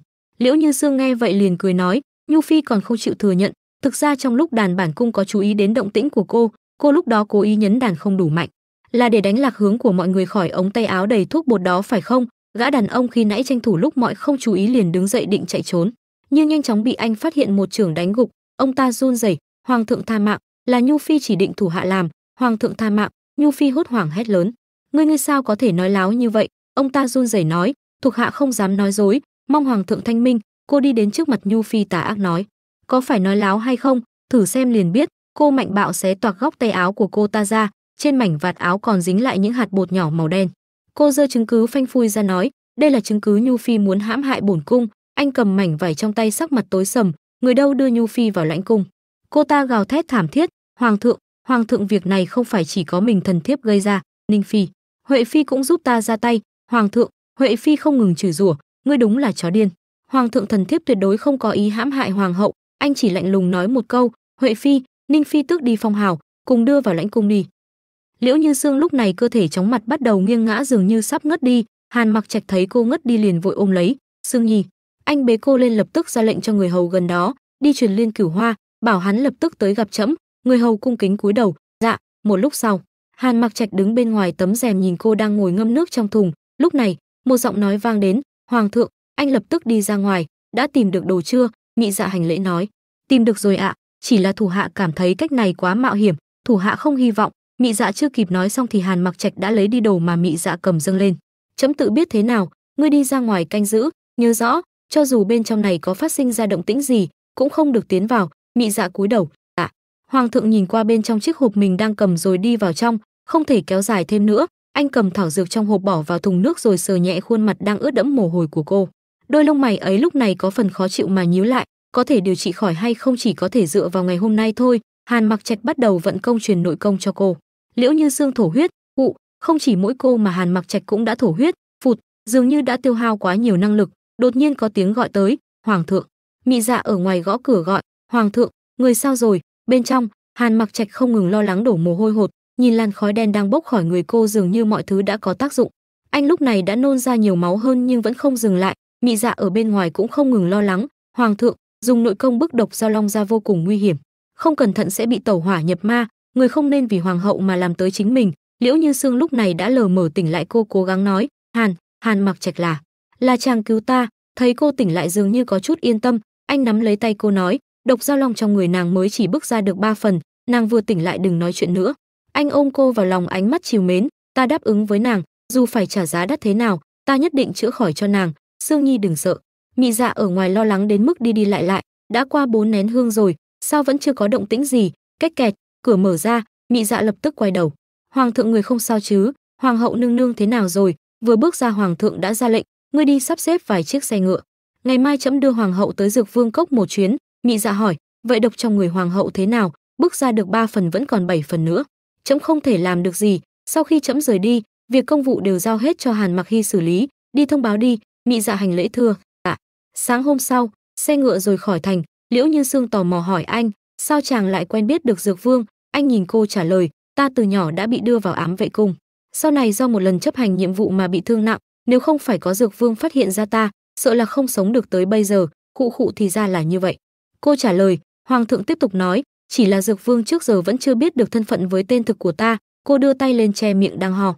Khó trách chàng dặn dò hộ vệ gọi chàng là công tử. Chưa dừng kiệu thì đã có một âm thanh vang lên, tới rồi, là xe của Hàn Mặc ca. Tô Diệp cùng Dược Vương vui vẻ chào đón hai người họ. Tô Diệp gọi với, Mặc ca ca, anh và cô đi tới. Tô Diệp thấy người lạ liền hỏi, Mặc ca ca, vị bên cạnh ca là? Anh cũng nhanh chóng trả lời, đây là nương tử của ta, tên là Sương Nhi. Tô Diệp giật mình, nương tử? Cô thấy thế liền quay sang hỏi anh, phu quân, chàng vẫn chưa giới thiệu cho ta biết vị tiểu cô nương này là ai? Tô Diệp nghe vậy thì khoanh tay vẻ mặt khó chịu nói, ai là tiểu cô nương? Bổn cô nương chính là người mà Mặc ca ca chính miệng nói sẽ cưới về. Liễu Như Sương che miệng cười nhìn về phía anh, ồ vậy sao? Anh lúc này nụ cười đã bắt đầu méo mó. Tự nhiên Tô Điệp chạy đi. Dược Vương thấy con gái như vậy thì gọi lại, Điệp Nhi, sao con lại nói chuyện với chị dâu như thế? Cô ta có phần tức giận trả lời, cô ta không phải chị dâu của con. Dược Vương cũng quay lại giải thích với cô, Hàn phu nhân, con đừng để ý, nha đầu này bị ta chiều hư rồi. Cô cũng cung kính đáp lại, không sao. Ông cười trừ, vậy thì tốt, vậy thì tốt, vậy chúng ta đi vào nói chuyện đi. Cả ba nói chuyện với nhau dưới gốc cây. Dược Vương nói, Dao Long là vật phi phàm, chúng một chưởng của nó sợ là sẽ tồn thọ 10 năm. Như vậy đi, hôm nay lão phu sẽ sắp xếp thùng dược để bài trừ độc cho Sương Nhi, còn việc có thể loại bỏ hoàn toàn độc tố hay không, lão phu cũng không chắc, ta chỉ có thể nói sẽ cố gắng hết sức mà thôi. Cả hai nghe vậy thì cũng có phần vui mừng, cảm ơn gia gia, cảm ơn Dược Vương. Ông cười nói với cô, con với Hàn Mặc giống nhau, cứ gọi ta một tiếng gia gia đi. Cô cúi đầu cung kính đáp lại, được, vậy Sương Nhi trực xin cảm ơn gia gia. Sau đó cô liền thì thầm với Hàn Mặc Trạch, nếu như ông ấy biết chàng là hoàng thượng Bắc Minh quốc, không biết còn dám bảo chàng gọi một tiếng gia gia nữa không. Ông nhìn hai người họ mà thở dài. Bên này Tô Điệp ngồi bên con suối ném đá xuống dưới. Lúc này Phong Nguyệt Bạch xuất hiện, sư muội, muội ở đây làm gì đó? Cô ta liền trả lời, sư huynh. Huynh nói, nếu như ta nguyện ý làm thiếp của Hàn Mặc ca, huynh ấy có bằng lòng không? Phong Nguyệt Bạch khó hiểu, thiếp, sư muội, muội có biết mình đang nói gì không? Ta thấy muội đúng là hồ đồ rồi. Anh ta tức giận đứng dậy. Tô Diệp giải thích, nhưng mà thứ mình thích không thể đi tranh giành sao? Cô ta cắn móng tay suy nghĩ, nếu như Hàn Mặc ca ca ở tiểu trạch của Dược Vương, vậy vừa hay mình có thể gần quan mà được ban lộc. Có rồi, trước tiên phải nói rõ mình thích huynh ấy mới được. Tô Điệp vừa nghĩ vừa vui vẻ chạy đi. Bên này, hoàng thượng đang dội nước cho hoàng hậu của mình. Dược Vương nói rồi, nước thuốc này có thể giảm được độc tố trong người nàng. Bây giờ nàng cảm thấy thế nào? Cô sắc mặt ửng hồng, ta tốt hơn nhiều rồi. Đang yên Tô Điệp gọi tới cửa, Hàn ca ca, Hàn ca ca. Anh cảm thấy khó hiểu nói, muội ấy tới đây làm gì? Ta không sao, chàng không muốn ra ngoài xem muội ấy muốn làm gì sao? Cũng được, ta đi một chút sẽ về. Anh vén rèm cửa đi ra, thấy anh ra Tô Diệp nhanh chóng muốn đưa anh đi đâu đó. Gia nói quả nhiên không sai, huynh đúng là ở đây. Hàn ca ca, huynh mau tới đây. Anh thấy cô kéo mình đi đâu đó thì liền nhắc nhở, Điệp Nhi, muội muốn đưa ta đi đâu? Chị dâu muội vẫn còn ở trong đó ngâm thuốc. Cô ta vui vẻ nói, ai ia tỷ ấy sẽ không xảy ra chuyện gì đâu, huynh trước tiên đi theo ta đi. Tô Điệp kéo Hàn Mặc Trạch đến gần bên hồ, Hàn ca ca, huynh mau tới đây. Nhìn hoa sen được xếp hình trái tim, cô ta bắt đầu thổ lộ, ta nghĩ nên để Hàn ca ca hiểu được tâm ý của ta. Từ khi huynh rời khỏi Dược Vương, muội vẫn luôn nghĩ tới lúc nào sẽ được gặp lại huynh. Tô Điệp ôm chặt lấy anh, Hàn ca ca, muội muốn ở cùng huynh, cho dù làm thiếp muội cũng nguyện ý. Muội nhất định sẽ sống thật hòa thuận với tỷ tỷ. Ở đằng xa ai đó đang nhìn bọn họ tay nắm chặt. Hàn Mặc Trạch đẩy Tô Điệp ra, muội còn nhỏ, không hiểu cái gì là yêu. Cô ta liền nói lại, nhưng trước đây anh nói sẽ cưới ta, đó chỉ là lúc say rượu nói bừa, sao có thể xem là thật? Anh phản bác, rồi bỏ đi để lại Tô Điệp đang đứng dậm chân ở đó. Huynh không được đi, muội vẫn chưa nói hết. Lúc này có gì đó nổ đến một tiếng đoàng, một tia sáng xẹt qua trên đầu hai người họ. Anh hoảng hốt, chết rồi, xảy ra chuyện rồi. Liễu Như Sương rơi vào trạng thái mơ màng. Hàn Mặc Trạch gọi cô, Sương Nhi, y vận công tới. Sao lại như vậy? Thuốc của gia gia sẽ không có vấn đề gì chứ? Liễu Như Sương lúc này nghiến răng, nước cũng bốc hơi lên. Tô Điệp đánh nội công tới để dò xét, không đúng, trong người tỷ ấy không chỉ có độc của Gia Long, bây giờ còn có. Cô kinh hãi, Phượng Diệm sao? Sao trong người tỷ ấy lại có loại hỏa độc này chứ? Như vậy không hay rồi. Hàn Mặc Trạch mím môi nhìn Liễu Như Sương mà nghĩ, công pháp mình tu luyện trái với Sương Nhi, có lẽ có thể mượn nội công tạm thời ép lại độc Phượng Diệm đó. Y nhảy xuống nước cùng với cô, bắt đầu dùng nội lực. Dược Vương lúc này cũng vì động tĩnh ban nãy mà đi vào. Điệp Nhi, rốt cuộc đã xảy ra chuyện gì? Tô Điệp đáp, gia tỷ ấy trong người không chỉ có độc Dao Long, còn có cả Phượng Diệm, đó chính là hỏa độc, hoàn toàn tương khắc với độc Dao Long. Dao Long độc có tính hàn, Phượng Diệm độc lại có tính hỏa, hai loại độc này trong thân thể đánh phá lẫn nhau, chỉ sợ không quá một khắc, tỷ ấy sẽ không chịu được nữa đâu. Hàn Mặc Trạch lúc này đã dùng cơ thể của mình để khiến độc trong người Liễu Như Sương dịu đi. Dược Vương nhíu chặt mày, xem ra là do dược thảo của ta kích thích hai loại độc này phát động, không thể tiếp tục kéo dài nữa. Nguyệt Bạch, con đi dược lư sắc thuốc. Điệp Nhi, con giúp gia dẫn độc. Phong Nguyệt Bạch cúi người lui xuống. Vâng. Dược Vương khẽ lấy từ ống tay áo ra một món đồ, ông mở ra. Hàn Mặc Trạch, con tránh ra một chút. Dược Vương cùng Tô Điệp cầm châm trên tay chuẩn bị tư thế. Cả hai đồng thời phi châm tới. Liễu Như Sương bị châm đâm vào đau đớn kêu lên. Từ châm Dược Vương dẫn nội lực của mình dễ dàng truyền vào người cô. Tô Điệp lên tiếng, ra, tiếp sau đó phải làm gì? Ông ta trả lời mông lung, sau đây chỉ có thể nhờ vào tạo hóa. Liễu Như Sương lúc này đã không chịu nổi mà gục xuống. Hàn Mặc Trạch lo lắng liên tục gọi tên cô, Sương Nhi. Vạn độc đều có thuốc giải, phương pháp giải độc cũng có rất nhiều, nhưng cho dù độc trong người chúng độc có bao nhiêu nguy hiểm, chỉ cần tìm được người có nội công thâm hậu, hơn nữa người này nguyện ý lấy thân mình làm cầu nối, ép độc ra khỏi người, từ đó độc tố cũng được hóa giải. Nếu thành công, hai người đời đời kiếp kiếp cùng sinh cùng tử; nếu không thành công, lửa to thiêu thân, cùng xuống suối vàng. Hàn Mặc Trạch cắn răng nhớ lại những gì trong sách mà bản thân đã đọc được trước đó, y dứt khoát cắt lấy ngón tay cô, giọt máu rơi ra quấn lấy hai người. Hàn Mặc Trạch lẩm bẩm, đời đời kiếp kiếp cùng sinh cùng tử. Dược Vương kinh hãi quát lên, Mặc Nhi, dừng tay. Tô Điệp cũng không thể tin được, thầm nghĩ, huynh ấy vậy mà nguyện ý vì tỷ ấy mà làm tới bước này. Liễu Như Sương nặng nề mở mắt, chưa gì đã nghe thấy giọng nói bình thản của Hàn Mặc Trạch. Nếu như kế hoạch không thành, ta với nàng sẽ bị lửa to thiêu thân cùng xuống suối vàng, nàng nguyện ý không? Cô cười nhẹ nhõm, ta nguyện ý. Hai người bên này đã hoàn toàn đơ ra, không thể tin được. Hàn Mặc Trạch cùng Liễu Như Sương đồng thời thổ huyết, Dược Vương không thể tin được. Thành công rồi sao? Tô Điệp cúi đầu quay đi, ta thua rồi, chị dâu, ta sẽ không giành Hàn Mặc ca với tỷ nữa. Liễu Như Sương lên tiếng, Điệp Nhi, đợi đã, ta có vài lời muốn nói với muội. Tô Điệp quay đầu, tỷ muốn nói cái gì? Sáng hôm sau, Tô Điệp thơ thẩn nhìn nhánh cây, cô nhớ lại lời hôm qua Liễu Như Sương đã nói, Điệp Nhi, muội biết thế nào là yêu không? Tô Điệp ngơ ngác trả lời, biết chứ, chính là muội nhìn thấy Hàn Mặc ca rất thuận mắt, đó chính là yêu. Liễu Như Sương nhẹ nhàng lắc đầu, không phải, yêu là cần muội tự mình đi thử nghiệm, lĩnh hội, không chỉ đơn thuần là nhìn thuận mắt. Tô Điệp hoang mang, cô lại thỏ thẻ nói thêm, nếu như còn chưa hiểu yêu là gì, vậy thì hãy thử để ý Nguyệt Bạch sư huynh, huynh ấy với muội mới chính là yêu. Tô Điệp hoang mang toàn tập, không phải đi, muội chỉ xem huynh ấy là ca ca. Tô Điệp không chịu được đập bàn, tỷ ấy nói chuyện thật kỳ quái, bỏ đi, mình vẫn nên đi hỏi sư huynh. Lúc này ngoài cửa có người gọi cô, Điệp Nhi. Phong Nguyệt Bạch hai má ửng hồng ấp úng, ta, 2 ngày trước ta to tiếng với muội, đây là điểm tâm ta làm, coi như bồi tội với muội. Tô Điệp nhìn những chiếc bánh thỏ được đưa tới mà nước miếng chảy ròng ròng, đều là những thứ muội thích ăn. Phong Nguyệt Bạch ngượng ngùng, vậy thu nhận cái này rồi, đừng có mà tức giận rồi không quan tâm tới ta nữa. Tô Điệp vừa ăn vừa nói, được, muội vốn dĩ cũng đâu có tức giận ca ca. Cô đưa bánh cho người hầu rồi vui vẻ lên tiếng, có điều huynh tới thật đúng lúc, muội đang chuẩn bị đi tìm huynh. Phong Nguyệt Bạch bối rối, tìm ta làm gì? Tô Điệp ngây thơ hỏi thẳng, chị dâu nói huynh yêu ta, vậy huynh có yêu ta không? Nói rồi cô ôm lấy cánh tay đi. Mặt Phong Nguyệt Bạch đỏ ửng, lấp lửng, sao đột nhiên lại hỏi cái này? Tô Điệp hỏi tới, huynh chỉ cần nói có yêu hay không. Phong Nguyệt Nha thẳng thắn, yêu. Cô lại tò mò hỏi tới, vậy sư huynh, sao huynh lại yêu muội? Phong Nguyệt Bạch lúc này đã xấu hổ đến mơ màng. Sư muội ta còn có việc, không bằng ngày khác chúng ta lại nói. Nói rồi y nhanh chân chạy đi với gương mặt đỏ bừng. Tô Điệp đuổi theo, huynh chạy cái gì? Huynh vẫn chưa trả lời câu hỏi của ta. Liễu Như Sương nhìn thấy cảnh này mà cảm khái, Điệp Nhi tuổi còn quá nhỏ, mới độ tuổi cập kê làm sao hiểu được thế nào là yêu. Hàn Mặc Trạch bất lực, còn nói muội ấy sao, không phải nàng cũng chẳng khác mấy, ta phải tốn biết bao khí lực mới có thể làm ấm trái tim sắt đá của nàng. Cô thẹn quá hóa giận nhéo lấy tay y, chàng còn dám nói linh tinh. Hàn Mặc Trạch kêu la, mưu sát phu quân. Bên này Tô Điệp vẫn không ngừng đuổi theo, huynh vẫn chưa trả lời muội. Sư huynh, đừng chạy nữa, lát sau ở bên ngoài xe ngựa. Liễu Như Sương cung kính, ra. Khoảng thời gian này đúng là làm phiền người rồi. Dược Vương tươi cười, làm sao lại nói như vậy, lão phu còn muốn hai con ở lại vài ngày bồi lão phu đây này. Tô Điệp lúc này hưng phấn chạy tới, sư huynh, Nguyệt Bạch sư huynh. Phong Nguyệt Bạch ở trong xe thầm niệm Phật. Dược Vương nghiêm túc ngăn Tô Điệp lại, Nguyệt Bạch sư huynh, con xuất cốc đi chọn mua vải may y phục, con đi theo làm gì? Thật khiến người khác bận lòng. Cô kêu la, con sợ một mình sư huynh làm không xong, vừa hay lâu rồi con chưa xuất cốc. Ra, người cho đứa trẻ đáng thương này ra ngoài thế giới xem đi mà. Liễu Như Sương điềm đạm nói giúp, ra, người cứ yên tâm, con sẽ chăm sóc tốt cho Điệp Nhi. Tô Điệp càng vòi vĩnh hơn nữa, ra, người đáp ứng Điệp Nhi đi mà. Dược Vương hết cách, được thôi, ra ngoài đừng có chuốc họa vào người, nếu không xem ta xử lý con thế nào. Tô Điệp phấn khích, con biết rồi. Hàn Mặc Trạch khách khí, vậy các con xuất phát đây.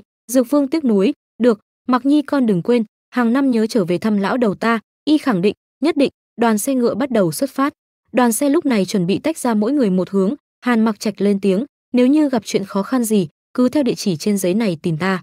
Tô Điệp cũng nói, chị dâu chị yên tâm đi. Trước khi lên xe, Liễu Như Sương cũng không kiềm được quay lại dặn dò, nhớ kỹ đấy. Tô Điệp vẫy tay, nhớ kỹ rồi, hẹn gặp lại tại Lạc Phượng cung. Hàn Mặc Trạch giang tay ra, nàng nhảy xuống đây, ta sẽ bắt được nàng. Liễu Như Sương xấu hổ tự mình bước xuống xe ngựa, hồ nháo, để người khác thấy sẽ không tốt. Lúc này Hàn Mặc Hy xuất hiện, Hoàng huynh. Y quay sang, muộn như vậy rồi, sao đệ còn tới? Hàn Mặc Hy sắc mặt nghiêm trọng, Hoàng huynh đi được nửa tháng rồi. Trong triều quần thần tức giận, ngay cả bách tính cũng đồn hoàng hậu là yêu hậu họa quốc, đệ đoán là triều sẽ có tấu chương ép huynh phế hậu. Trong phòng, Liễu Như Sương cẩn thận chỉnh lại áo cho Hàn Mặc Trạch, y lên tiếng, nhớ đúng giờ uống thuốc. Cô mỉm cười, biết rồi. Chàng mau tới tiền điện đi, đỡ cho các đại thần lại lấy lý do là ta lôi kéo chàng ở lại, là yêu hậu họa quốc. Hàn Mặc Trạch khẽ hôn lên trán cô, đợi ta. Nói rồi y rời đi. Trên triều, đúng như dự đoán, chưa bắt đầu được bao lâu đã có những quần thần tâu khởi tấu hoàng thượng. Vi thần nghe nói bởi vì thái hậu phạt đánh một cung nữ của hoàng hậu liền khiến thái hậu trọng thương, phạm tội lớn như vậy khó có thể tha thứ, vì vậy chúng quần thần khởi tấu hoàng thượng phế hậu, ổn định triều chính. Người đi phía sau cũng lên tiếng khởi tấu hoàng thượng. Vi thần nghe nói hoàng thượng vì hoàng hậu nương nương giải tán tam cung lục viện. Hoàng thượng, như vậy thật không thỏa đáng, việc này ảnh hưởng rất lớn đến cốt lõi của quốc gia, mong hoàng thượng nạp thêm mỹ nữ tiến cung, kéo dài phúc khí của quốc gia. Một giọng nói cũng lên tiếng tán thành. Hàn Mặc Trạch mặt không biến sắc, việc hoàng hậu làm là do trẫm cho phép, các ngươi còn lời gì muốn nói không? Lẽ nào muốn trẫm thoái vị sao? Quần thần chắp tay cúi thấp đầu. Vi thần không dám. Y lại lạnh lùng lên tiếng, trẫm thấy hai ngươi già rồi mắt mờ, không còn thích hợp làm quan, ngày mai liền cáo lão hồi hương đi. Tan chiều, hai tên đó hoảng loạn. Y thầm nghĩ, vừa hay đây là cơ hội có thể thay đổi hai vị lão thần này. Về tới phòng, Liễu Như Sương đang nấu trà hỏi, tâm tình không tốt sao? Xem ra hoàng thượng bị các quần thần làm khó rồi. Hoàng thượng tính toán muốn làm gì? Hàn Mặc Trạch lại hỏi ngược lại cô. Nàng đáng nhẽ ra phải biết trẫm rất yêu nàng, yêu đến nỗi từ bỏ cả sinh mạng, vì vậy nàng nói xem trẫm muốn làm gì. Y nói tiếp, hôm nay trẫm đã cho hai vị lão thần về quê, vì vậy có thể lựa chọn thêm người mới. Hoàng hậu có ý kiến gì không? Liễu Như Sương thầm nghĩ, lẽ nào vì mình nên chàng ấy mới làm như vậy? Nghĩ đến điều đó cô bất giác đỏ mặt lên tiếng. Ta nghe nói lần này khoa cử đã bắt đầu tiến hành, chúng ta có thể nhân cơ hội này tìm ra được nhiều nhân tài. Y không phản đối, vậy cứ làm theo lời nàng nói. Lát sau, Hàn Mặc Trạch đóng lại tấu chương cuối cùng phê chuẩn, thái giám lên tiếng, chúc mừng hoàng thượng, cuối cùng cũng hoàn thành xong chính sự. Có điều, Y thiếu kiên nhẫn. Có điều cái gì? Thái giám bất lực. Hoàng thượng nói với lão nô, khi người xử lý mọi việc, ai cũng không cho vào.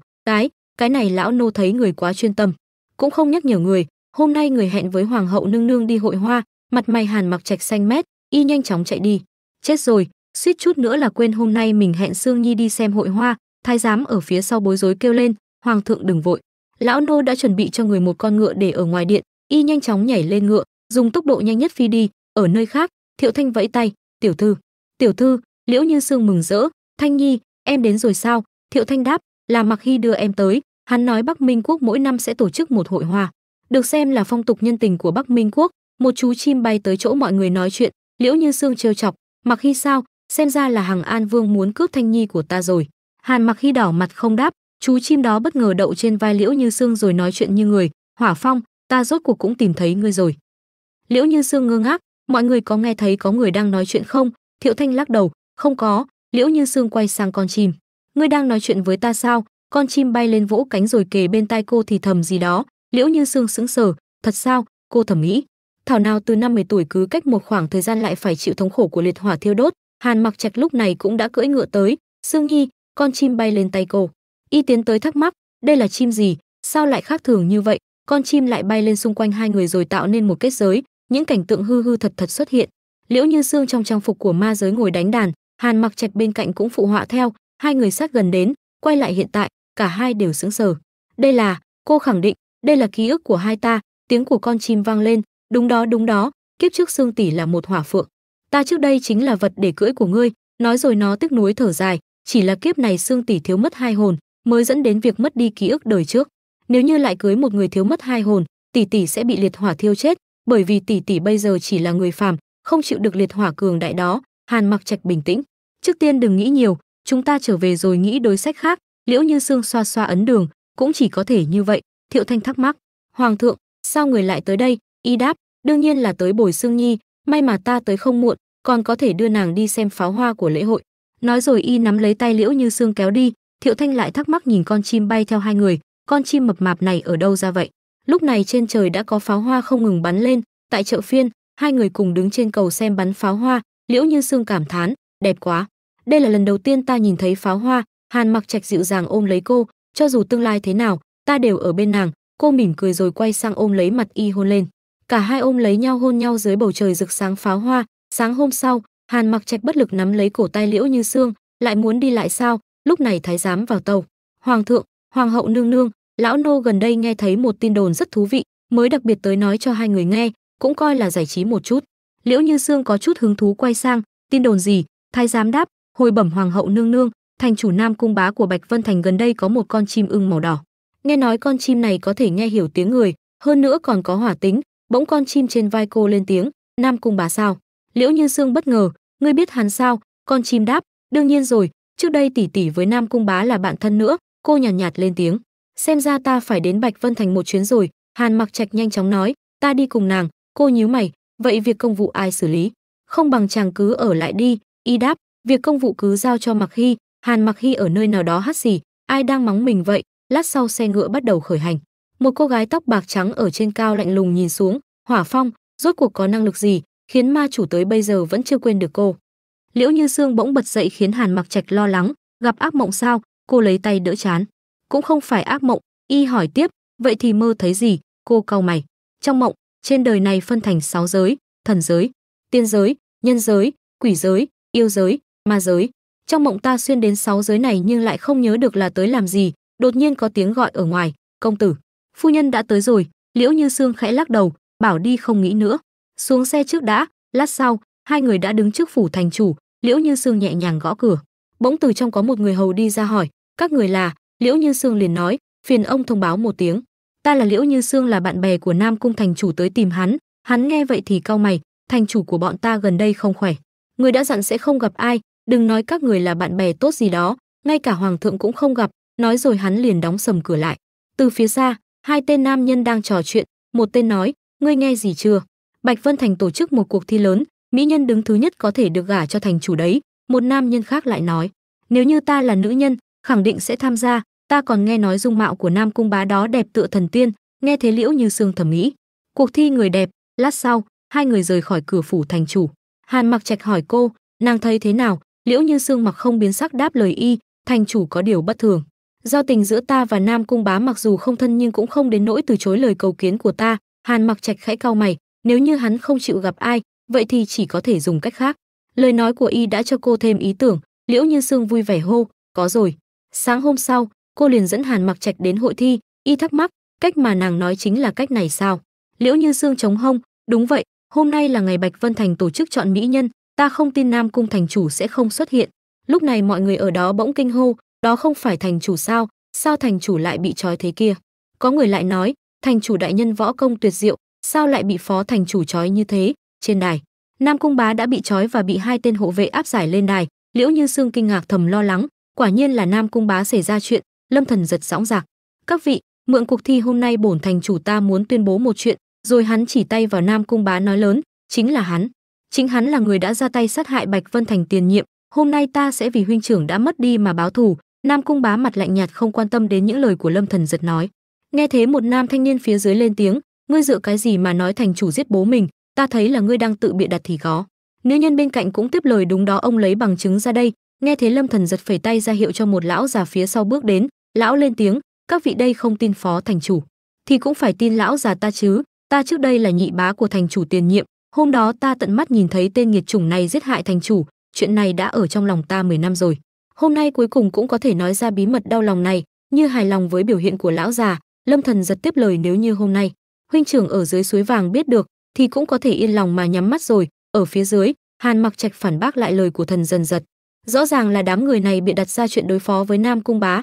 Liễu Như Sương khẽ cau mày, xem thêm chút nữa, ta thấy sự việc không đơn giản như vậy. Lúc này Nam Cung bá lên tiếng thì thầm, điện tiếp lệnh. Bất ngờ từ khắp nơi nhảy ra một đám người tay cầm vũ khí bao vây đám Lâm Thần giật và đám lão già với vẻ mặt sợ hãi. Giọng thần giật run run, Nam Cung bá, ngươi thế mà lại muốn giết người diệt khẩu, cái đầu nghiệp chướng nhà ngươi. Nam Cung bá với vẻ mặt và ngữ điệu tự tin, Lâm Thần giật, ngươi bôi đen bổn thành chủ, hạ độc vào thức ăn của ta mà lại không nghĩ sẽ có ngày này sao? Nam Cung bá dễ dàng phá dây thừng, ông muốn trở thành thành chủ cũng không nên dùng thủ đoạn bẩn thỉu này đối phó với bổn thành chủ chứ.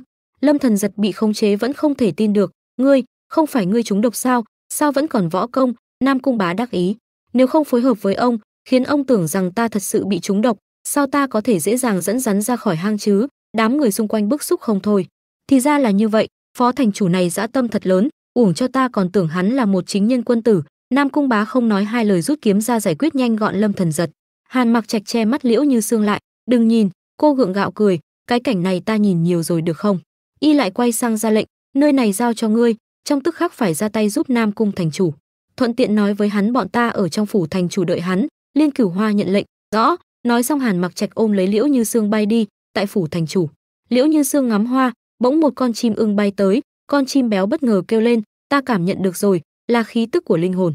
Nó bay lên nói chuyện gì đó với con chim ưng, rồi lại quay trở về trên vai của Liễu Như Sương bẩm báo, tỷ tỷ, Hồng Ưng chính là một trong hai linh hồn mà người bị thiếu.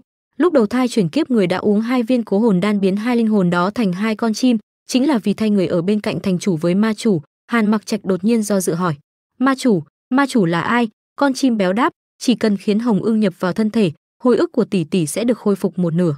Ma chủ là ai tự nhiên tỷ sẽ biết. Lúc này từ trong thân thể của Hồng Ưng bay ra một viên hồn đan, nó bay ngay vào miệng Liễu Như Sương, cơ thể cô bỗng chốc sáng rực ánh lửa, ánh mắt mở to. Con chim béo nhanh chóng giải thích cho Hàn Mặc Trạch đang lo lắng: không sao, đây là đang dung nạp linh hồn khác, chỉ cần linh hồn này nhập vào thân thể, võ công của tỷ tỷ sẽ càng cường đại. Liễu Như Sương nhắm mắt là hình bóng một vị nam nhân tóc bạc ngồi trên đại điện hiện lên.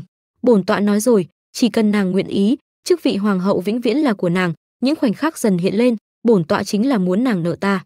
Nàng nghĩ xem nên lấy cái gì để trả lại ân tình cho ta. Liễu Như Sương khi ấy bị chuốc thuốc, ánh mắt mơ màng nhìn nam nhân đang si mê hôn lên tay mình, nhân lúc người ta gặp nạn mà ra tay, là hành vi của tiểu nhân. Quay trở lại thực tại, Liễu Như Sương mở bừng mắt, thì ra là hắn, tại Thiên Trì Nhai.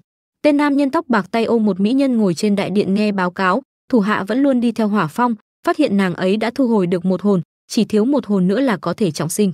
Hồng Ưng lúc này cũng bay tới bên cạnh anh ta, nàng ấy vẫn chưa độ kiếp xong, một hồn còn lại bổn tọa không thể đưa cho nàng ấy, có điều Ưng Long không thể lưu lại rồi. Nó đã lấy được Thánh Liên Hoa, uống nước hồ Thánh Liên, sợ là phong ấn trong người nó đã bị phá bỏ rồi. Nữ nhân tóc bạc nhận lệnh, thủ hạ sẽ đi làm việc. Ở bên này, Hàn Mặc Trạch lên tiếng: trong cung có việc gấp phải về xử lý, ngươi ở lại bảo vệ Sương Nhi. Liên Cửu Hoa nhận lệnh.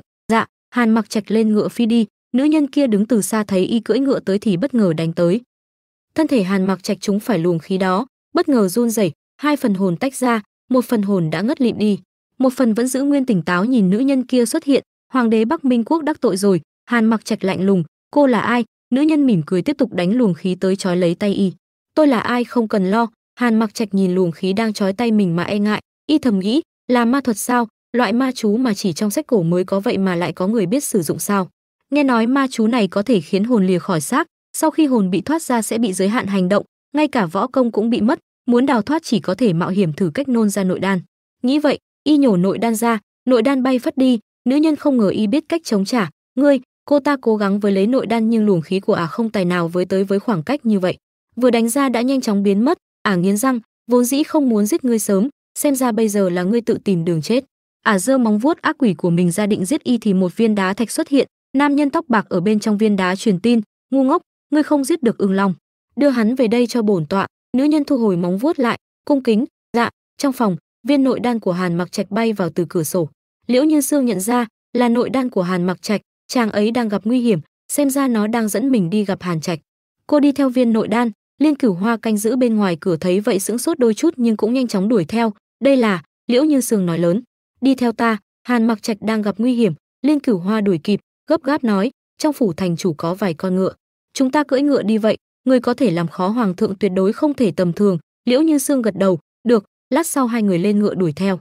Trong cánh rừng, Liễu Như Sương đuổi theo sát đít viên nội đan, tới một nơi, cả hai xuống ngựa trong ngơ ngác, sao tới rồi mà không có chút động tĩnh gì.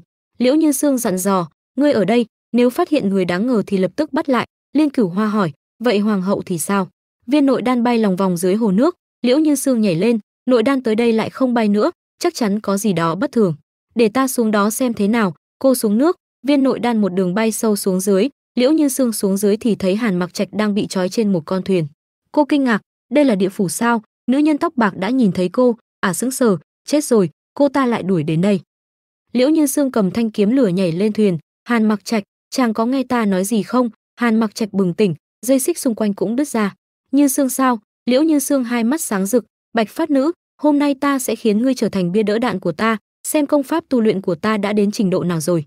Nói rồi cô quay sang Hàn Mặc Trạch, đứng sau lưng ta, cô vận công, luồng hỏa khí phóng tới chỗ cô, trực tiếp quấn lấy Bạch Phát Nữ. Cô ta không thể tin được quát lên: đáng chết, thả ta ra. Hỏa Phượng, ngươi muốn đối đầu với ma chủ sao? Người muốn giết hắn không phải là ta mà là ma chủ. Sợi dây càng quấn chặt lấy, Liễu Như Sương xoay người kéo theo Hàn Mặc Trạch rời đi.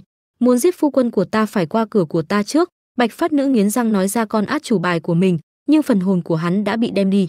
Ngươi có đưa hắn về cũng không cứu được hắn. Con rắn lửa quấn lấy càng chặt hơn. Liễu Như Sương đáp: vì vậy ta mới để lại mạng của ngươi. Nói đi, làm sao có thể gọi phần hồn đó về? Bạch Phát Nữ vì đau chỉ có thể nói ra: Lạc Chính Vũ. Lạc Chính Vũ có thể làm được. Cô hỏi ngay: hắn đang ở đâu? Bạch Phát Nữ cắn răng: bờ sông Vong Xuyên. Tại bờ sông Vong Xuyên. Liễu Như Sương chỉ tay vào cậu nhóc đang chơi cát, là hắn sao? Bỗng cô ngỡ ngàng, đây là, cậu nhóc khi nãy giờ đây đã biến thành một con nhện. Lạc Chính Vũ quay đầu, các ngươi có chuyện muốn cầu xin ta sao? Bạch Phát Nữ đột nhiên bối rối, tôi có thể rời đi hay chưa? Liễu Như Sương lạnh lùng, út. Cô quay sang Lạc Chính Vũ, ngươi có thể khiến linh hồn chàng ấy trở về không? Lạc Chính Vũ khá là thân thiện, có thể, nhưng muốn ta giúp đỡ cũng phải trả một cái giá nào đó. Cô nhanh chóng hỏi, phải đổi cái gì? Lạc Chính Vũ đáp, làm thỏa mãn một nguyện vọng của ta. Liễu Như Sương nghiêm túc, tôi đồng ý, chỉ là chàng ấy không thể đợi thêm nữa. Lạc Chính Vũ tạo ra một kết ấn, rồi nó bò lên người của Hàn Mặc Trạch, nghe theo chỉ thị của ta, nó bò đến chính giữa ngực của Hàn Mặc Trạch rồi tạo kết ấn, rồi nói tiếp, đại ca, cậu xuyên qua phong ấn này là được rồi. Hàn Mặc Trạch đi tới phong ấn đi xuyên qua. Liễu Như Sương lo lắng, thế nào rồi? Phần hồn của y xuất hiện nhập vào.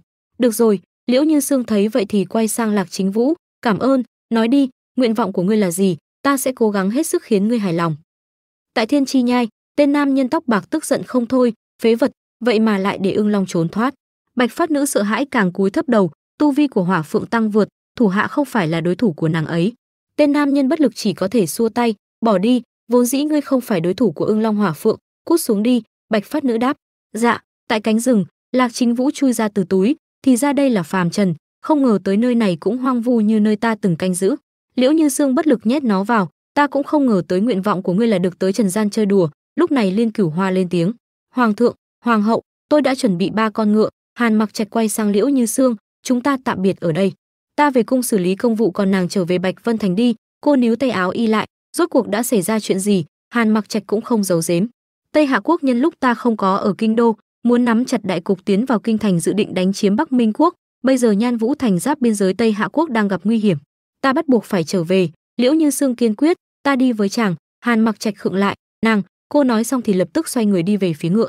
Ta đã đi theo chàng, dù đắng cay mặn ngọt thế nào ta cũng muốn cùng chàng trải qua. Liễu Như Sương nhảy lên ngựa, trước hết chúng ta về Nhan Vũ Thành thăm dò tình hình, sau đó tìm ra đối sách. Hàn Mặc Trạch cảm động mỉm cười, Sương Nhi, cảm ơn nàng. Hai người cùng nhau cưỡi ngựa rời đi. Cũng là lúc Liên Cửu Hoa mới bắt đầu tháo dây. Lúc y nhảy lên ngựa thì hai người họ đã đi xa. Tại Nhan Vũ Thành, Liễu Như Sương ngồi trước bàn ăn quan sát. Nhan Vũ Thành này bề ngoài thì có vẻ yên ả, chẳng lẽ là có ân tình gì khác? Hàn Mặc Trạch nhíu mày, đợi thêm chút nữa. Bên ngoài đường phố đột nhiên nhào nháo vội vã, chạy mau, quân đội của Tây Hạ quốc lại đến rồi. Những tên quân lính xuất hiện liên tục đập phá đồ đạc trên phố, thậm chí là đánh người dân vô tội. Khóe miệng Hàn Mặc Trạch giật giật, cả gương mặt u ám. Ta hiểu rồi, đây là đang cho quân đội mở đường đây mà, để hiểu rõ tình hình của Bắc Minh quốc.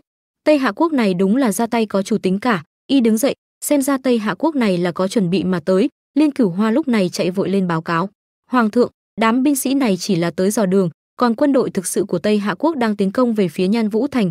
Liễu Như Sương sốt ruột bật dậy, chàng tính làm thế nào? Hàn Mặc Trạch phân tích, Tây Hạ quốc nhanh như vậy đã muốn tiến binh cho thấy thực lực cũng rất lớn. Bây giờ chúng ta không thể về kinh thành nữa rồi, chỉ có thể tìm cách ngăn chặn sự tiến công của bọn họ, nếu không hậu quả sẽ rất khó lường. Liên Cửu Hoa kinh ngạc, cái gì? Binh lính của Nhan Vũ Thành chỉ có 2 vạn, làm sao có thể chống lại 10 vạn binh lính của Tây Hạ quốc đây?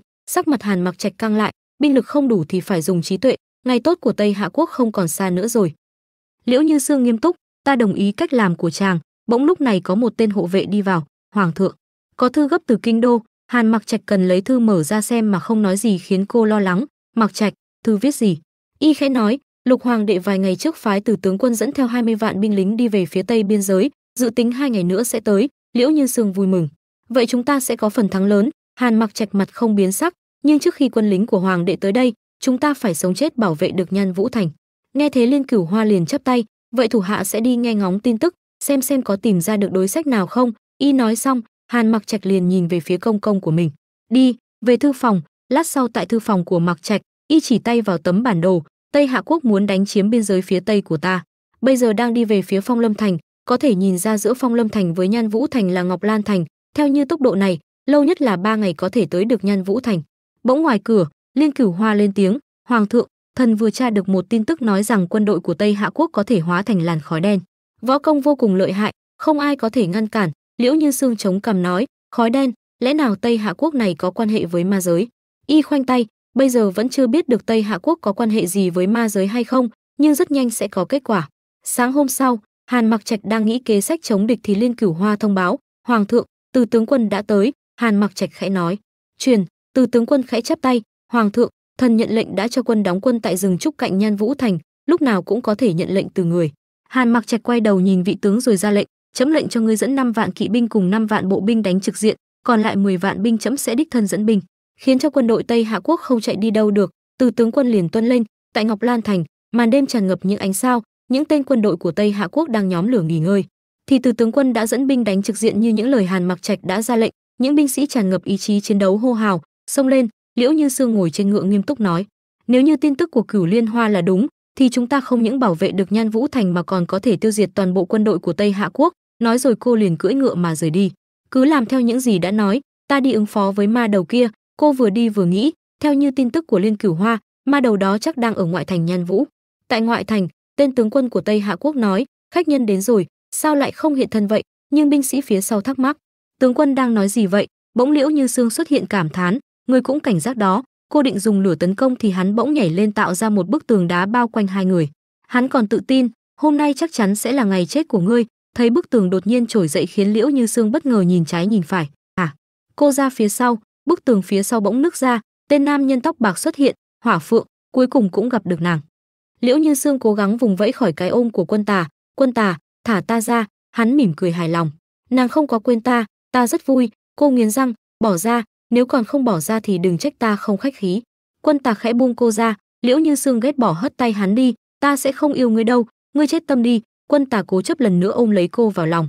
Ta yêu nàng là được, sau này nàng sẽ sống ở ma cung với ta, được ta thưởng dụng. Còn về Ưng Long, hắn sẽ trở thành vị vua mất nước, ta sẽ khiến hắn đau khổ tột cùng. Liễu Như Sương nghiến răng nghiến lợi, thì ra người đứng sau cuộc chiến này là ngươi đúng là điên rồi. Quân Tà si mê sờ tay lên cánh môi của cô. Điên thì đã sao, chỉ cần có được nàng thì làm gì cũng được. Bỗng một làn khói đen xuất hiện quấn lấy cơ thể cô. Liễu Như Sương bất ngờ, chết rồi, sao lại không động đậy được? Quân Tà vẫn đang thao thao bất tuyệt, nàng bị thủ hạ của ta dẫn tới đây, nhưng không phát hiện ra điều gì kỳ quái sao? Một Hỏa Phượng tiếng tăm lừng lẫy xem ra lại nhẹ dạ như vậy. Trong cốc này đã chứa đầy nước hoa cùng phấn hoa có thể làm tê dại năng lực phản kháng của nàng. Hỏa Phượng, lần này nàng chạy không thoát đâu. Nói rồi hắn ôm lấy Liễu Như Sương đang bất động rời đi. Ở doanh trại, Liên Cửu Hoa vui vẻ, phán đoán của hoàng thượng một chút cũng không sai, cùng với sự phối hợp của Từ tướng quân, vậy mà có thể tóm cổ cả bọn. Hàn Mặc Trạch vừa trở về đã ra lệnh, phân phó xuống dưới, nhớ canh giữ thống lĩnh của bên giặc thật tốt, tránh gây rắc rối. Liên Cửu Hoa nhận lệnh. Dạ. Hàn Mặc Trạch lại nhìn quanh, đã tới giờ rồi, hoàng hậu đâu? Cung nữ sợ hãi, hoàng thượng, hoàng hậu vẫn chưa có về. Lạc Chính Vũ ở trên vai y cũng lo lắng. Không phải là tỷ tỷ xảy ra chuyện gì rồi chứ? Đã muộn như vậy rồi. Hàn Mặc Trạch kinh hãi, y khẽ gọi, Liên Cửu Hoa. Liên Cửu Hoa hiểu ý, y ra bên ngoài kêu lên, tất cả mọi người đi theo ta, nhất định phải tìm được hoàng hậu nương nương. Ngày hôm sau, tại Thiên Trì Nhai, Liễu Như Sương cố gắng vùng vẫy với những sợi dây xích trên cả hai tay hai chân. Quân Tà lên tiếng, đây là dây sắt ngàn năm luyện thành, nàng không thoát khỏi được đâu. Hắn bắt đầu mềm mỏng dụ dỗ, Hỏa Phượng, ở lại bên cạnh ta được không?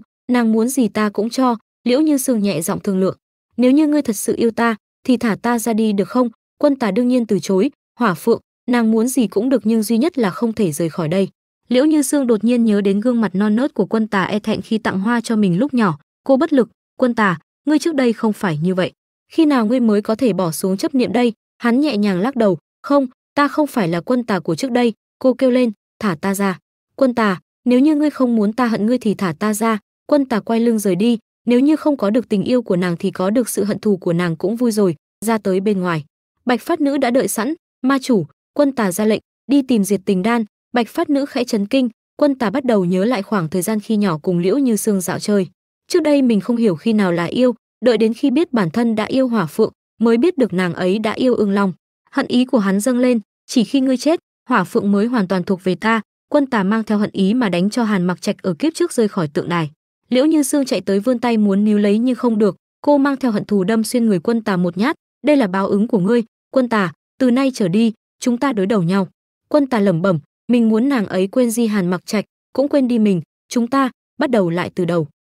Hôm sau, Bạch Phát Nữ cầu kiến, ma chủ, thủ hạ đã tìm được Diệt Tình Đan rồi ạ. Quân Tà hài lòng nhìn bình thuốc trên tay. Bạch Phát Nữ lưỡng lự, ma chủ, Hỏa Phượng có thể vì Ưng Long mà giết đi người, một Hỏa Phượng như vậy không đáng được người yêu. Quân Tà xoay người rời đi, việc của bổn tọa không đến lượt ngươi quản. Bạch Phát Nữ nắm chặt tay, hận ý cũng tràn ngập nơi đáy mắt. Tại phòng, Quân Tà đổ thuốc ra, nhân lúc Liễu Như Sương đang ngủ mà mở miệng của cô ra cho thuốc vào. Viên thuốc được nuốt xuống, Liễu Như Sương mơ màng mở mắt. Quân Tà hỏi han, tỉnh rồi sao? Liễu Như Sương ngơ ngác ngồi dậy nhìn người đàn ông ân cần bên cạnh. Ngươi là ai? Quân Tà si tình nhìn cô, ta là phu quân của nàng. Quân Tà, cô đỡ chán, vậy tại sao ta một chút cũng không nhớ chứ? Quân Tà ân cần xoa thái dương giúp cô rồi dịu dàng giải thích. Do lần trước nàng mắc bệnh nặng, đại phu nói sau khi nàng tỉnh lại có thể sẽ mất đi ký ức, có điều nàng không cần sợ, ta sẽ cùng nàng tìm lại đoạn ký ức đó. Liễu Như Sương hai má đỏ ửng nhìn hắn mà cảm động. Được, Quân Tà thầm nghĩ, uống thuốc diệt tình đan này những ký ức trước đây của nàng sẽ mất đi không còn một chút nào. Ở nơi khác, Hàn Mặc Trạch với đôi mắt thâm quầng nhíu chặt mày, Liên Cửu Hoa thở hổn hển, tại hạ đã lật tung cả thành này lên mà vẫn chưa tìm được hoàng hậu nương nương, có lẽ nào? Hàn Mặc Trạch nhíu mày không nói. Y nhớ lại khoảnh khắc Bạch Phát Nữ thốt ra những lời ngông cuồng kia, đáng chết, thả ta ra, Hỏa Phượng, ngươi muốn đối đầu với ma chủ sao? Người muốn giết hắn không phải là ta mà là ma chủ. Y khẽ mỉm cười yếu ớt, ta biết Sương Nhi ở đâu rồi. Liên Cửu Hoa bừng tỉnh, ở đâu vậy? Thủ hạ lập tức phái người đi đón hoàng hậu nương nương về. Hàn Mặc Trạch xoay người rời đi. Nơi đó các ngươi không tới được, trẫm sẽ đi. Y thầm nghĩ, ma chủ muốn giết ta mà Bạch Phát Nữ nói tới chính là hận tình mới tìm tới, xem ra ta phải đi một chuyến rồi. Nam Cung Bá lúc này bỗng lên tiếng, nếu đã như vậy, bổn thành chủ đi cùng ngươi, vừa hay có thể giúp đỡ lẫn nhau. Tại Thiên Chi Nhai, Liễu Như Sương bối rối xua tay, đủ rồi, thực sự không ăn được nữa. Lúc này Bạch Phát Nữ vội vã chạy vào, ma chủ, không hay rồi. Quân Tà nhíu mày nhìn người vừa phá hỏng nhã hứng của mình. Chuyện gì mà kinh hoàng như vậy? Bạch Phát Nữ chạy đến thì thầm vào tai hắn, Ưng Long cùng nam nhân đó xông vào ma cung, chúng ta sắp không chống cự được rồi. Quân Tà mỉm cười, Ưng Long sao? Nếu khách đã tới cửa thì chúng ta cũng nên tiếp đón. Bạch Phát Nữ lại lo ngại, nhưng mà ma chủ. Quân Tà nhìn sang Liễu Như Sương, cũng để cho Ưng Long nhìn thấy, Hỏa Phượng bây giờ là nữ nhân của ai. Nói rồi hắn đan tay vào tay cô. Bạch Phát Nữ nhíu mày cúi đầu, thủ hạ sẽ giải tán các ma binh ở cửa điện. Hàn Mặc Trạch lúc này lo lắng chạy đến, Sương Nhi. Liễu Như Sương sợ hãi núp sau lưng Quân Tà, phu quân, hắn là ai? Hàn Mặc Trạch kinh ngạc, không thể tin vào mắt mình, Sương Nhi, nàng quên ta rồi sao? Liễu Như Sương cảnh giác lùi lại, ta không phải là Sương Nhi, ta là Hỏa Phong. Hàn Mặc Trạch tức giận nắm lấy áo Quân Tà, rốt cuộc ngươi đã làm gì với nàng? Quân Tà mỉm cười nham hiểm, Ưng Long, ngươi phải biết rằng bổn tọa vẫn luôn muốn giết ngươi, hôm nay ngươi tự mình dẫn thân tới đây. Từ trong tay hắn xuất hiện một hắc đao, hắn đắc ý giơ kiếm lên, đừng trách ta hạ thủ độc ác, không nể tình trước đây. Trước khi thanh đao của hắn hạ xuống thì hắn đã bất ngờ bị một hỏa kiếm xuyên qua người. Quân Tà kinh ngạc, Hỏa Phong, nàng. Liễu Như Sương sợ hãi buông tay ra, không phải ta. Cô thầm nghĩ, sao lại như vậy? Khoảnh khắc đó mình chỉ không muốn nhìn thấy Quân Tà làm tổn thương người đó. Bạch Phát Nữ lo lắng kêu lên, ma chủ. Liễu Như Sương nhìn cảnh tượng này mà ngã khuỵu, không phải ta, sao ta có thể giết chính phu quân mình? Rốt cuộc ta là ai? Hàn Mặc Trạch tiến đến ôm lấy cô. Bạch Phát Nữ bên này nước mắt lưng tròng ôm lấy Quân Tà, ma chủ. Quân Tà gắng gượng cười khổ, thì ra cho dù nàng mất hết ký ức thì nàng vẫn yêu hắn. Hàn Mặc Trạch ôm lấy Liễu Như Sương đang hoảng loạn, y nghiêm mặt nhìn Quân Tà, yêu là thành toàn chứ không phải chiếm hữu. Nếu như ngươi thật sự muốn tốt cho Sương Nhi thì hãy buông tay. Quân Tà đột nhiên lên tiếng, đưa thất sắc đan cho ta. Bạch Phát Nữ do dự, nhưng mà người. Quân Tà gằn giọng, bổn tọa nói lại lần nữa, đưa thất sắc đan cho ta. Bạch Phát Nữ hết cách chỉ có thể đưa tới, đây chính là thất sắc đan. Quân Tà lại ra lệnh, đỡ bổn tọa dậy. Bên này Liễu Như Sương vẫn đang run rẩy lẩm bẩm, không phải ta. Quân Tà gắng gượng đi tới, Hỏa Phượng đã uống diệt tình đan, võ công đã bị ép xuống 5 phần, nếu không thì hôm nay ta thật sự chết trong tay nàng ấy rồi.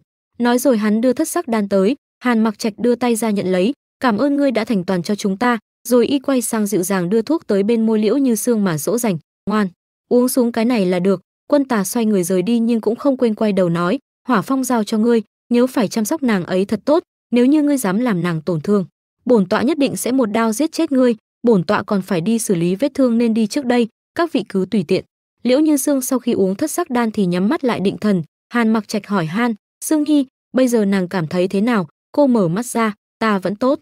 Rồi cô đứng dậy nói với Quân Tà đang rời đi, ta giúp ngươi trị thương. Quân Tà khựng lại, nàng không hận ta sao? Ta ép buộc nàng tới đây, còn làm mất đi ký ức của nàng. Liễu Như Sương mông lung đáp, một đao đó của ta coi như xóa bỏ hết hận thù, nếu bây giờ ngươi còn trầm mê bất ngộ, ta cũng không còn thuốc nào có thể cứu giúp. Quân Tà mỉm cười thầm ngộ ra, mình thật sự phải buông tay rồi. Lúc này chim ưng bay tới trên tay hắn, Quân Tà lên tiếng, đây chính là phần hồn còn lại, chỉ cần thần hồn này nhập vào thân thể, phần ký ức trước đây nàng bị phong ấn sẽ bị giải trừ, tu vi cũng được tăng lên. Chim ưng lúc này bay đến nhập vào người Liễu Như Sương, cô đau đớn kêu lên.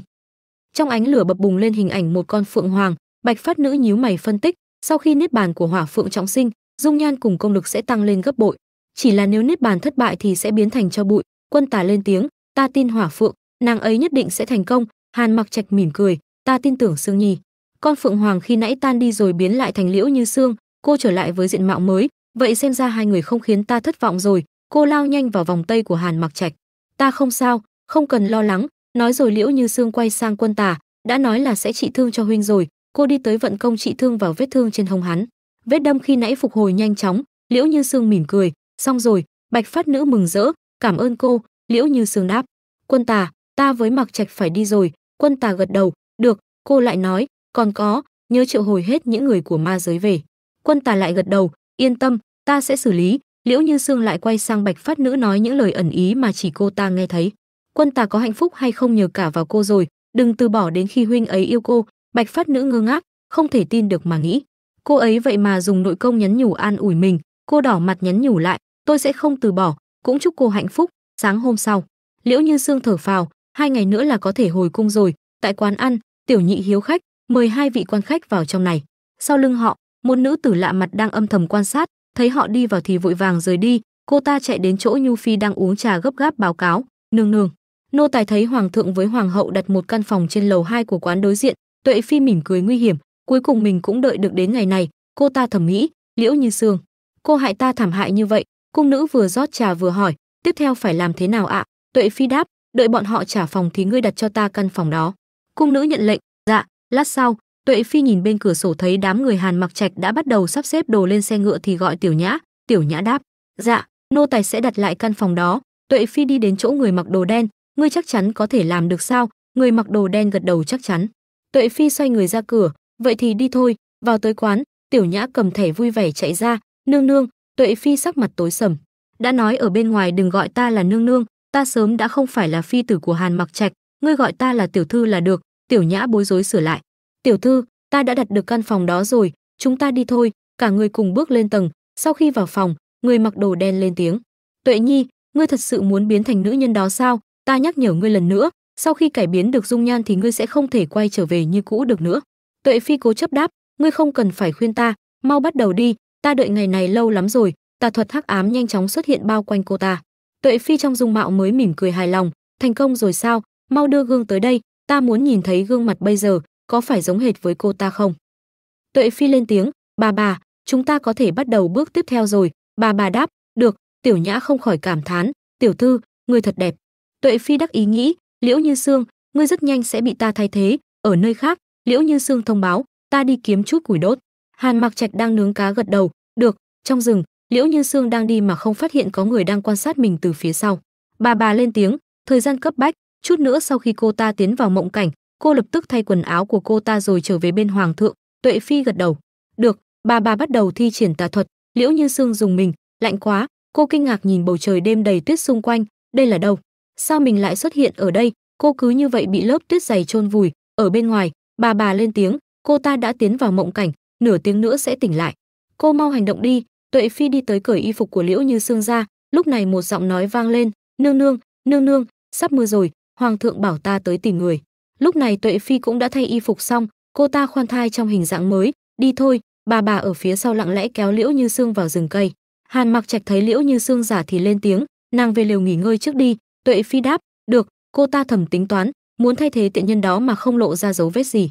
Xem ra mình phải tìm một lý do mất đi ký ức để hoàng thượng không điều tra ra manh mối nào. Cô ta đi vào trong lều. Ngày hôm sau, Hàn Mặc Trạch lay người Tuệ Phi dậy, con heo lười, mau dậy thôi, chúng ta phải lên đường rồi. Tuệ Phi bắt đầu diễn kịch, ôm đầu đau đớn kêu lên, đau đầu quá, ta đau đầu quá. Hàn Mặc Trạch lo lắng, xảy ra chuyện gì? Tuệ Phi bật dậy trong gương mặt ngơ ngác, ngươi là ai, sao lại ở trong phòng ta? Hàn Mặc Trạch khựng lại, y thẩm mỹ, lẽ nào thuốc mà Quân Tà cho mình không có tác dụng hoàn toàn sao? Tuệ Phi càng diễn lố hơn, cô ta trực tiếp đẩy mạnh y ra ngoài. Hàn Mặc Trạch ôm lấy cô ta an ủi, Sương Nhi, nàng đừng sợ, trước đây nàng uống thuốc diệt tình đan, Quân Tà đã đưa thuốc giải cho ta nhưng đoán chừng là chưa thể hoàn toàn khôi phục, có điều không sao, ta sẽ ở bên nàng đến khi nàng tìm được ký ức. Tuệ Phi thầm thở phào, tiện nhân này trước kia từng ăn diệt tình đan sao, đúng là ông trời giúp mình. Cô ta lên tiếng, nhưng mà ta không nhớ ra được ta là ai. Hàn Mặc Trạch nâng mặt cô ta lên, không sao, ta sẽ nhớ giúp nàng. Nói rồi y dịu dàng đắp chăn cho cô ta,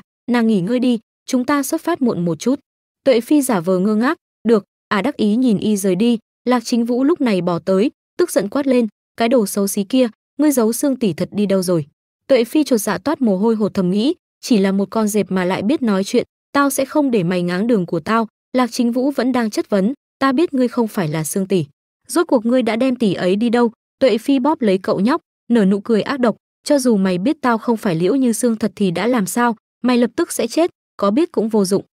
Tuệ Phi chôn Lạc Chính Vũ với nụ cười trên môi, ai cũng không được ngăn cản ta trở thành hoàng hậu của chàng. Cô ta đứng dậy đi đến chỗ Hàn Mặc Trạch, khi đi ngang qua, y đã cầm lấy tay cô ta lại nhắc nhở, cẩn thận. Tuệ Phi thầm nghĩ, nữ nhân đó chẳng tốt chút nào cả, chí ít thân phận bà ta còn có chỗ dùng. Hàn Mặc Trạch lo ngại nghĩ, sao cứ cảm thấy nàng ấy không giống trước kia, rốt cuộc là khác ở đâu. Lúc này đột nhiên một con ngựa màu trắng xuất hiện chạy về phía Hàn Mặc Trạch, Liên Cửu Hoa bất ngờ, sao con ngựa này lại xuất hiện ở đây? Hàn Mặc Trạch đi đến, thấy trên miệng nó ngoạm một miếng ngọc bội thì đưa tay ra cầm lấy, y thầm nghĩ, đây không phải là miếng ngọc bội Sương Nhi hay mang bên người sao? Con ngựa đột nhiên cất tiếng nói mà chỉ mình y hiểu được, ca ca, miếng ngọc bội này là do Chính Vũ nhặt được ở ngọn núi hoang bên kia.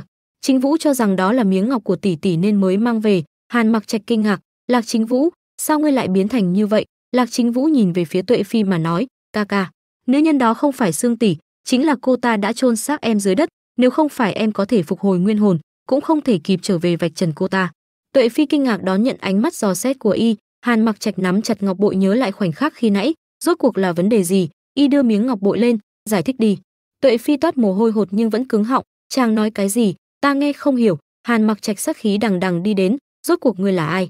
Nếu như ngươi chủ động nói ra thân phận, trẫm có thể tha tội chết cho ngươi. Tuệ Phi trốn tránh ánh mắt của y, cô ta lại bắt đầu diễn, nước mắt tuôn ra nghẹn ngào nói, ta không nhớ rõ những gì trước đây, nếu như chàng vì việc này mà hoài nghi ta, vậy ta cũng không còn gì để nói, ta đi là được. Nói rồi cô ta xoay người rời đi. Liên Cửu Hoa hoang mang, bệ hạ, sao cô ta không phải là nương nương? Cho dù trên đời này có người giống nhau, nhưng tuyệt đối sẽ không giống đến mức như vậy. Hàn Mặc Trạch mỉm cười, dứt khoát ra lệnh, vô tâm vô tình bắt cô ta lại. Thuộc hạ nhận lệnh. Tuệ Phi không thể tin được. Hàn Mặc Trạch từ phía sau đi tới chất vấn cô ta, Liễu Như Sương mà ta quen biết tuyệt đối không thích uy hiếp người khác, rốt cuộc ngươi là ai? Tuệ Phi bị khống chế, cô ta thầm mắng, đáng chết, nhanh như vậy đã bị lộ. Hàn Mặc Trạch lạnh giọng, dùng hình với cô ta. Tuệ Phi nhìn thứ đồ thuộc hạ mang tới mà sợ hãi, cho dù thế nào mình cũng không được thừa nhận, nếu không tất cả những gì mình làm đều đổ vỡ hết. Kẹp ngón được sâu vào, thuộc hạ bắt đầu siết lấy hai bên dây.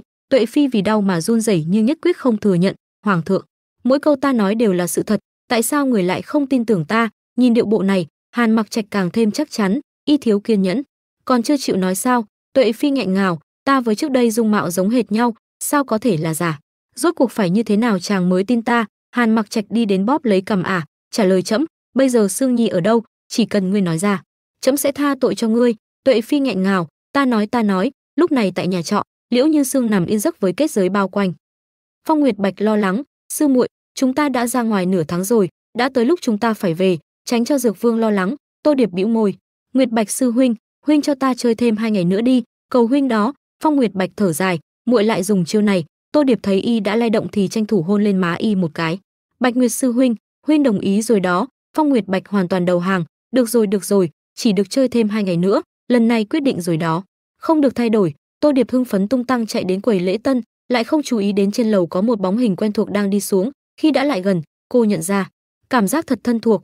Đúng lúc này mạn che mặt của Liễu Như Sương rơi xuống. Tô Điệp kinh hãi, chị dâu sao? Cô kêu lên, Bạch Nguyệt sư huynh, mau cản hắn lại. Cô trực tiếp đặt tay lên vai tên kia, ngươi được lắm, dám bắt cóc chị dâu, ngươi không muốn sống rồi sao? Ở trên đường phố, Hàn Mặc Trạch cưỡi ngựa nhanh nhất có thể, lòng thầm lo, Sương Nhi, nàng ngàn vạn lần đừng xảy ra chuyện gì. Tới quán trọ, y dừng lại, gấp gáp bước vào. Chủ trọ tiếp đón, khách quan đến đây dừng chân hay là muốn ở trọ? Hàn Mặc Trạch đưa bức chân dung của Liễu Như Sương lên, có thấy người con gái trong tranh này không? Tay còn lại y đưa đến một lượng bạc.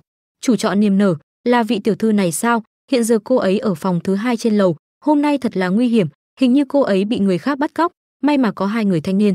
Chưa dứt câu Hàn Mặc Trạch đã vội vàng chạy lên lầu. Chủ trọ sợ hãi liên tục nhắc nhở, khách quan chậm một chút, cầu thang của chỗ ta rất dốc đó. Ở trong phòng, Tô Điệp mặt mày u ám tra hỏi, ngươi nói ngươi không biết, lừa quỷ sao? Ngươi bắt cóc một người sống sờ sờ ra đấy còn dám nói không biết tại sao lại bắt tỷ ấy à? Tên đó bị trói không ngừng run rẩy. Tô Điệp giơ tay lên, có tin ta đánh ngươi không? Đúng lúc này Hàn Mặc Trạch mở cửa ra, cả hai người kinh ngạc. Mặc ca ca, y thở gấp, Điệp Nhi, sao hai người lại ở đây? Sương Nhi đâu? Tô Điệp chỉ về phía giường, ở bên đó. Hàn Mặc Trạch đi đến vận công. Liễu Như Sương bừng tỉnh, Mặc Trạch, sao chàng lại ở đây?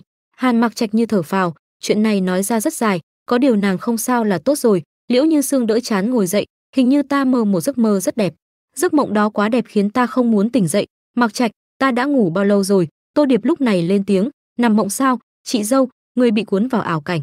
Chỉ có ảo cảnh mới khiến người ta không muốn tỉnh lại. Liễu Như Sương nhìn tay áo mà giật mình, sao quần áo của ta lại bị thay mất rồi? Hàn Mặc Trạch đáp, lúc đó có người giống hệt nàng tiếp cận ta, chắc là quần áo của nàng bị cô ta trộm mất. Tô Điệp tiếp tục việc tra hỏi, nói, người giống hệt chị dâu ta có phải là đồng bọn của ngươi không? Tên đó uất ức không thôi. Không phải, ta thật sự không biết, ta chỉ là cầm tiền thay người ta làm chút chuyện, đại nhân đại lượng tha cho ta đi mà. Hàn Mặc Trạch lạnh giọng, cầm tiền người ta sao? Vậy người đưa tiền cho ngươi là ai? Tên đó sợ hãi thành thật kể lại, có một bà đưa cho tôi 20 lượng bạc, bảo hôm nay tôi đưa nữ nhân này tới sau núi. Sau núi? Liễu Như Sương gặng hỏi, bà ta muốn đưa ta đến sau núi để làm gì? Tên đó lắp bắp, chôn cô. Tô Điệp không thể tin được thốt lên, thật độc ác. Liễu Như Sương không bỏ qua, sau núi là ở đâu? Mau đưa ta tới đó, mau. Nói rồi cô dùng công pháp của mình cắt đứt dây trói của hắn. Tên đó sợ hãi nhanh chóng dẫn đường, đi theo tôi. Sau núi còn cách nơi này một đoạn, tôi đã an bài xe ngựa để ở bên ngoài rồi, ra tới bên ngoài. Liễu Như Sương lên xe ngựa khởi hành bắt đầu đi tới sau núi, tới nơi, tên kia kêu lên. Đến rồi, đây chính là sau núi, rồi hắn bắt đầu dẫn đường, bà đó nói vứt cô vào cái hố đã đào sẵn này rồi lấp đất vào. Hắn chỉ tay vào cái hố to trên đất, Liễu Như Sương nhíu mày, cái hố này thật kỳ lạ, sợ là một khi bị chôn dưới đó sẽ vĩnh viễn không nhìn thấy mặt trời. Tô Điệp nghe mà tức giận, rốt cuộc là ai, sao có thể độc ác như vậy? Liễu Như Sương mỉm cười, là Tuệ Phi. Cô quay sang, Mặc Trạch, cái người giống hệt ta bây giờ đang ở đâu? Hàn Mặc Trạch đáp, cô ta đã bị ta bắt lại rồi, cho dù cô ta có mọc cánh cũng khó trốn khỏi đó. Liễu Như Sương mỉm cười nham hiểm, vậy thì có kịch hay để xem rồi, dám đối xử với ta như vậy thì đừng trách ta độc ác. Chúng ta trở về đi. Bỗng y nhớ ra, quay sang hỏi Tô Điệp cùng Phong Nguyệt Bạch, hai người tính làm thế nào? Có muốn đi cùng chúng ta không? Đợi xong chuyện này ta với Sương Nhi sẽ đích thân chiêu đãi hai người được không? Tô Điệp hưng phấn. Được nha. Phong Nguyệt Bạch bất lực, Điệp Nhi đồng ý rồi ta cũng không còn gì để nói. Tại lều, Liên Cửu Hoa đang canh giữ Tuệ Phi thì thấy hai người kia đã trở về. Hoàng thượng, hoàng hậu. Liễu Như Sương đi tới chỗ Tuệ Phi mà cảm thán, đúng là giống hệt với ta. Tuệ Phi, ngươi phí tâm cơ như vậy lại không giành được chút tình yêu, việc gì phải khổ như vậy? Tuệ Phi thẹn quá hóa giận quát lên, đồ nữ nhân tâm địa rắn rết, rốt cuộc cô đã dùng yêu pháp gì khiến hoàng thượng một lòng với cô?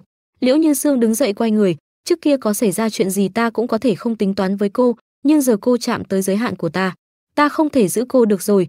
Nói rồi cô ra lệnh, đưa cô ta đi. Tuệ Phi bị đưa đi lẩm bẩm, sai rồi, thực sự sai rồi, thực sự sai rồi. Tô Điệp đi phía sau không ngừng chửi mắng, đều tại nữ nhân này, hại chị dâu suýt chút nữa bị chôn sống, đúng là người lành bị ức hiếp mà.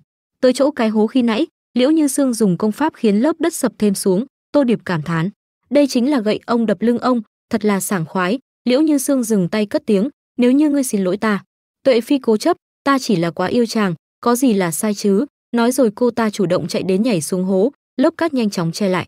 Hàn Mặc Trạch ôm lấy vai Liễu Như Sương, chuyện này coi như xong, nếu như nàng ta một lòng muốn chết thì cho nàng ta toại nguyện.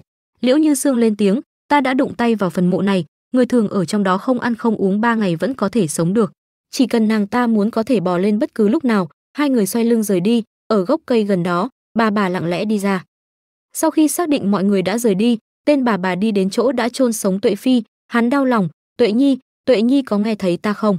Hắn điên cuồng cào đất đã chôn sống Tuệ Phi, chẳng lẽ đống đất này bị nguyền rủa rồi hắn lại dùng ma pháp nhưng kết quả vẫn như cũ không chút động tĩnh, không có tác dụng. Hắn lại dùng tay vỗ vỗ lên đống đất mà nói lớn, Tuệ Nhi còn có nghe thấy bà nói gì không? Tuệ Nhi, đây là phần mộ sống, chứ không phải phần mộ chết.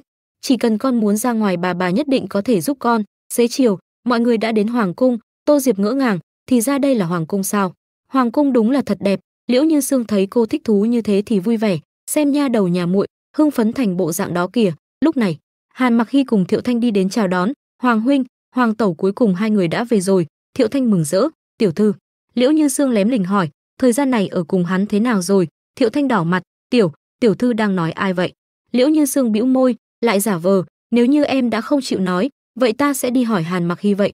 Lát sau, mọi người đang dùng bữa thì bỗng nhiên Liễu Như Sương cảm thấy buồn nôn khiến Thiệu Thanh lo lắng. Tiểu thư bị sao vậy? Thấy cô như thế Hàn Mặc Trạch cũng lo lắng, thấy mọi người như thế, cô hơi ngại nói, ta không sao, chỉ là có chút buồn nôn, không cần để ý tới ta, mọi người cứ tiếp tục dùng bữa, ta về nằm một chút. Thiệu Thanh không an tâm nên đã dìu cô về phòng. Tại phòng Liễu Như Sương, Thiệu Thanh lấy chén nước nóng ấm cho cô. Liễu Như Sương chống cằm nói, còn không mau nói sự thật cho ta. Hàn Mặc Hy đã nói với ta rồi, hắn định tháng 10 này sẽ cưới muội về nhà. Thiệu Thanh xấu hổ đỏ mặt, tiểu thư. Cô thấy Thiệu Thanh còn e dè thì liền nói, em không có nhà mẹ đẻ, vậy ta sẽ làm nhà mẹ đẻ của em, ta cũng đã chuẩn bị rồi, của hồi môn. Trang sức cùng y phục không thể thiếu, dứt câu cô liền buồn nôn. Thiệu Thanh lo lắng, tiểu thư, hay là nên gọi thái y tới xem. Cô cản tay của Thiệu Thanh lại, không cần đâu. Bỗng Hàn Mặc Trạch dẫn thái y đi vào, vẫn là nghe lời Thanh Nhi đi, để thái y bắt mạch cho nàng. Lát sau, thái y đang bắt mạch cho Liễu Như Sương thì mừng rỡ, chúc mừng hoàng thượng và hoàng hậu nương nương đã có hỉ mạch. Thiệu Thanh vui mừng, tiểu thư đã có hỉ mạch rồi. Hàn Mặc Trạch im lặng một lúc nhưng rồi lại không kìm chế được sự vui mừng, liền bế Liễu Như Sương xoay quanh mà hô hoán, Sương Nhi, chúng ta có con rồi. Sương Nhi nàng có nghe thấy không? Cô đỏ mặt, trước mặt mọi người như vậy, mau thả ta xuống. Cùng lúc đó, tại đền thờ, Thái hậu đang tụng Phật thì có một công công đi đến, Thái hậu nương nương, có thư từ Đông Phượng quốc. Thái hậu cầm lấy bức thư mở ra đọc, những ngày cực khổ của ai ra sắp kết thúc rồi.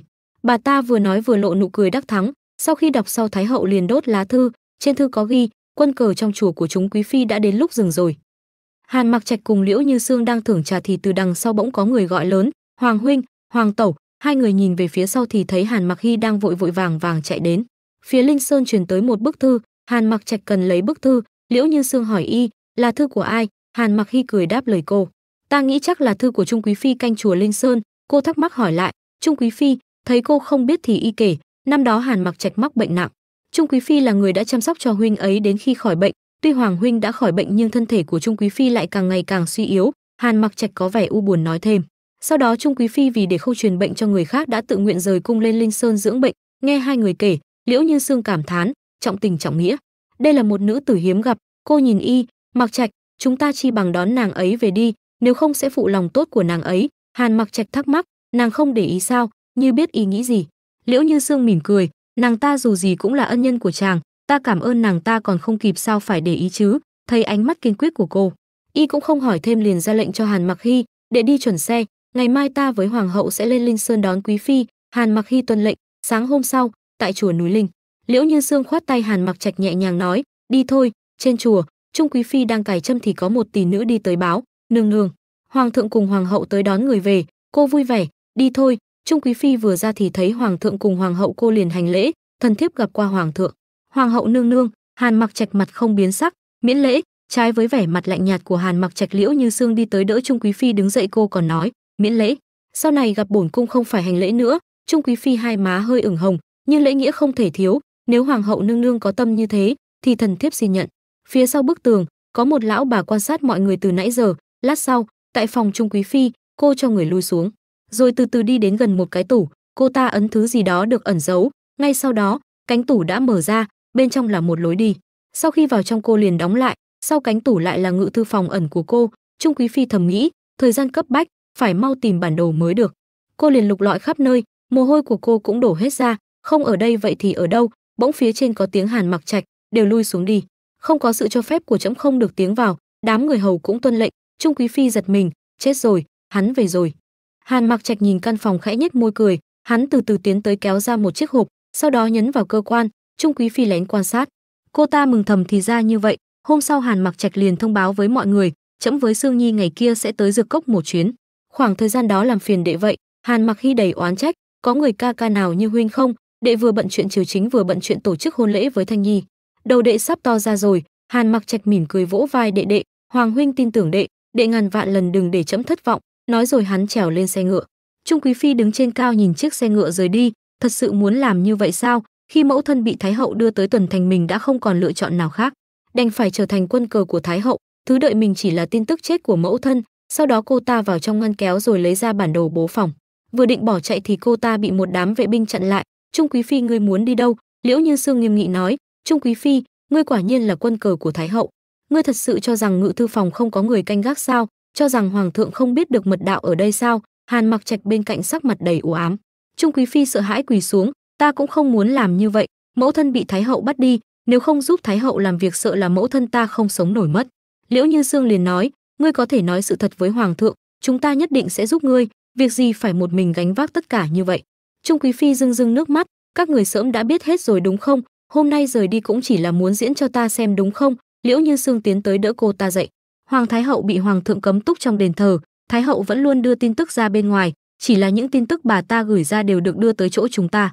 Trung quý phi ngỡ ngàng hỏi, Vậy Thái hậu dùng quân cờ là ta đây cũng là ý của hoàng thượng. Liễu Như Sương mỉm cười đáp, coi như người không ngốc. Rồi cô vỗ tay một cái, người đâu đưa người vào đây. Một người phụ nữ được đưa vào, bà ta gọi Trung Nhi. Trung quý phi bật khóc nức nở. Nương, sao nương lại ở đây? Bà ta đáp, là hoàng thương với hoàng hậu đã cứu ta, mấy ngày qua ta được sắp xếp ở ngoài cung. Đứa bé ngốc con hồ đồ quá rồi. Trung quý phi nghe xong vội quỳ xuống, thần thiếp trộm bản đồ bố phòng gây hại cho quốc gia, thần thiếp cam tâm chịu tội. Hàn Mặc Trạch lên tiếng đáp, đó chỉ là tấm bản đồ giả thôi, niệm tình ngươi từng cứu trẫm, phạt ngươi cấm túc nửa tháng tự suy nghĩ lại. Trung quý phi vẫn còn lo lắng, thần thiếp tạ ân hoàng thượng, chỉ là bên phía thái hậu. Bên phía thái hậu, sau khi nghe tin sắc mặt bà ta tái nhợt, là ai ra thua rồi sao? Thái hậu sau đó tay nâng một ly rượu uống cạn, rất nhanh bà ta đã ngã lăn trên mặt đất. Hôm sau công công hoảng hốt vào báo tin cho Hàn Mặc Trạch, bên nhà thờ truyền tin tới nói thái hậu chết rồi. Hàn Mặc Trạch bình tĩnh xử lý, dù gì cũng là mẫu thân trên danh nghĩa của trẫm, người chết như đèn cạn dầu, vậy thì tổ chức tang lễ rồi chôn cất ở Viên Lãnh, chôn cất cùng một số đồ quý trọng khác là được. Sau đó công công liền đi làm việc. Liễu Như Sương bưng bát cháo nóng đi tới, chàng một khi bận bịu lại không chăm sóc cho mình, chàng trước đó đã đáp ứng với ta thế nào? Cô từ từ múc một thìa cháo, trước tiên ăn bát cháo rồi lại xem tấu chương, không nên vì công việc mà quên mất sức khỏe của bản thân. Hàn Mặc Trạch ăn một miếng, có nàng thật tốt, nàng cũng ăn đi. Liễu Nhu Sương cũng đành ăn một miếng, được ta cũng ăn. Lúc này Hàn Mặc Trạch nhân cơ hội hôn trộm lên má cô, Liễu Như Sương đỏ mặt, chàng lại giở trò vô lại. Hàn Mặc Trạch khẽ thì thầm vào tai cô, ai bảo nương tử vừa miệng như vậy. Liễu Như Sương ngại ngùng đẩy hắn ra, Hàn Mặc Trạch liền nói, được rồi không chọc nàng nữa, hôn lễ của Thanh Nhi với Mặc Hy chuẩn bị thế nào rồi? Người là huynh với tẩu tử như chúng ta nên quan tâm nhiều hơn. Nghe vậy Liễu Như Sương chợt nhớ ra, vừa hay ta muốn nói chuyện với chàng, ta đã chuẩn bị của hồi môn, ngày tháng tổ chức thì cũng đã định rồi, là tháng sau. Hàn Mặc Trạch dịu dàng nhìn cô, đều nghe theo nàng. Liễu Như Sương tiếp tục nói, đến lúc đó chàng nhớ rút chút thời gian tới tham gia đó. Được. Rất nhanh đã tới ngày tổ chức hôn lễ. Hàn Mặc Hy cưỡi ngựa đến rước tân nương nước mắt đẫm lệ. Liễu Như Sương bên cạnh liền an ủi, ngày vui không nên khóc, như vậy sẽ không may mắn. Nào tân lang tới rồi. Hàn Mặc Hy đưa tay ra, Thanh Nhi ta tới đón nàng về nhà, sau này nàng chính là thê tử của Hàn Mặc Hy ta. Hai người hạnh phúc nắm tay nhau. Hàn Mặc Trạch và Liễu Như Sương cũng cảm động nhìn hai đứa em của mình. Tân lang tân nương cùng nhau bước lên kiệu hoa. Liễu Như Sương liền nói, thật hâm mộ bọn họ, không có một chút gò bó trách nhiệm nào có thể du ngoạn tứ phương. Hàn Mặc Trạch liền nghiêm túc nói, ta đáp ứng với nàng, sau này chúng ta cũng sẽ sống như vậy. Rồi anh nhẹ nhàng tựa đầu vào cô. Mùa đông đã tới, trong phòng phát ra tiếng kêu thất thanh. Liễu Như Sương toàn thân đổ mồ hôi, bà mụ bên cạnh gấp gáp nói, nương nương dùng lực thêm chút nữa, sắp ra ngoài rồi. Liễu Như Sương gắng hết sức dặn ra. Một lúc sau tiếng khóc của đứa nhỏ đã cất lên, bà mụ mừng rỡ, chúc mừng nương nương là song phượng thai.